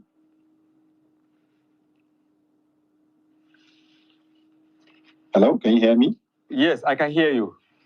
Of course, and yes, I said the stories that broke today were that the first, Atiku has agreed to pick Peter Obi as his running mate in 2027 for just one term. That Atiku will only do one term, while Peter Obi will take up from there. But then, much later into the day, the stories emerged that Peter Obi said he wasn't actually privy to that. Can we now say you people are only maybe throwing kites at Nigerians to see how the reaction will be before you solidify the relationship? No, actually, not really. If you look at the politics, very dynamic. And there is a lot of people that have wishful thinking. Even the person that you quoted, that is known him, it's an organization said that Atiku has offered. Who are they? Where is the name? You introduced me as an ally to Mr. Peter. I'm here. I have a name. I have an address. People knows me. They know my face. So when you see a news and people take the news, put it on newspaper, who are those people? That means in the conversation supposed to start is that we name names. These are the people. These are the group, and headed by who? And you didn't even get the caption right. The caption, as they put it to us, is that Atiku offers. That means it offers a PP slot. That means I can come and offer you to be an MD of my company. It's your prerogative whether to accept or not to accept, whether to be part of it or not to be part of it. And anytime you hear somebody say that I make an offer, that means I have seen value to the person that you're making the offer to. And then the other person will sit down and now have a look. I think the people and the supporters of PDP and Atiku, they're supposed to have a little bit of respect for the obedient movement. And we went into Labour Party. We garnered almost 6 million votes allocated to us by INEC, which we know we have more than that if we have a full structure of agents that will protect our votes. I don't know if somebody anywhere in this country, apart from Buhari, can go out of the mainstream politics, mainstream political parties, and contest election and get more than 1 million votes. I think was there somewhere in ACN. How many votes did he get in 2007? Let's get history and put things the right way. We are not saying we are not doing. Peter Obi has never said he's not on for the coalition. But thinking of whether he's going to be the main person on the ticket or he's going to be the vice presidential candidate to Atiku is not what we are discussing today. And he said it categorically clear to everybody that will listen that he is not desperate to be president of Nigeria. That's the words of Mr. Peter Obi. The second thing he said is that I'm not going to a coalition that will just collect power and hand it over to another person. I would rather be in a coalition that will stand for the people, for the good governance that we are praying for us to have. That's the statement we are trying to make. But any other person, we always tell them, the Peter Obedient movement and the Peter Obi people are not supposed to be whole in juggler for the reason for the coalition for us to win the next election 2007 or to defeat the APC. The onus is already on the northern part of the country because the North are the ones that gave the current administration 63.7% of the vote he used to become the president. So it's the North and the people that are selling the presidency of Atiku Abubakar, for example, supposed to show to the world and show to the southern part of the country, we are willing to at least take half of that 63% of the vote that we are given before. Then people will take you serious. Then you start to talk about who become his deputy or vice presidential candidate. That's how it works. But you are not putting your house in order. You don't even have a political party. Okay, he offered him vice presidential candidate on what platform? To do what? To achieve what? What do we put on the ground? This perspective, yes, this perspective you are putting across is a bit problematic. I mean, where exactly does Peter Obi belongs? Is he willing to go into alliance with Atiku alliance? Very well. He is very willing to go into alliance. Very willing. And he has been going part of the meetings that we had. But what he is saying is that he is trying as much as possible to see if he will join a coalition that is going to work for Nigerians. But how can you know that? He said it happens before. People come on board, gather themselves, and get PDP out and give it to Buhari. He said, without forming a system that works for the Nigerians. And this is where we are today. That's why we want to change the APC. Because all the things that we accuse PDP of doing, all the things that we have seen that Nigeria is going at the wrong direction, and all the things that they have been doing, we said we are going to create a coalition which happened to come out as APC. We're supposed to have solved the problem of corruption. We're supposed to have solved the problem of INEC and other problems that we think are going to be in front of us. But today we are worse off of where we are before. So now if you want to do another coalition, every Nigerian will be worried. Is it just an elite gang up to remove another president just for themselves? Or just to create another set of people just like the last APC that we are seeing? But the problem is that we have to be very clear to Nigerians, clear to everybody, that the reason for this coalition has to be stated out and clear for every Nigerians to know this is how we are going to change the system if we put on so-so person and so-so person as the head of this coalition for us to wrestle this power from APC. And this is going to be the short term, and this is going to be the long term. That's how coalition work, so that we will not keep on repeating the same mistake and expecting a different result. But in the event Atiku and his associates, roll out their blueprint, which maybe appears to be convincing, do you foresee Peter Obi accepting to be the vice presidential candidate? I think you are mixing the political calculation here. Okay. The political calculation is not the blueprint.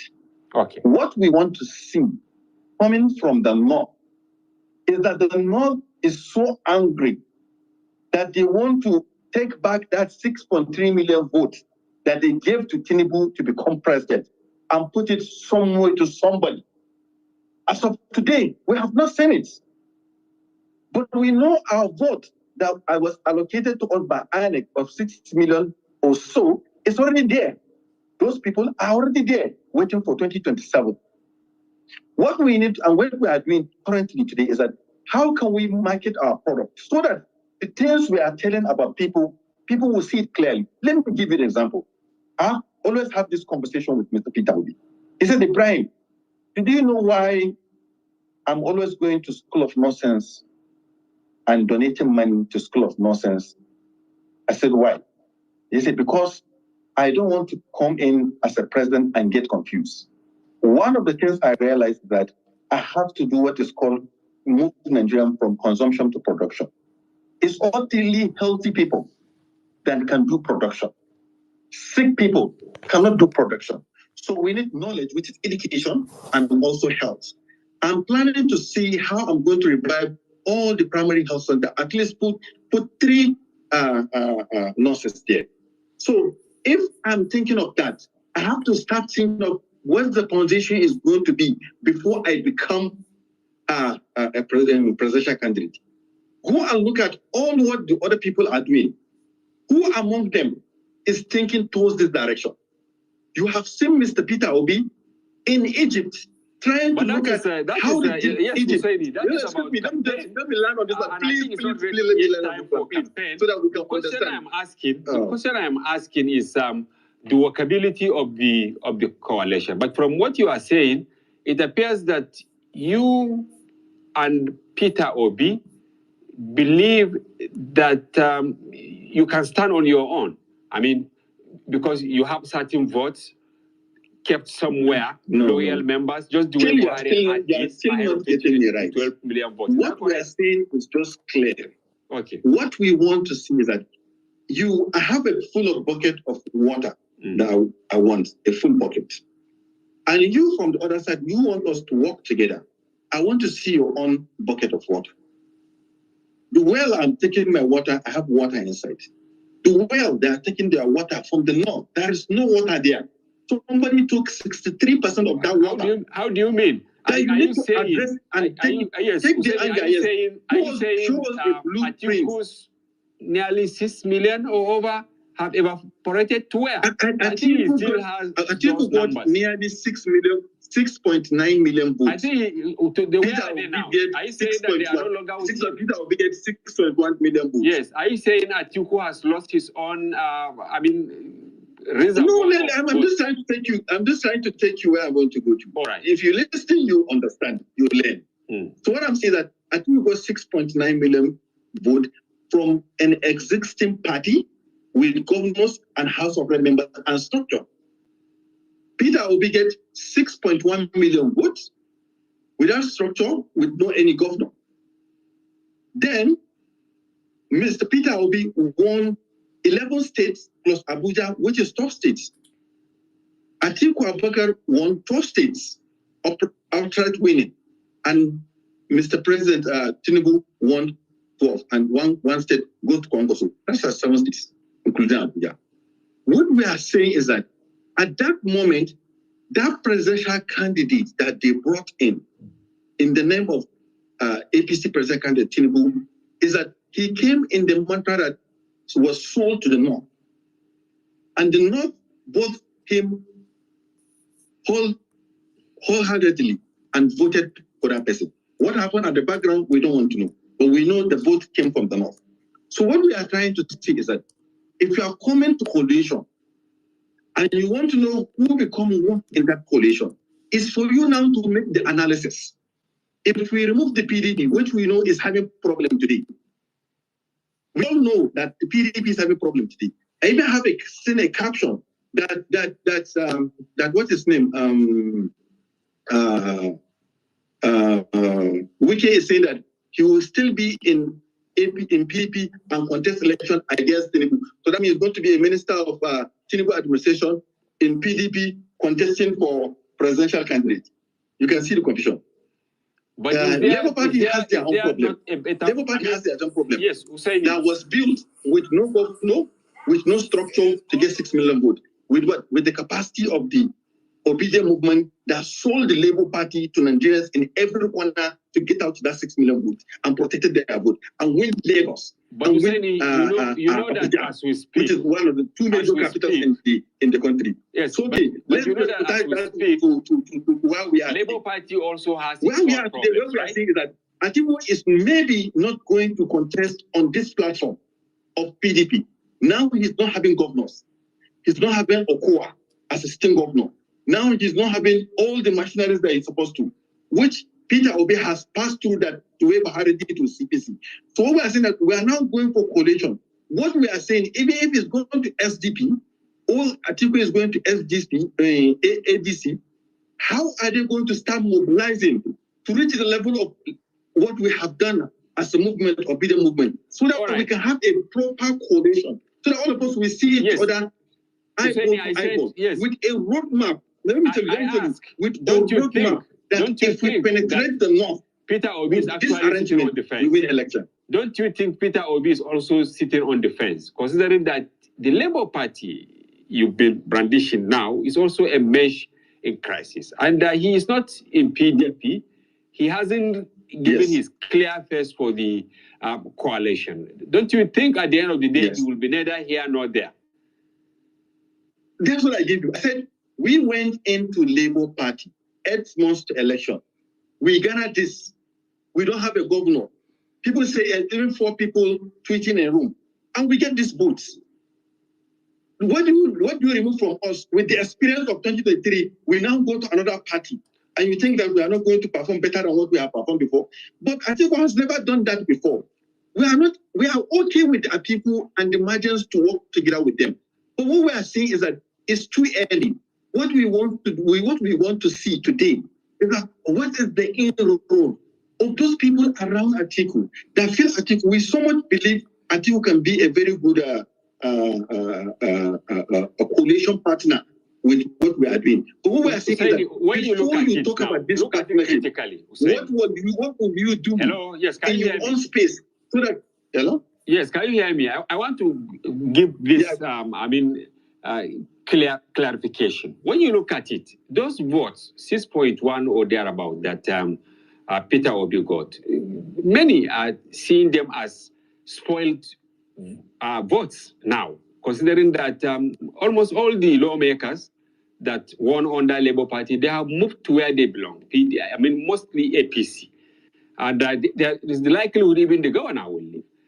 Don't you think if Peter Obi repeats what he did in 2023, he will end up remaining a spoiler? Because many are seeing him as a spoiler. As if he was with Atiku, it will have been history by now. Nobody will be talking about Aswaju. No, it's not like that. Somebody will be talking about Aswaju if the government refuses to work for Nigerians. We are mixing the two. It's not about seeing the person and giving it. That's what Peter is saying. It's not about giving it to somebody. It's about understanding that we are coming to work. And I started giving you an example of what he's doing with the North, what he's going to try to see, how he's going to take Nigeria from corruption, how he's going right to round Nigeria to south and south. Which that's what we want to see other people doing. Who is having the empathy to go around and now console and condole people all what this is happening? Who have the energy to see him in London, to see him in Rome? He just came back today from Rome. You understand? Who get that energy to deliver good governance to Nigeria? And we told these people, I said, if we want Atiku to be president, help him to go out, sell Atiku, show his prudence and his capacity and capability. Show him not as a president that will be like Buhari to sit in the villa. Show him as a president that will not go and be and stay in Dubai. Show him as a president that will not be traveling for medical tourism. We want his supporters to tell him the truth. Showcase yourself. Of the obedient movement, when we see a direction that is going to bring a new Nigeria, and Nigeria is going to get out of this problem that we have seen ourselves today in, we will follow any other person. But if you are talking about, if this government that we have seen today, what is called the government that beat us, that's the APC government. If the APC government has come and is moving Nigeria forward, and things are getting right, security things are getting there. If somebody is not buying private jets for himself, he's not buying a new alcohol for himself, he's not putting in health life insurance to himself, while other people are dying, when the soldiers are not complaining. Why will you come here and be having this conversation that we have somebody that we are going to put against this government? No matter how good the president so the idea is not about picking. No, we are going to pick people based on character, competence, and capacity. If we are not discussing about Nigerian masses, we are not discussing about this thing. So what we are saying is that instead of them just to sit down and type and write something and send to the social media, they're saying that they offer Peter Obi a vice president to go. But why don't you talk to their presidential candidate to up the game in the north? Go into places talk to our people how we are going to bring this Nigeria and bring sanity and bring justice to those people that are doing injustice to Nigeria. Then everybody will happy who become what and what group is taking over from APC. But not just the final question. The final question was coalition and call somebody spoiler because he didn't connect just to get more. Yes, okay. The final question, because we have come to the end of the program. We have less than 1 minute, please. Do you think, with the way things are going, Atiku on the left, Peter Obi on the right, Konkoso somewhere, all other contenders in different places, don't you think you people are clearing the pathway for Tinubu to emerge as president again in 2027? You should answer this in less than 1 minute, please. Okay. Quickly, I think it's not going to change anything. What is going to change Nigeria and the effect of what Nigerians are going to pass through is good governance. The conversation of all this, for example, Atiku is a king and a kingmaker. He can be there and he can support somebody to be there. Peter Obi is a king and a kingmaker too. He can be there, he can support somebody to be there, even if he's not going to get the vice presidential candidate. But the truth of the matter is, we have to judge everybody and the coalition in respect of what are they going to bring as a change to Nigerians, not for us to continue just dashing people a country to lead for free of charge without any social contract. So you still believe that there is hope before maybe May next year they will arrive at a certain consensus? Of course, even if we have agreed today, we cannot announce it today. We have to wait when the time reach and it's ripe for us to step forward so that at least those people that they are going to use to stabilize our constitution will not be having much time. And also now, because people realize, I know what they're doing, what they're saying. We will deal with issue. When we deal with issue of security, then we start putting people out of poverty. The more you put people out of poverty, the more you reduce criminality. When people are hungry, but they don't know where that thing will come from, they become criminals. If you give them food, you reduce criminality. It's simple. It's in different countries all over the world. You have different type of agitation today because we have a problem. Were they there yesterday? No. Yesterday the country was good. There was profit. There was something to share. So everybody was living peacefully. When there's nothing to share, there's problem. Because the only thing people share is profit. They don't share loss. In loss, they quarrel. That's where the country is today. We will bring back the country again. And we'll make it work. We will deal with the other issues that are besetting our nation today. Issue of corruption.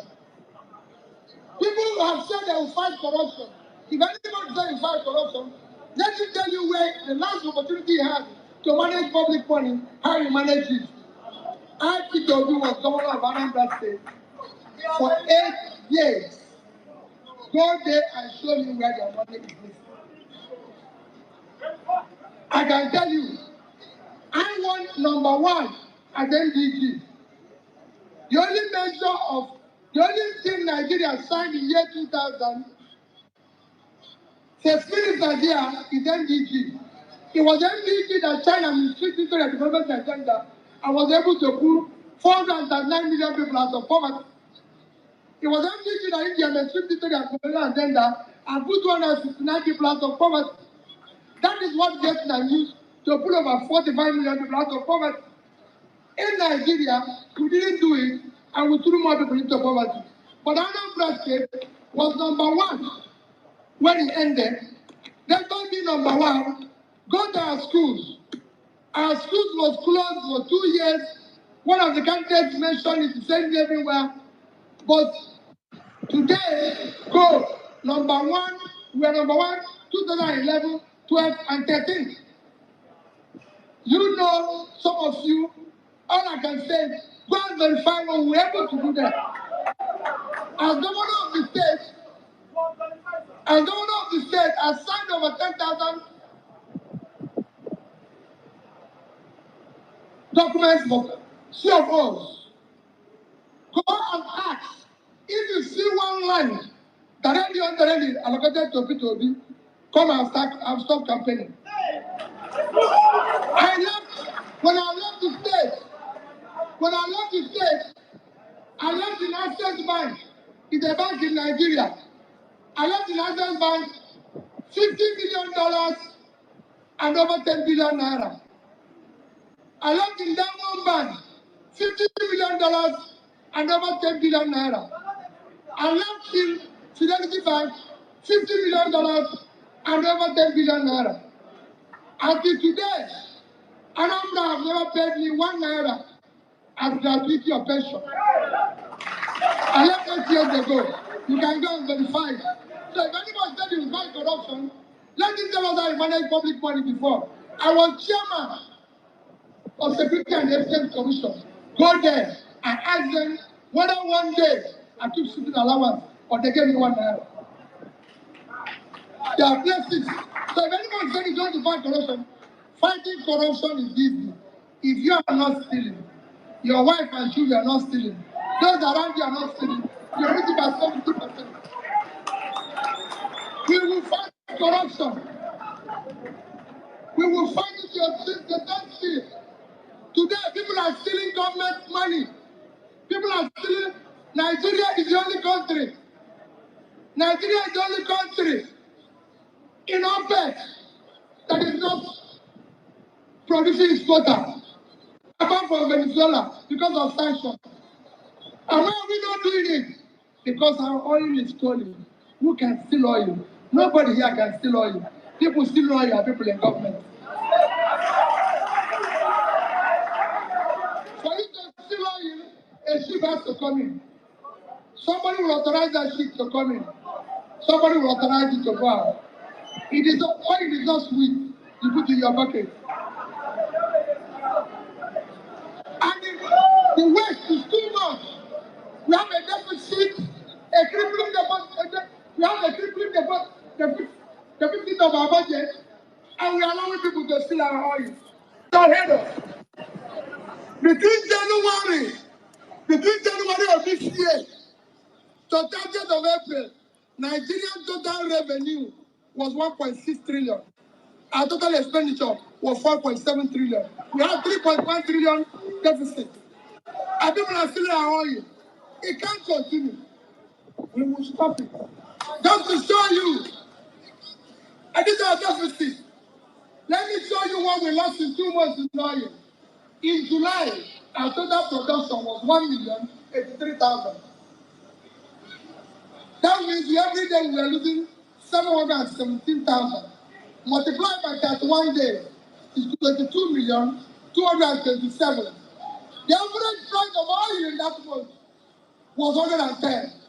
If you multiply, we lost $2,445,000,000. Let's just lift up 50 and multiply with 550. It's 1,344,750,000,000. That's what we lost in one month. In the month of August, it was worse. In the month of August, it was worse. We were producing 975,000 barrels. So we are losing 825. So over the 1 month, we lost 25 billion barrels. At 100 naira average, we lost $2.5 billion, about 1.4. So in 2 months, Nigeria lost, we lost nearly $5 billion or equivalent of 2.8 trillion naira. Which country can operate like that? It cannot. We are paying subsidies. Subsidies organized crime.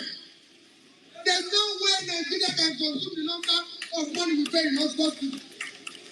That is the money we want to save and throw into productive sector in the north and get this unemployed youth that is giving everybody problem to have something to do and we reduce their criminality. It is doable. It is not rocket science. It's happening in other nations. It can happen in Nigeria. So my dear people, all I plead is that yes, as you know, as people goes around, there's also of news. There's also of things which I'm not here to defend A or B, but anything I want me to clarify, I'll clarify. But I want to assure you, today, I'm a Nigerian. in Nigeria. I want to give Nigerians hope.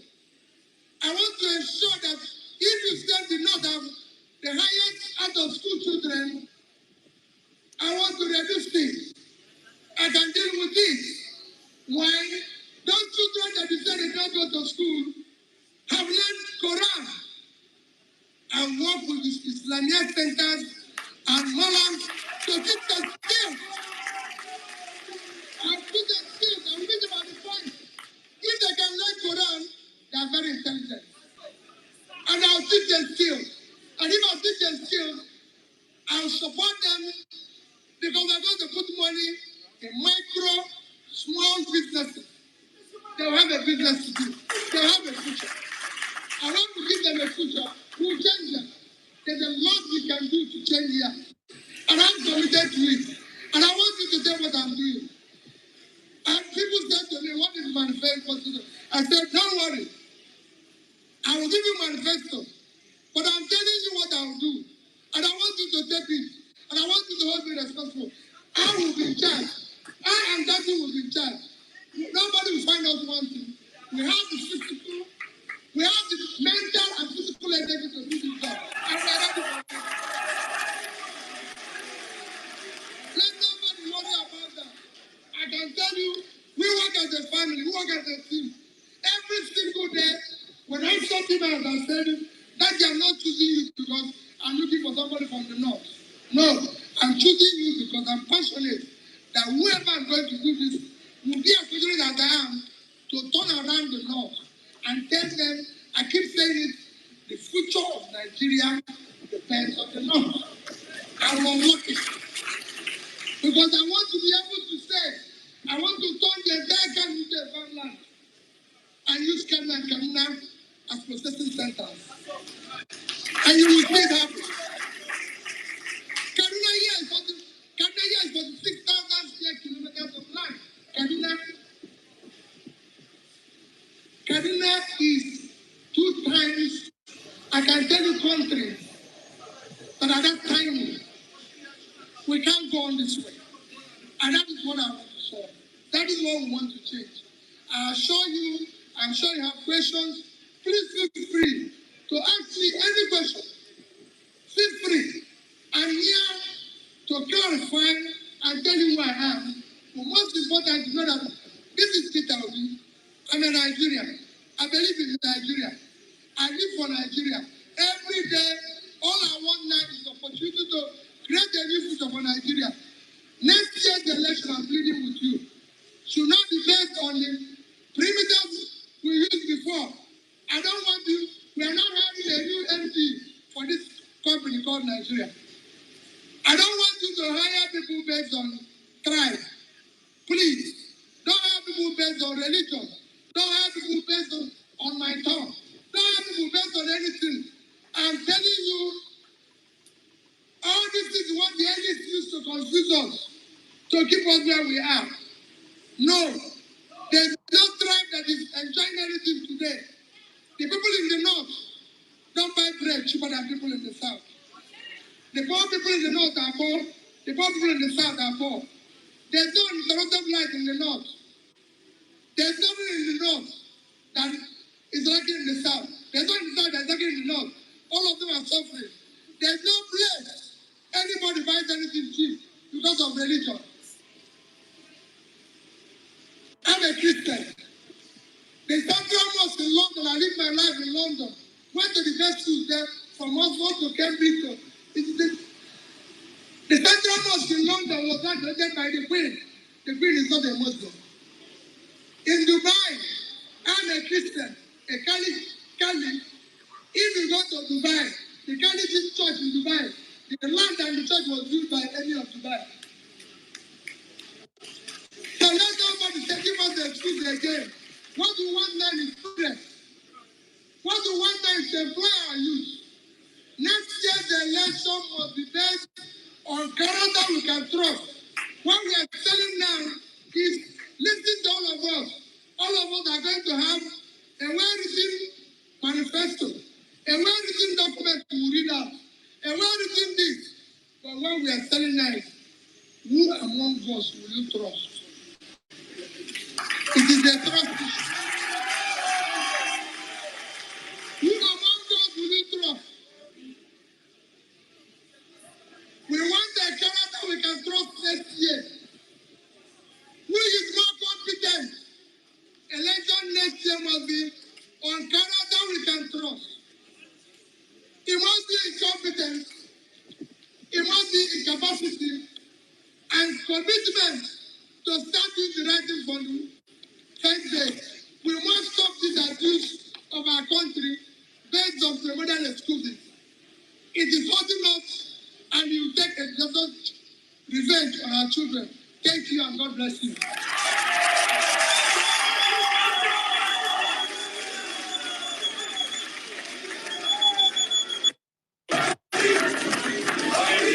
Thank you.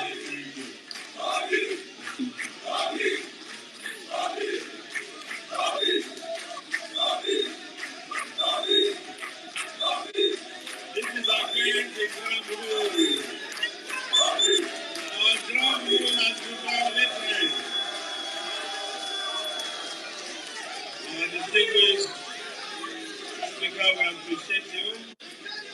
We thank you for this wonderful session. Let me now hand over to the panel. Mr. Chairman, you will allow me to invite the Deputy Chairman to kickstart the panel discussion so that we now go to others to continue. Mr. Peter Obi, you are now available for questioning to start with the panel. Thank you very much, sir.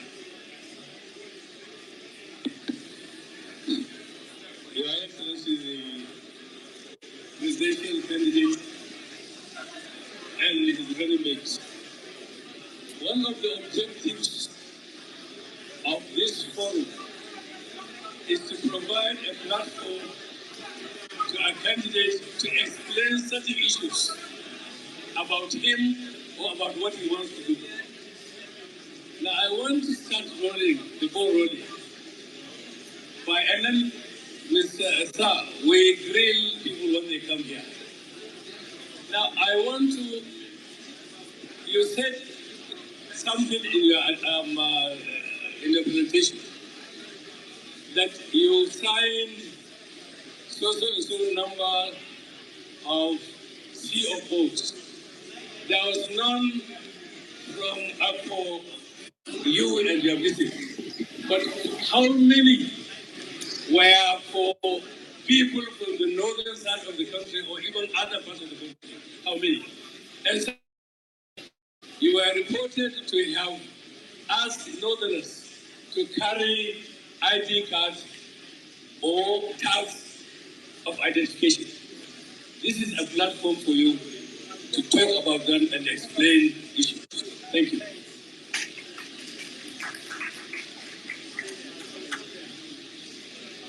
Sir, do you want to take all the questions or you want to answer all of them as they come? Let me answer them as they come. Sir, remember. Thank you, sir. Thank you very much, Vice Chairman. Co-chairman, sorry. Co-chairman, let me, the co-chairman asked a very valid question. And that question is important. Co-chairman, let me tell you, they've asked me this question. You know, the first person to answer this question was Dr. Dati. And I said to him, my brother Dati, go to Anambra State, go to the whole of Nigeria, spend your money, spend everything. If you see anybody who is carrying ID card and he said it's from the north while he lives in Anambra State, or anybody who tell you this is here am I treated people from other parts of Nigeria while I was governor, come and will stop campaigning. I will withdraw and go home. Number two, it's important that I take all this. When I was coming in here, when I came in here now, somebody told me Peter, your brother, my brother, the governor of Kaduna State, said that he came to my state and I deturned him. Let me tell you, it's good when you answer when these things happen. You clarify them. Number one, in my 8 years of being governor, only in the first 3 months did I have a commission. 3 months. And that because I met the person. At the time the governor said this, it was during the election. The police commissioner then, the police was from Kano. Tell me, my powers, I was in Abuja. Government was PDP and APC. Tell me how Abuja person will issue order for somebody to be detained. Even me was there in my local government. And I was working for. But however, all of us I committed is that when they asked me, I said, that's how they treat everybody that I wouldn't be in Kaduna on day of the election. That was the only thing. And it took them, there's no way. I cannot do that. Co-chairman, I never asked anybody to carry ID. As governor of Anambra State, I have the best ADC in Nigeria, the best policeman. My ADC, Mohammed, is from Kano. He's the best policeman till today that I've ever met. He's from Kano.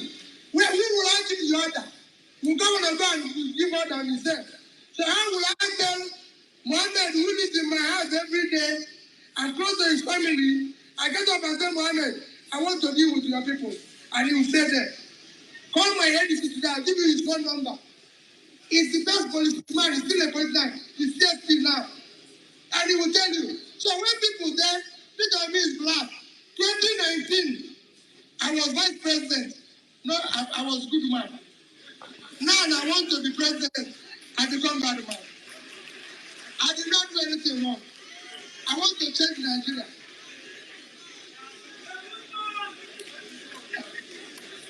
Land, yes.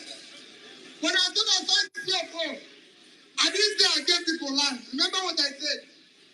All those land that I signed are people who are applied. I never one day said I gave A or B land. I got land myself. I said, so I'm going to give you phone number of the leader of Muslims in Anambra State. Ask them their relationship with Peter Obi. And they will tell you, if there's anything, I keep saying it, right in Kano. I told that and I told La.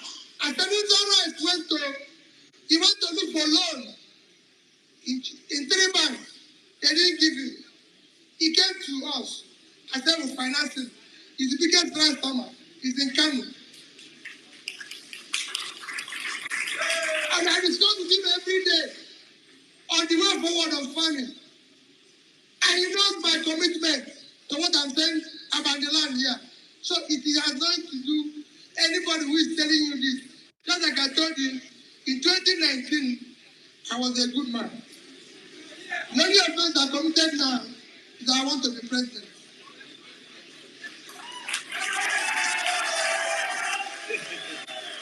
Thank you. Agenda. Let me give to Jas Your Excellency, Mr. Peter Obi, I'm seeing you in pictures. I'm seeing you face to face for the first time. Your Excellency, if you look at the picture above your head, it's the picture of Ahmadu Bello, the father of Northern Nigeria.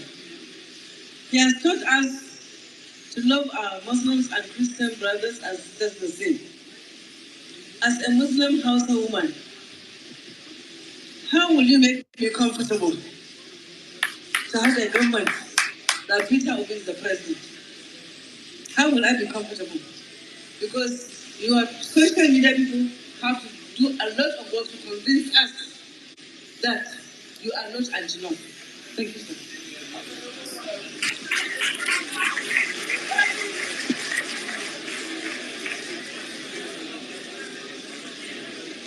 What you are saying now, I've told you this, and that is exactly what I'm going to say again. All these things that came out now, were they not there in 2019? Because all they're telling me now is this offense started in 2021 when I declared to be president. But let me tell you, one of the greatest investments I want to do is in women.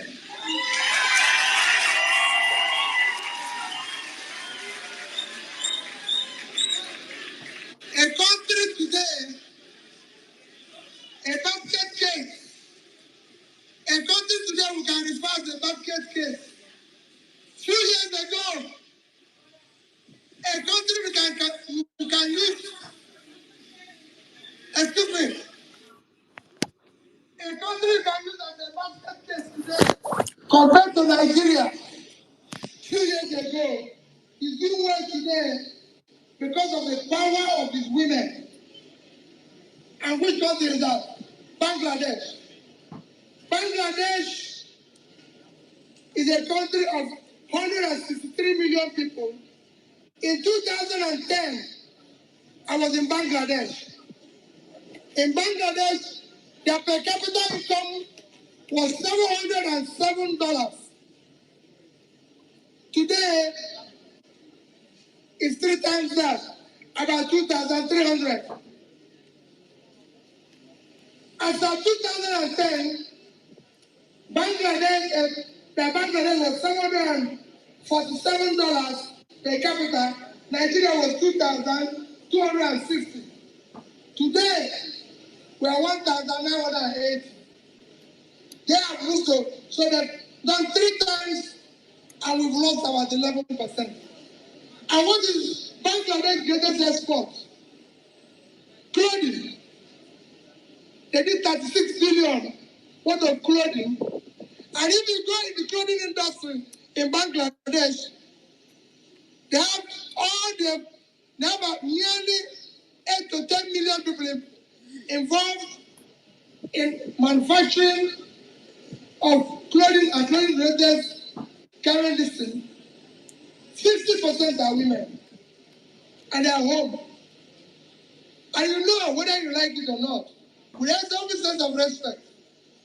If women are determined to do anything, they must get it. They're very industrious. I work with them in the bank. I gave women over 40%. My chief of staff was a woman. My deputy governor was a woman. My finance commissioner was a woman. Accountant guy was a woman. Head of service was a woman. Commissioner of education was a woman. Commissioner for local government was a woman. I believe in it. So I can assure you, Mom, I'll take care. I will unlock. If there's anything I can say, and I want you to take it on tape, I will unlock the knot. Because I know what this country is waiting for. We want to feed ourselves. We can't feed ourselves by importing food. We can't feed ourselves by our young ones being productive at home. They have to do something. I will make them productive. The women will be there. We are going to do something for them. And I assure you, when I went to the flower fields in Kenya, we were one women. So they will be there. They will work. Thank you.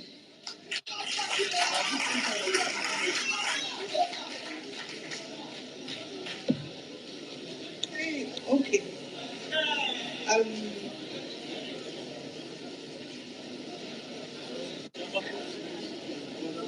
Honorable Peter Obi, the same thing, Your Excellency. I'm meeting you for the first time. You've dealt a lot on resources. My question will be on resources.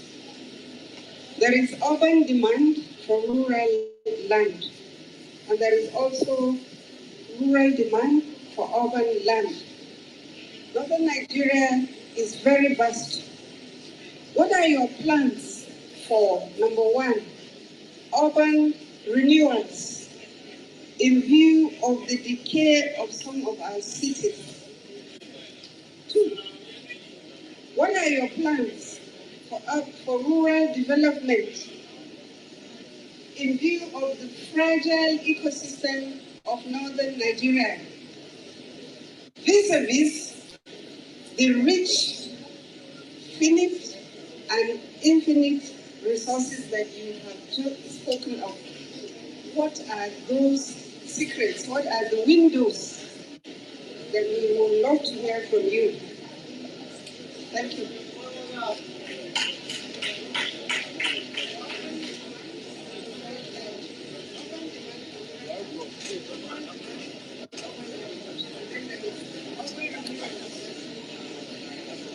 If I understand it, for me, you know when I said it, I said we deal with 3 banks. The 3 banks we're going to deal with are said Bank of Agriculture, Bank of Industry, and Bank of Infrastructure. Remember, we have an urban bank in Nigeria. We will make those banks work for urban renewal. You know, the rural infrastructure, due to the poverty, we're going to use the resources of government to do it. You need to see what was done in Bangladesh. In Bangladesh, there was no big building, beautiful buildings in the cities, but they have rural roads to the farm, rural roads to the villages where women were doing cotton, where women were sewing. So that's what we're going to do. We're going to use the resources of government to deal with the rural infrastructure. Urban renewal will be done by involving urban bank, involving infrastructure that people have to pay. Because those who live in urban areas, it's like when you talk about power. There's places we have to do power subsidized. There's places where people have to pay the real price because they can afford it. I remember when we change the economy and there's growth, people have more disposable income, unlike today. Thank you.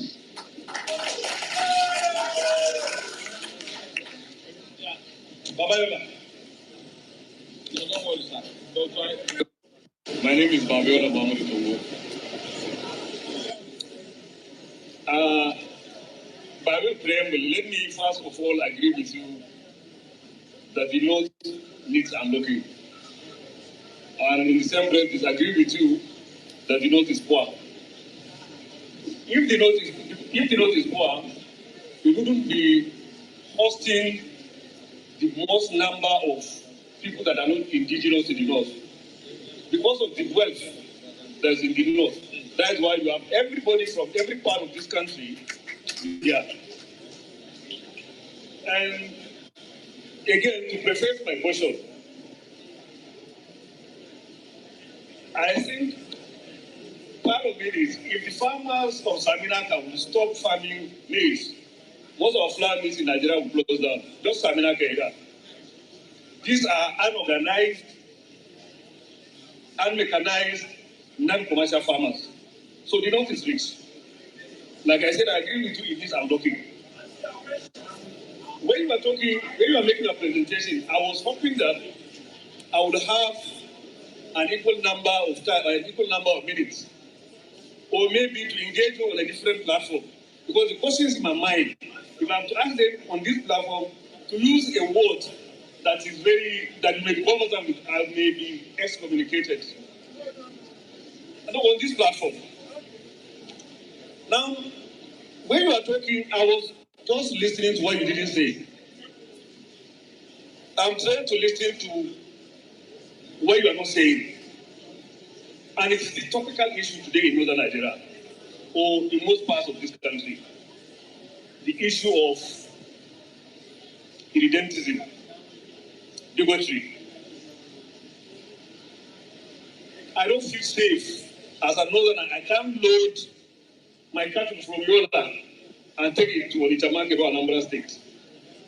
That may be the beginning of my economic ruination because the truck and my animal may be burned down, including the life of the driver and his mates. I have seen Fulani homestays got banned, the people trapped on the streets and lynched. I'm a Fulani man, and I'm talking as a Fulani man and a northerner.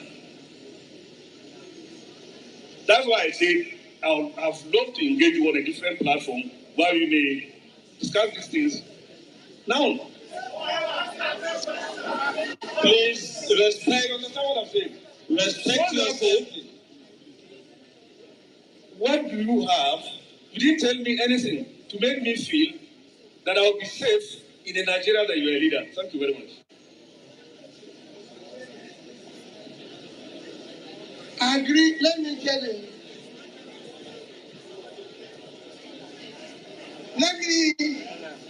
Hello, I want us to listen. Let me tell you, sir. I'm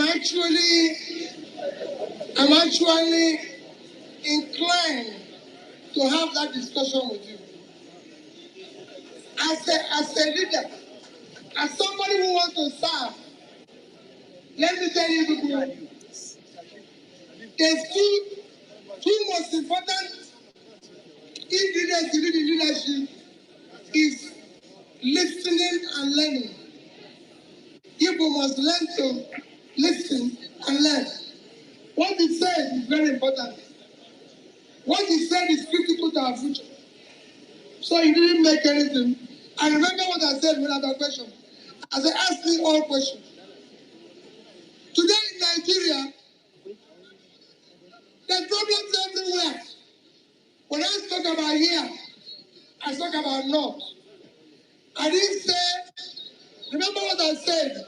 I said the North is the greatest asset of Nigeria. So that shows is the richest. All I said is it has not been unlocked. Then I'm going to unlock it. That's number one. Number two, I said it in the different forums. When people ask me about how to get off from various parts of Nigeria, whether it's in Oduduwa in Southwest, IPOB or this in North Southeast, let me say categorically, in a democracy,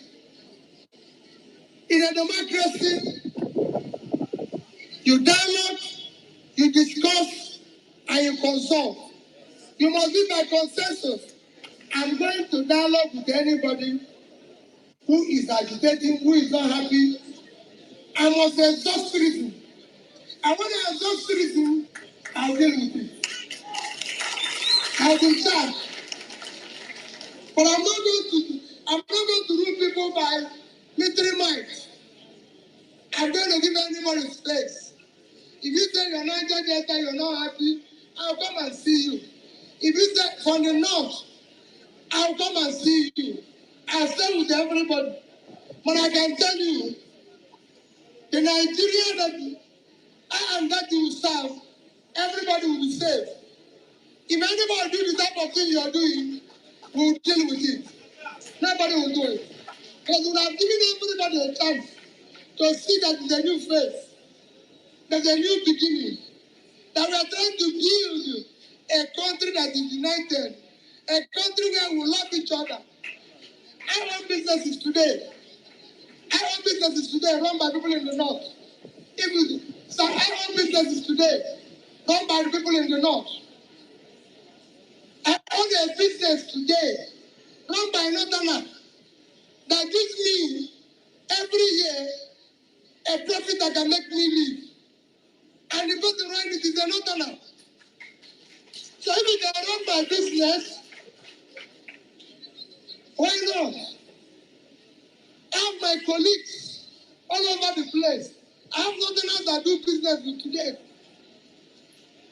I I can name 4 or 5 businesses in the north here which I have huge investment in. I don't want to risk it. So I know, listen, anybody can tell you anything, and it's easy to say, oh, this person is this, or this person is that. When you go and tell the person, like I said, bring one person with ID card, it doesn't exist. Bring one person with this, it doesn't exist. But it's easy to do it. And I'm saying, if all this was there, nobody would have seen it in 2019. But nobody saw it there. Until now, it came up because my position changed. Thank you, sir. Thank you very much. Please, our distinguished audience, be patient with us. Everybody that has come here, they are open to interrogate. And that is that a weakness or a strength? Mr. Kutabi will add value to that in further discussions. Now, Dr. Akin Babambe, before I open the floor to other members and some questions here with me, can you say something, sir? Thank you. Thank you much. Thank you very much, Excellency. Excellency, if you become president of Nigeria, you will be the first democratically elected Igbo person. The North has voted for non-Northerners before. We voted for non-Northerners. We voted for Abiola from the South. We voted twice for Obasanjo. We voted for Jonathan. So voting for a non-Northerner is not a big issue for us.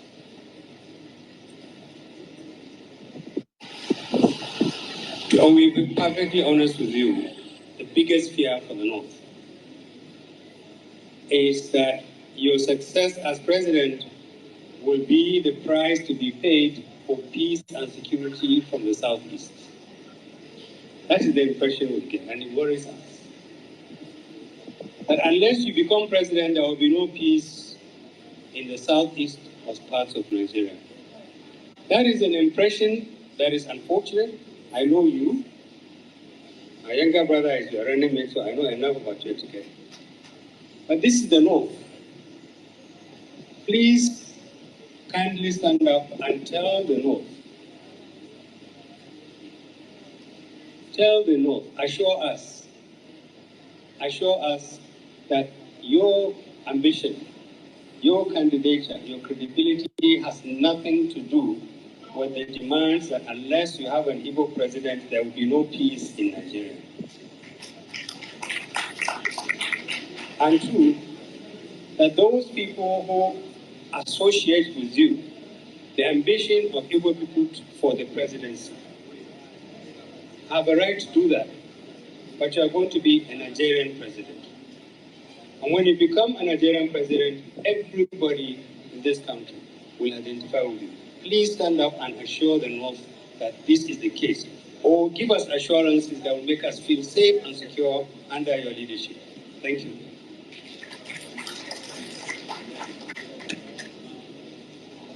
Thank you for the question.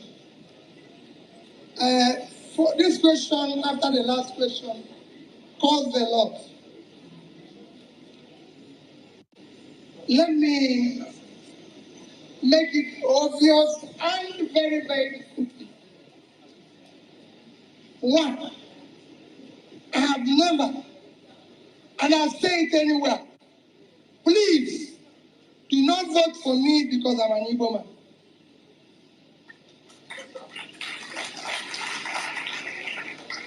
I am running this election for the office of the President of Nigeria as a Nigerian who happens to be an Igbo man. I'm not denying where I'm coming from. I'm running as a Nigerian. And I will live and defend the Constitution of Nigeria. I will govern with the Constitution of Nigeria. I will be just. I will be fair. relate cordially with every part of Nigeria. Those who are actually hearing about me today, I can tell you, will be the greatest beneficiary of my presidency. All they need is to trust me. You voted everybody, which you said, but you have not voted me, Peter. If I'm a Sam from that side, that is the change you see. I'm here for a new Nigeria. I'm not here for. I want Nigerians to believe in Nigeria. Today we have Nigeria, but we don't have Nigerians. We don't have people who carry their passport with pride. I want every youth in Nigeria to carry his passport with pride. I want my children who have been to the best schools in the world to say they have a friend from Kenya. I said this year I have an ADC from Kenya, and I was proud of him. And I speak to him every day. And he said, go and ask the ADC. When he asked me, who do you want as your ADC? I said, I want a good policeman. I didn't tell him I want another OB. I wanted a policeman. And he gave me one from Mohammed from Kenya. And we lived together. We were not quarreling. I can name you my best friends today are from the north. And I said, in my business, the biggest and most hardworking person is in the north. So, wait a minute, where did all this division came from?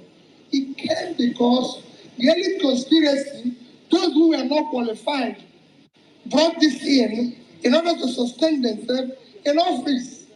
And I want to remove it so I can create a level playing field for people who are qualified.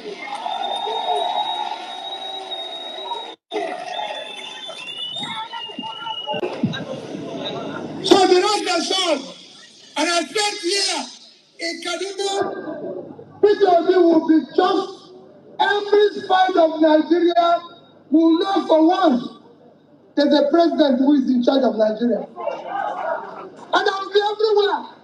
I'll visit everywhere. I many those years that as president, within the first 1 year, I must visit and sleep in every state of Nigeria.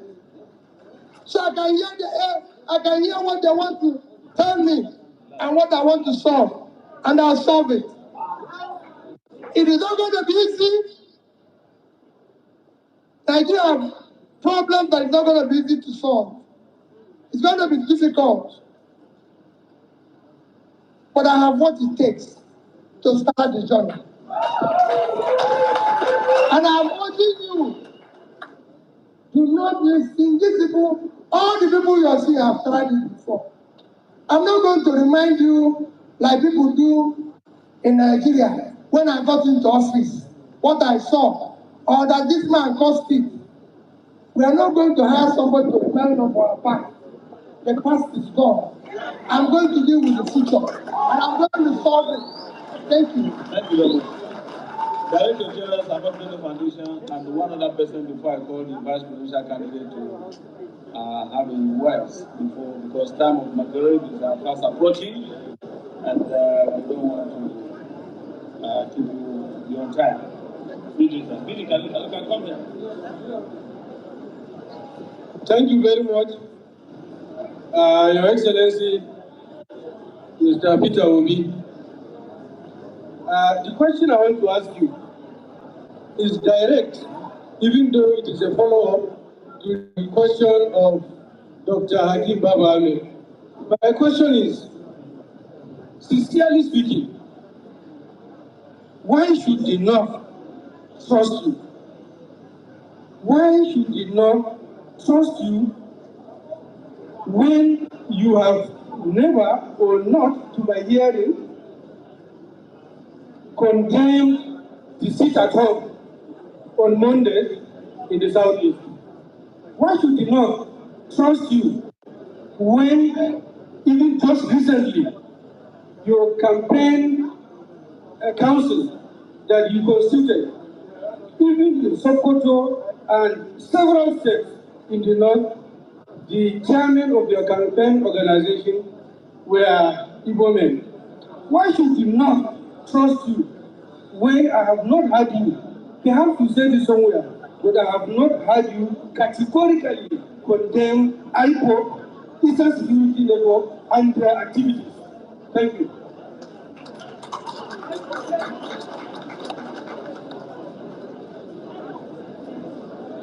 I agree with the. Thank you very much for the direct question. I answered them one after the other. You've not been following my campaign. That's all I can say.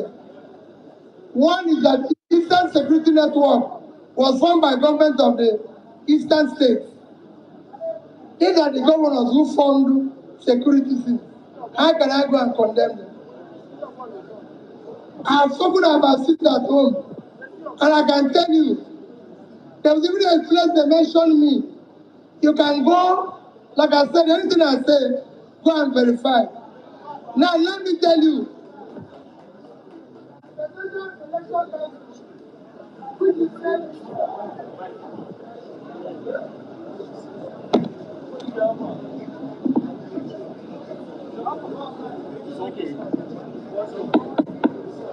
okay, it's Presidential Election Council, which you said, Presidential Council, Campaign Council, which you said I consulted, is interesting. Is the party chairman in Kaduna here? Chairman, were you in the meeting when I spoke to chairman in Abuja? What did I say? I said I didn't put one person on that list. He was there. And after that, I even tweeted and said there's certain anomalies that is unacceptable. I tweeted it and it will be ratified. But you see how people say that the one which I consulted, not one person there came from me. That is party matter. When party do things, I as a leader, I'm responsible. I take it as my responsibility. And I said, I will dialogue with everybody. That's what I said now. So what you said is in order. I agree with you. I said I will dialogue with every agitator. I don't like it. It is important. If anybody says he's not happy, I've told you about campaign council. Everything that I do it with all sense of responsibility. And that's it. Like I said, he knows he can tell you a bit more about our relationship, which today he knows, and he tells people, say, listen, I've been with this man for a few months. It is totally different. Yes, I've lived in a circumstance where there's people who don't want you, and they come up with all sorts of things to make sure that you have done this or do this. No, I condemn everywhere there's wrongdoing. I have never condoned wrongdoing anywhere in Nigeria, and I will not condone it. It doesn't matter, because I believe that we can sort all this out, and we have to. And all these things we are bringing out is what will make us a better united Nigeria if somebody like me serves tomorrow. Thank you, sir. Thank you very much, sir. One of our elders, Nadia Kwandi, that you are very aware, is one of the oldest northern elders. I want to ask one or two questions before I invite the vice presidential candidate to come and talk to us. Thank you, sir.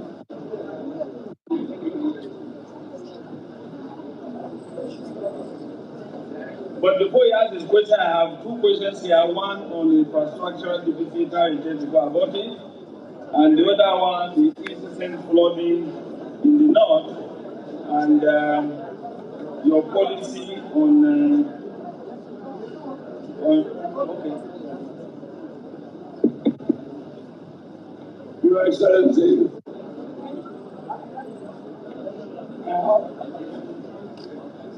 No, I better start. No.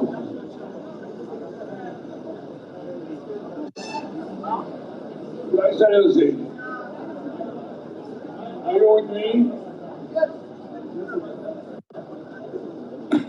It appears the emphasis of your campaign has been based on the youth. And in my part of Nigeria,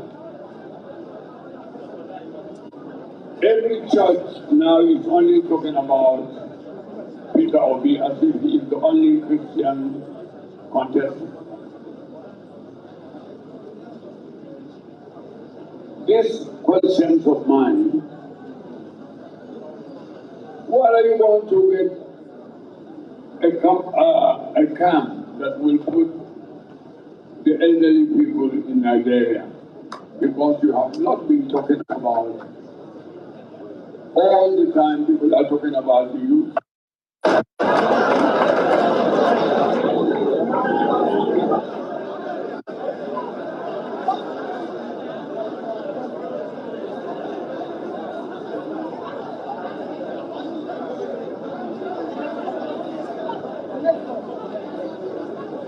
The next question, before I sit down, is that we are having problems on my part of Nigeria about you being a Christian. We want a president that will hold Nigeria together.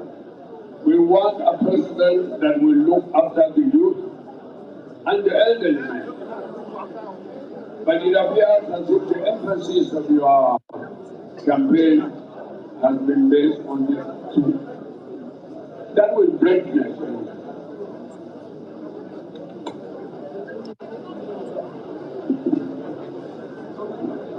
I need to say beside my daddy when I'm talking. Daddy, if you are above 60 years, you are soon to be on this side. So I'm already on this side. That's why I'm not talking about that cost. When I say the greatest assets, the greatest physical assets of Nigeria is the vast land on the north. The greatest human assets of Nigeria is youth. Today, all we need is to take care of you. Unless we support the youth, they will earn revenue to support their parents. What is happening now?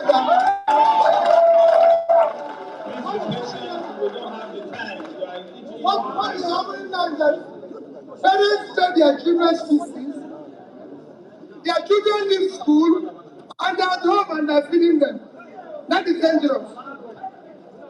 Because when they get old, without anything to fall back on, they'll destroy everything. So in their productive age, we want to make them productive. Yes. And it's when they make them productive that they can look after the others. And that's what we're talking. We cannot abandon the others. Or what you're talking about, all other things you're talking is my opponents are bent on painting me every day black. All I ask is that I was vice presidential candidate in 2019. All these things they say I am today. Where was I yesterday? I served notable Nigerians. I've chaired several companies. As chairman of those companies, Northerners are there.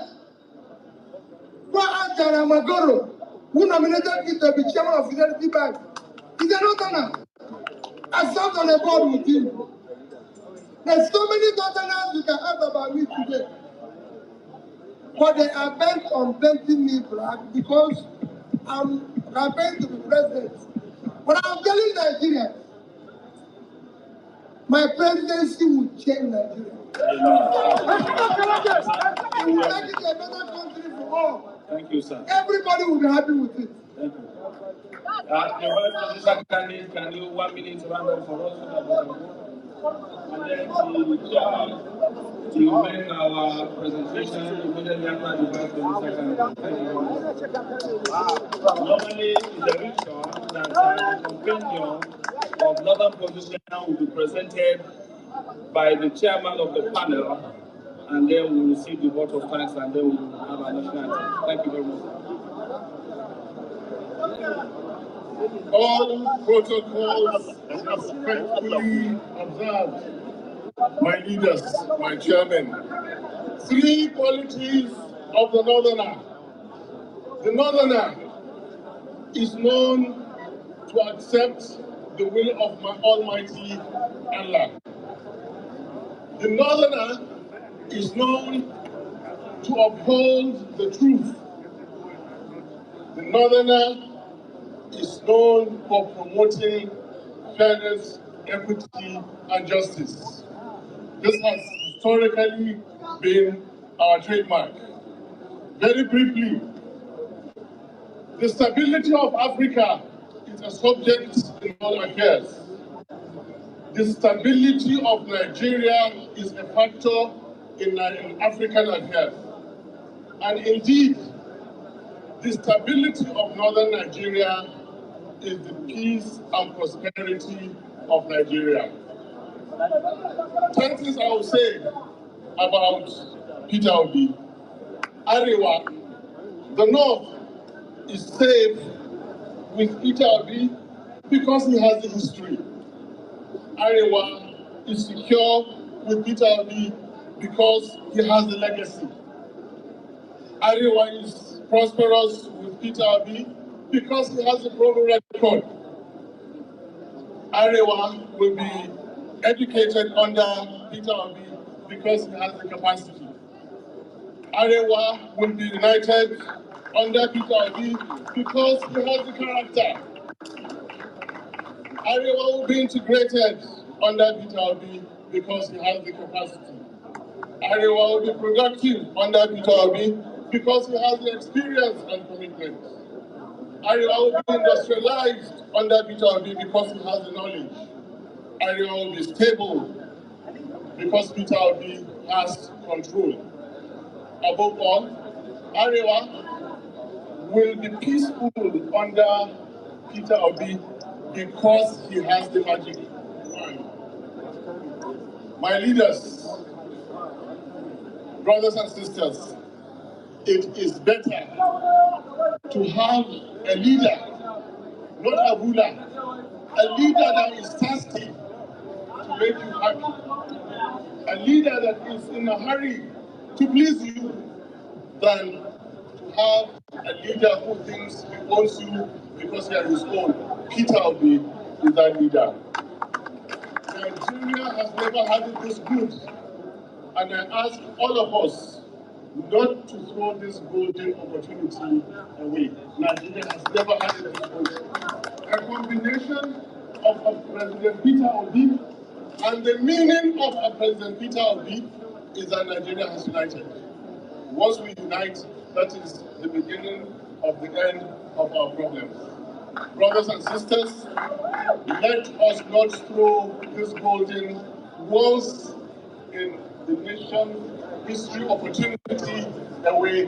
This is the time for a new Nigeria. This is the time to go with Peter Obi. This is the time to go with Peter Obi. I thank you so much. Thank you, thank you. And I invite the chairman to make the presentation of our compendium to the presidential candidate, and I have the honor to immediately have him to have a group photograph with the panel members and steering committee, while our father, the co-chair, Waziri Katsina, will give the vote of thanks. Thank you, sir. Can you give the vote of thanks? That's zero. Michael. Okay, thank you. I'm signing out. Alfonso, I don't know if you see. Yeah. I don't know if you see. Thank you, Dr. CJ. My God, I remember that day. What you What? stepped off? You stepped off? No, no, I said I remember watching that particular this Ah, thing live, that Arewa. Arewa House. Arewa House. Yeah. It was there that Atiku said those nonsense that he said, and they didn't say anything. You could see the type of question they asked him. Yeah. Yeah. Very annoying questions. Christians people on the street Questions people on the street like and Tinubu was there. They didn't ask him anything like that. that was a hypocrisy That of it was all, man. hypocrisy of it all, man. Well, anyway, for me, I just hope he declares to run on time Yes, I hope and stand. he Yes, I hope declared he like declared like today today, tomorrow. tomorrow. Yeah, and stand firm like Trump. Like I remember that first Republican debate in Trump 20. campaigned Trump for campaigned almost for almost 2 years. 2 years. Yeah, and 2015 they asked among all of them, which of you will not support the candidates if it's another person other than you? Trump raised his hand up. So I mean, that is very key. Do not give impression that you're not going to run in a case you didn't win the primaries. That's just the truth. If you are giving the impression that whoever wins, you are going to support him, then you're actually betraying the trust of like people like us who hope that through you we'll get better Nigeria. Yeah, Because but it, yeah, sorry, people are talking about this coalition. Let me use my other phone. This phone is echoing.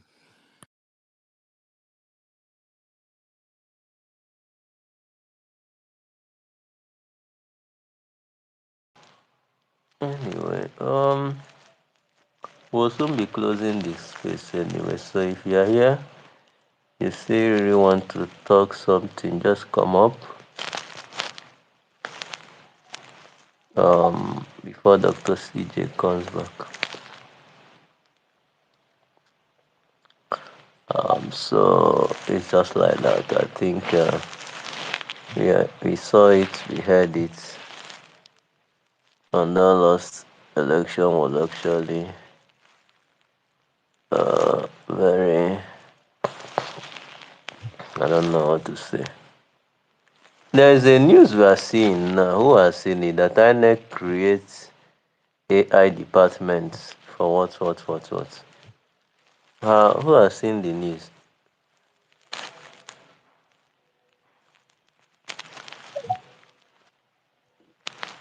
Doc, have you seen it? Okay, it's not up yet.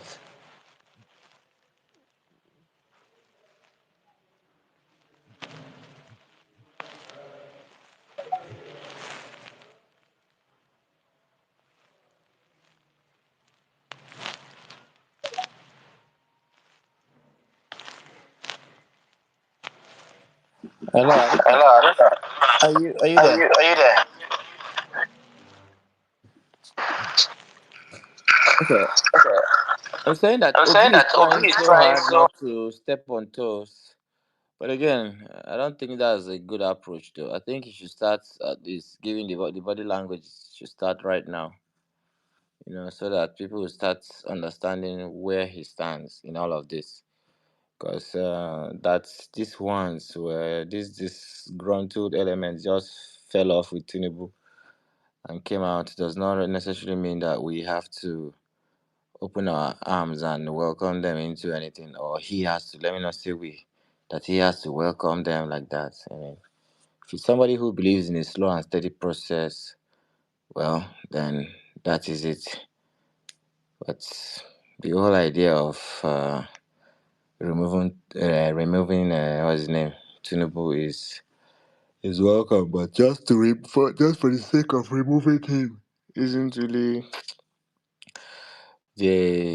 the idea for me, because at the end of the day, removing him for a very good reason is for the reason of replacing him with just an Atiku, for me, is something that I'm still finding very difficult to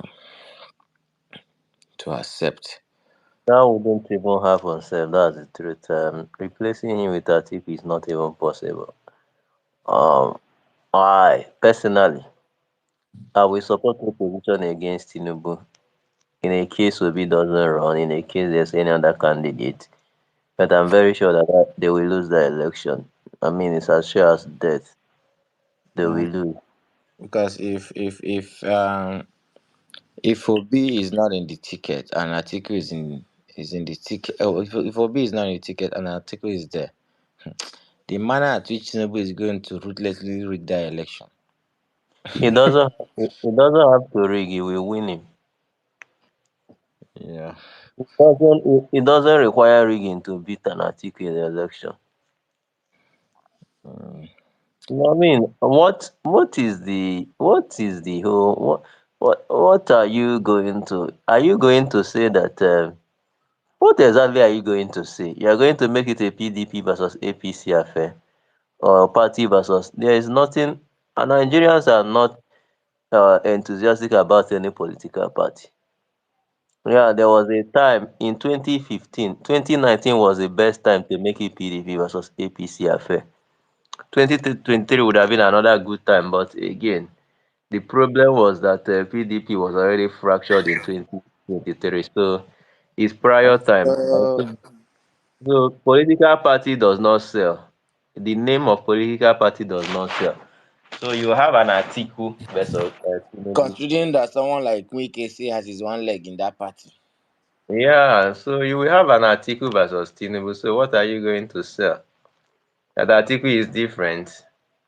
81-year-old. That's what I'm going to meet the nursing students, the radiography students, the people that I talk with. This is what I'm going to be telling them. That Atiku is going to better their life. Someone that is 81-year-old. That Atiku has plans for their future. Atiku is going to include them in government. I mean, there are things people should not even think about, to be honest with you. There, there are things that but it doesn't matter whether he's a good guy, he's a corrupt. I mean, there are things somebody should think about. And these people that are pushing this in their 30s, in their 40s, for whatsoever I reason. think it's actually very good to once in a while, like go back to those campaign videos, go back to those campaigns and hear these people. Because this guys also capitalize on the fact that Nigerians are quick to forget. The same person you were condemning the other time is the person you're running now to. Is the person you people want to come and It actually it makes no common sense that you want me to convince people that we turn 18 in 2 years, people that are 16 years old today. These people, some of them have grandfathers at home and they know and they see them. They are convincing them that the best person to lead Nigeria is actually someone that is their grandfather. it might That, also that be the reason why that guy doesn't even come out that much is my also, well, I don't know. Because I don't know how he runs his own okay, campaign. okay, you know all these things now. Whatever. That's why Atiku cannot take live interview. Even during the last time when he's not yet that old, did he take live interview? The one he went in Arise was they have to edit it like they take the interview. It's never live. It's predated or something. They don't air it while he was taking it. That's how the way PO takes live interview, PO will appear in Arise. You're asking him question and answering it in real time. Atiku never tried it. Tinubu never tried it. Neither of them can do it. I mean, it's not possible. You want Atiku to take live interview? No, it will. They will not edit it, make it look good, make it look Yeah. what. But for him to take interview immediately, I mean, answer question in real time, that's not possible. And you know what happens in campaign ground? In campaign ground, you don't talk. Campaign ground is not a place where you convey your message. Nah, you don't even talk much. You Because just make I noise. remember when Obi came there, spoke for less than 5 minutes. So I mean, every other person spoke more than him. He spoke less than 5 minutes. Where you convey your message, those interviews, those interactive sections. So if it's campaign ground, they will package him So 2 minutes. I even see we'll be having like a coffee hangout in Abuja and doing all this. So you're doing all these things to come and step aside or what? I don't, don't get it. I mean, if he does that, it's actually it will be very disappointing. To be honest with you, But I doubt. I doubt. I think but this after. again, an article, no, no, how far from where to where now? Supposing it was even 5 years, supposing someone that is 76, 70 will be managing him. How can you bring up 81-year-old? Leave every other thing. And the It's not idea they want to force it down, they want to push it down your throat is what I don't understand. guy. You want to force me to go about telling people that a certain 81-year-old man is the best thing we have for this country. 81-year-old. I mean, even even the possibility of Northerners voting him is very low because they remember Yaradua. They will be seeing his vice as a possible opportunist. He is trying to get into power through his back. Yeah. So they will say no. That it's possible that this guy will pass out after 1 year. Then the other person will be in office for 3 years and contest again. So Nigeria is something. APC governors endorsed Tinubu as party sole presidential candidate for 2027. This is barely 2 years into this Nigeria. God, yeah, Tinubu crazy. is working on the belt and doing everything possible. So I think they are um, also panicking somehow as well. yeah, it's panic now. The coalition is actually hitting him. Everything is actually hitting him. Mm. So you want to send the message on time, and that is why nobody should tell me not to talk about the candidates now. The candidates who you want to run The against him. earlier, the better. But again, that might also be strategic, considering this Tinubu kind of politics. I know. The thing in election is very difficult. I mean, popularity matters more than any other thing. There is no way you will bring out someone who is not popular and make him. Why you work for Obi in the other election is very simple. It's a new election. Nobody knows who is running, right? So bringing in new person, introducing newbies, is very important and very fantastic. And if you check in all election where young new people has actually won, I mean first timers, it's actually election. They are mostly election that the incumbent is not running. Yeah, There's no that's way it. you bring a new person when an incumbent is running. You bring unpopular person and want to unseat him. It doesn't happen. If Barack Obama had run against what's it called, George Bush in second term, he would have been beaten. So I mean, him a first time senator. At that time, nobody is running. So into him, people are looking forward because someone else is leaving. People are looking forward for something new. That's just the way it is. Uh, well, Yeah, but again, I think this UNISA guy, I think he has a lot of work to do actually. Those people who are also from the north, because during this space this afternoon, I realized that the people from the north are still bent on, uh, okay, let me say people who came on the space are still bent on this article, this thing, So, hello. yeah, the whole thing is that that's where I feel Obi should be running with. We should get other big northern politicians to work with him. I would even prefer him to run with Rufai than even talking about this article. I don't know why. This article guy, I don't know. I don't doesn't make any sense. I mean, every time old leaders. You know, the Yeah, reason why I have a problem with Showore till today is what he did with Jonathan. Before then, I didn't have any problem with the guy. I just felt this guy is just one guy, one random guy there. who is also just, being an activist, So, but after that thing, I realized it's one opportunity to had like to change leadership from these old people. Then you are here making noise. Now Peter B is here again. He's here disturbing everybody. Every time he doesn't opens his mouth. He doesn't talk about Tinubu. Every time Peter B. I mean, for the fact that everybody is talking about this Peter B self shows that there must be something, I mean, something about this guy. There must be something about him, you know. And guy, even just listening to this Arewat, I know I've listened to it before again. It just kind of just some of those things you have in your mind, he just brings them out. Like I was born in the north, man. And I see no reason why Nigerians are not really excelling in agriculture, man. The weather, bro, go to other countries now. You see countries that when I was coming home, was it last year? I went through Egypt. If you see how hot this country is, my brother, from the sky is brown, zero, no greenery, nothing. That's when you start to appreciate our own environment. That, you know, we have raining season. I know it can get hot sometimes, but again, you have, you know, proper raining season. Can even do irrigation and all that. Hello?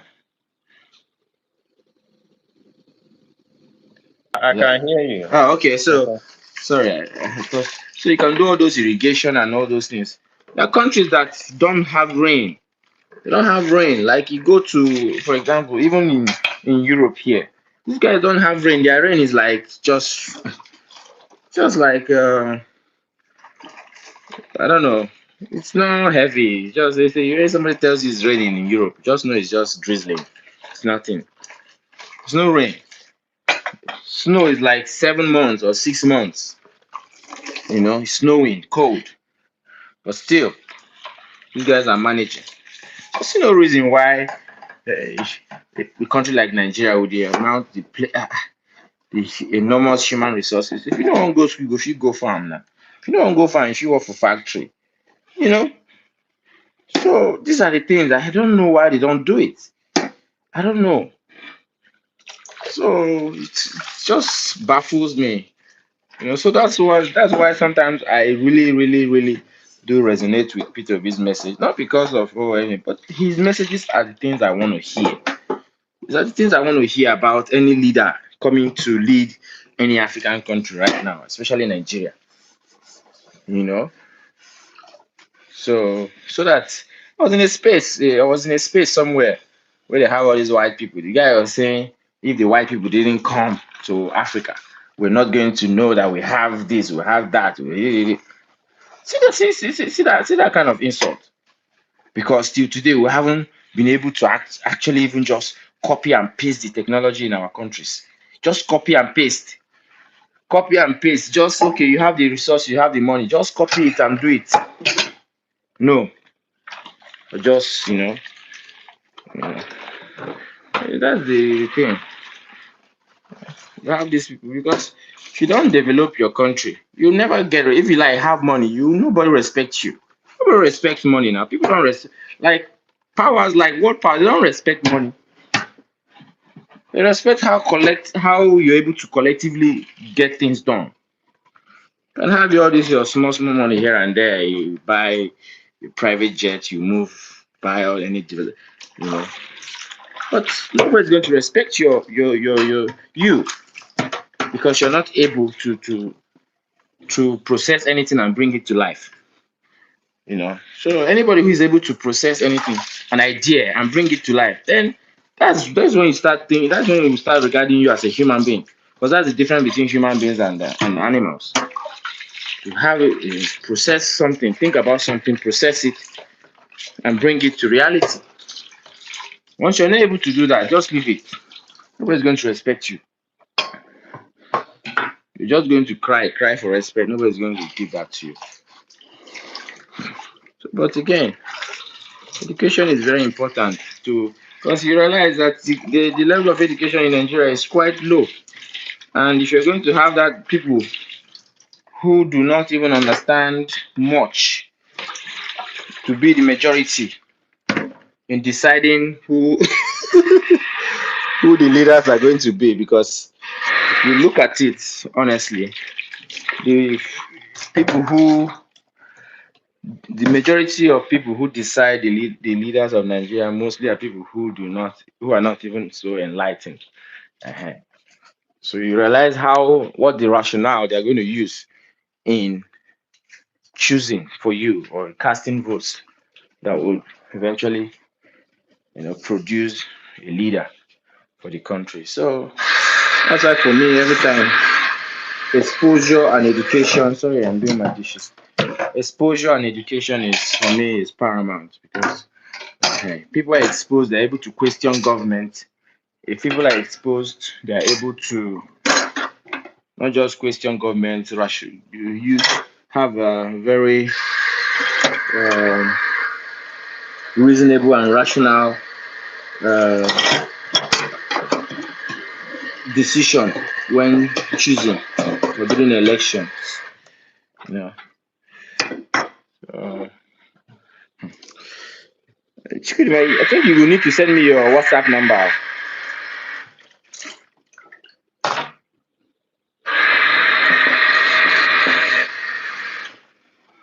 Okay, thank you very much, sir. Thank you very much. I think you will need to send me your WhatsApp number so that I will be able to those Okay, information I'll be able to, or your email anyone. yes, sir. Okay, sir. I'll do that. Yeah. Yeah. Yeah. Thank you very much. Thank you. Thank you. So I think maybe you can close the space now and rest now. You've been here since. I'll close this to almost immediately. Yes. There's news coming from Anambra. It seems they want to adopt a more by any means. They just tell it to go and run. I think LP. Are you talking to me? Said what? No, I'm telling Check about our Anambra election. It seems LP wants to adopt the Abule candidate. What's even going on in Labour Party with this Abure guy? I don't know. I haven't I really. mean, what, what is going on there is beyond what anybody can do. I think P2B is also been taking this thing very slow in addressing this issue. Because there's no Now, there's a news coming out today that what's it called? That the LP, not LP. There's a news coming out today that they have asked the NET, right? That's the right people to take over the party, right? yeah. And do and go into prepare for what use what comes up and everything. Right. But outside that, right? The Anambra State governorship election, the people who conducted the primary these are village guys. Ah. So the thing is this. So Um, do they have the right legally to do that? Because I don't they know. don't except these people choose to just let them buy the ticket. If they want to be vindictive or they want to stand by their legality, they will remove all these people and get new people in, right? Yeah. So, but again, it depends on what they want to do. But if they don't, uh, Because at the if end they of the don't day, want if they to, don't do it, and those people eventually not the people that are supposed to do that primary, and won't anybody that wins an election lose their position if eventually they now say yeah, okay. there are lots of technicalities to it. The thing is that by Nigerian law, right, except internally by the party, right, the Yeah. party has the right to include any candidate they want. So If people like that is if the Colonel Usman, who is the new person in charge, right? He Mm. tries to forgive Abure and say let the candidate go, right? Yeah. Despite the fact that he's an illegal candidate, he won't affect him in the case he wins the election. He will become Okay. governor, right? But if he wants to stand our ground, he will do everything to remove the guy, and he can actually remove the guy, Legally. and either decide not to field any candidate or field a different candidate. Because But I was seeing in the news that they have decided to work with the guy, which I don't know what inspired that or something like. it's what it about politics. So. Why Abure is bent on sitting there by force is what I don't understand. Well, It's all about money. It's money. well. Oh wow. Oh wow. You here thinking about Nigeria in a patriotic way. Some people are there looking for using it to make money. Oh wow. What do you go? So, so where are you now? You're in are you in Anambra or you're in Calabar? Okay, right now I'm in Delta. You're where? Ah, Delta right now. ah. Where in that are you in Asaba? Yeah, Saba. You move around a lot too. Yes, we are looking for placement now, so Ah. uh, My everywhere you go. my friend is in Port Harcourt. Federal. Is it Okay. no not federal, state. What's the name of that place again? It's a state Okay. That's the River State University. yeah. No, he just finished he just did his exam, I think last year. Yeah. So he's doing his Okay. house job there.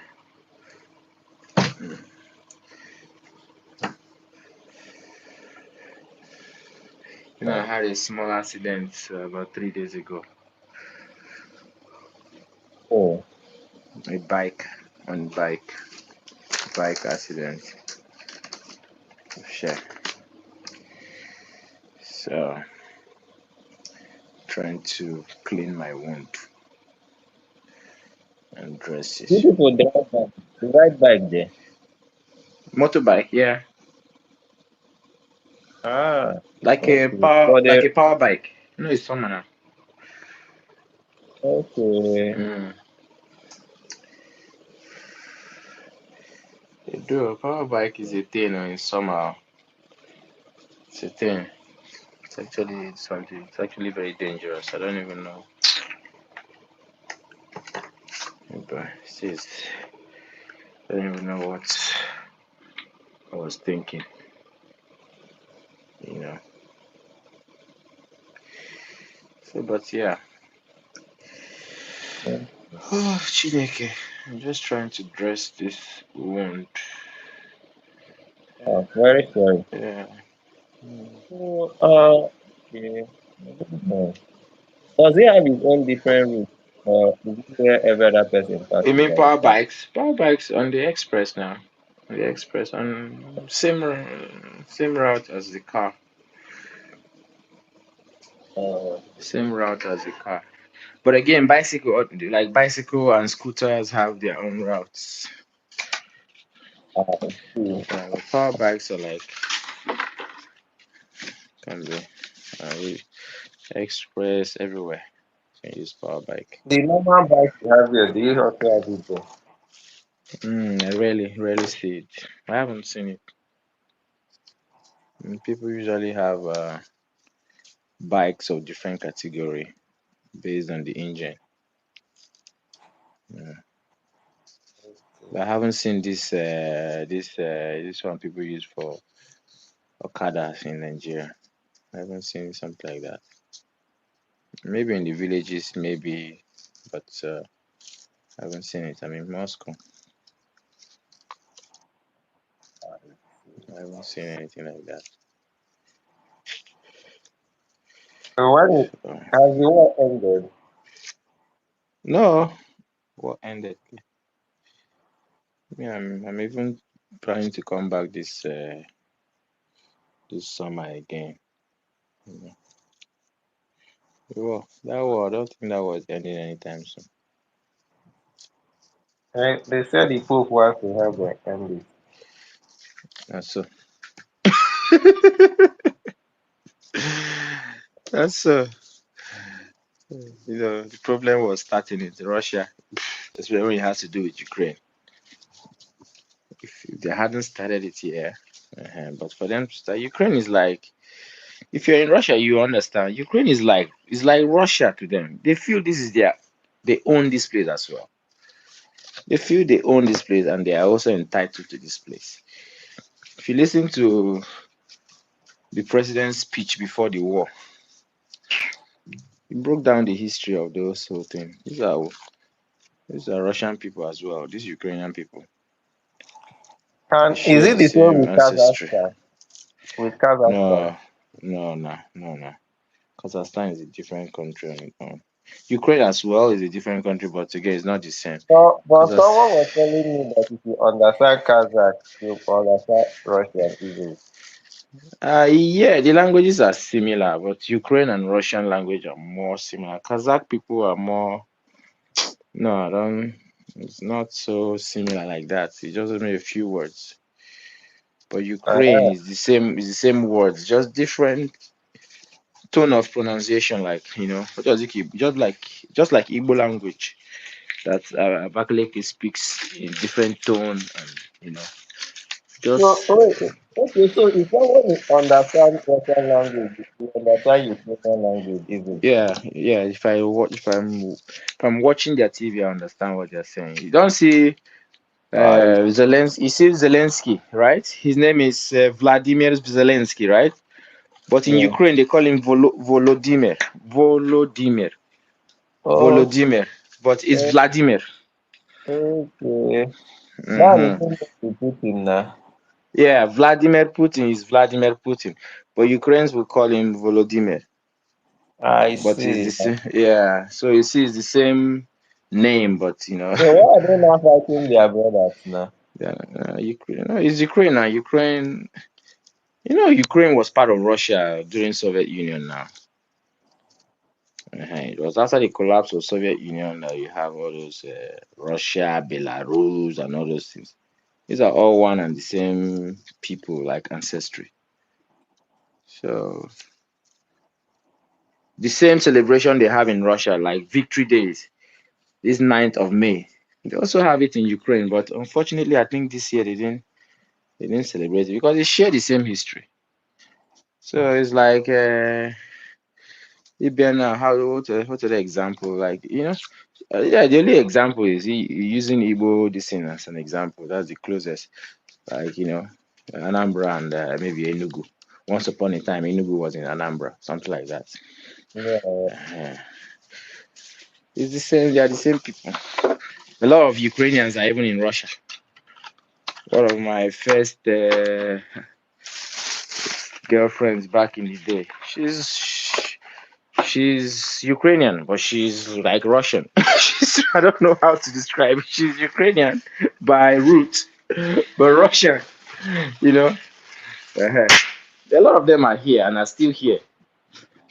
The war doesn't make any sense to anybody that lives in Russia and understand the relationship.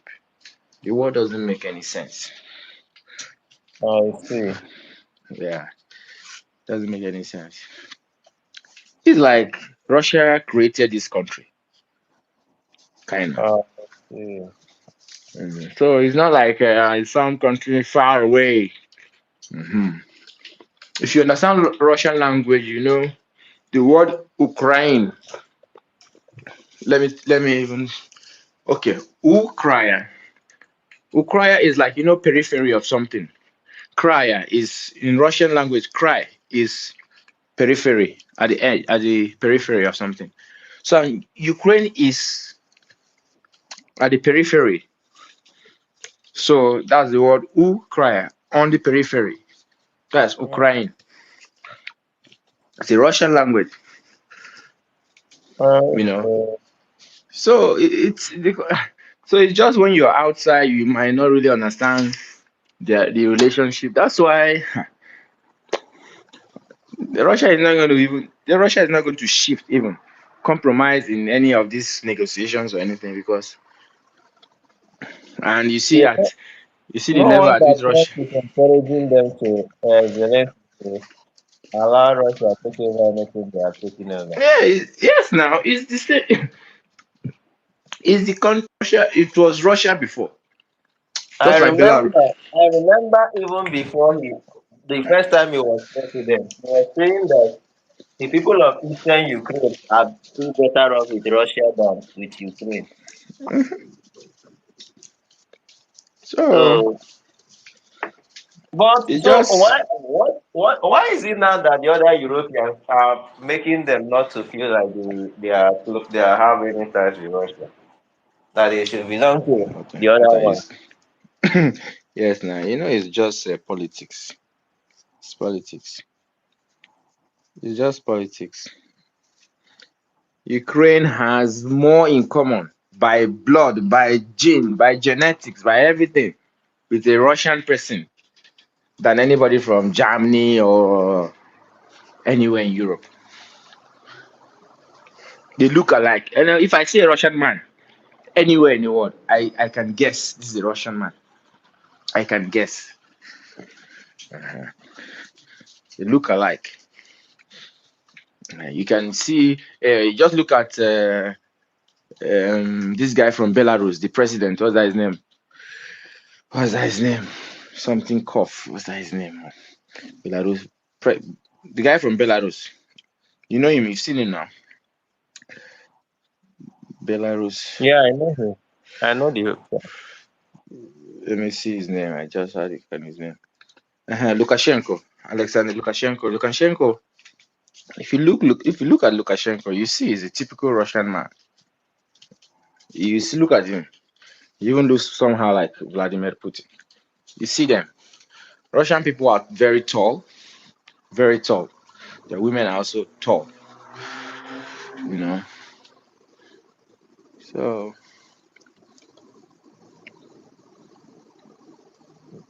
but Putin is not tall now. he's not. He's not. But the majority of Russians are tall. And look at his people now. Just look at his people. Look at his Minister of Foreign Affairs. I don't know if you know him. Uh, I don't know him now. Uh, okay, you don't really pay attention to. You know, when the whole thing started, I used to side with the West. So Yeah, it's uh, just normal. It's just normal. it's based on the information that you have. Yeah, the So information you have. you Yeah. know, you know, you know this guy. What's the name of that guy? Galloway from UK. The Galloway. What's that his name? Yeah, I don't. is it Galloway? I don't know Let him. me Oh. check. Wait. Yeah, the Minister of Foreign Affairs. This Lavrov, Sergey. Very tall guy.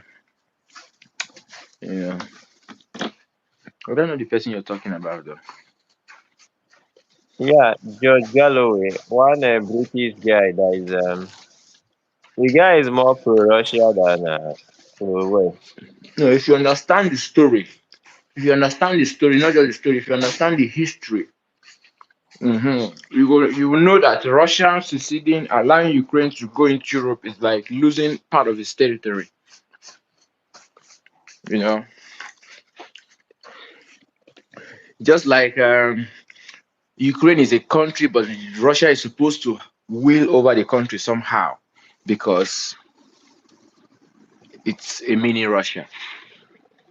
You know, kind of thing. And US they do that. The US does that as well. So and the whole idea, Russia and media is not so they don't do this media thing like that. Mm-hmm. So CNN would feed I people with know. all manner of But their misery. deception is actually is even Trump era that made me know that they are Now because you I Before that said time, when the war everything started, they, people were calling me all everything, over. My everything friends they in said were like truth to me. yes, Like no. the people like Gaddafi and the rest, it made me hate those people. I didn't even Okay. know that. Let me even tell you a story. There's a boy, I will not forget, a boy from Libya. When I came to Russia, a boy from Libya. You don't even find Libyans anyhow, but those ones that travel abroad to study, they pay them very well.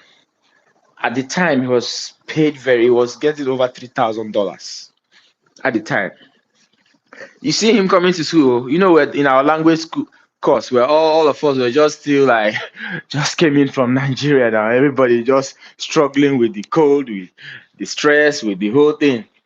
You see this guy, if you see his jacket, you see his suit, shoes, he moves in a briefcase. These Arab people can also be very flamboyant. Man, this guy was always looking good. Expensive stuff. He had everything. Lived in the best hostel. Money was not his problem. But unfortunately, that time it didn't last for long. At the moment Gaddafi was gone, I stopped seeing him. So, and that also, you see, that also goes to prove that you see this American media or the British media, forget. They will assassinate your character. Huh. I used to be scared of Gaddafi. I say Gaddafi. What is it? Yeah, Gaddafi. I used to be scared of the guy. Like this guy, Gaddafi. This guy is a terrible person, you know. But mm, when you start to understand politics and see that, you start to see that this guy was actually one of the. He's actually one of the And brave the biggest ones. problem with them is that they don't hold the same standard with everybody. If the No. person, if the dictator is dancing to their tune, as they call those people dictators, right?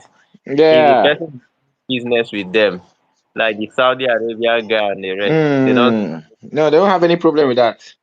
Yeah, but once the person is not doing business with them, But this is the thing about it the becomes a start. I mean, the West now, white people generally. very, very, very nonsensical people. You know, the father of Kim Jong Un, right? Because he didn't have much problem with them. They didn't actually paint him as bad as they are painting Kim Jong Un today. So you see now. Yeah, in that time, they even when he died, they were showing that people were mourning him and all those things. Yes. So they They kind would of go.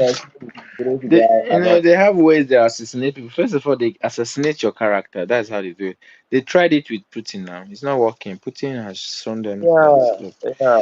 The the advent of Trump actually made people understand because Trump actually forced them through, right? Yes, Because he fought I them directly. remember, I remember during the time of George Bush and even Mitt Romney.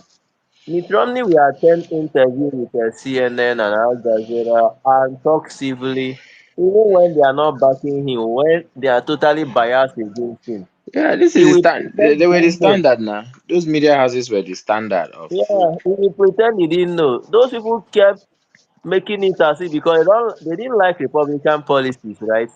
So they were probably planning to make it all Democrats in and Democrats only winning the election. So, or even Republican trying to pander. So when Trump came in, Trump said that they are biased people. Yes, call So them fake news now. yeah, fake news started fighting them and they fought back and everything became so bad and everything. So it now became obvious to people who want to know that actually these guys are actually not the moral standard that they No, pretend to be. they're not. That's why when I hear people outside of Russia talk about Russia, I'm like, yeah, Russia might not be the El Dorado of the world in terms of um, this whole capitalism thing of making money here and there, but see, decency and family values are so. I mean, it's here to an extent compared to what we have there in Europe. I mean, if you're comparing it to Europe, of course, this whole LGBT thing, it's a crime here. It's illegal. You go to prison for it. You know, encouraging people to get married, people to have families. They give money to people who do get married and have more than 2 kids. They do all that.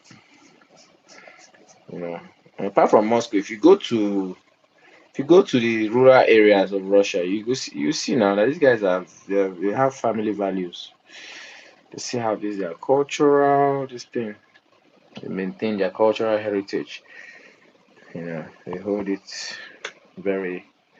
The way this will make us fear Russia, see if one thing. Nah. When the war started, I got calls from all my friends, family, Europe, America, Canada, everywhere. Oh, you're still in Russia, this, that. Okay. No, no, no. Is it ticket problem? I'm like, yeah, don't reach that one. I'm like, I mean, we were just moving about. There was nothing. Like, we just see on the news that, okay, there's a war somewhere. You know, but it's not in Russia.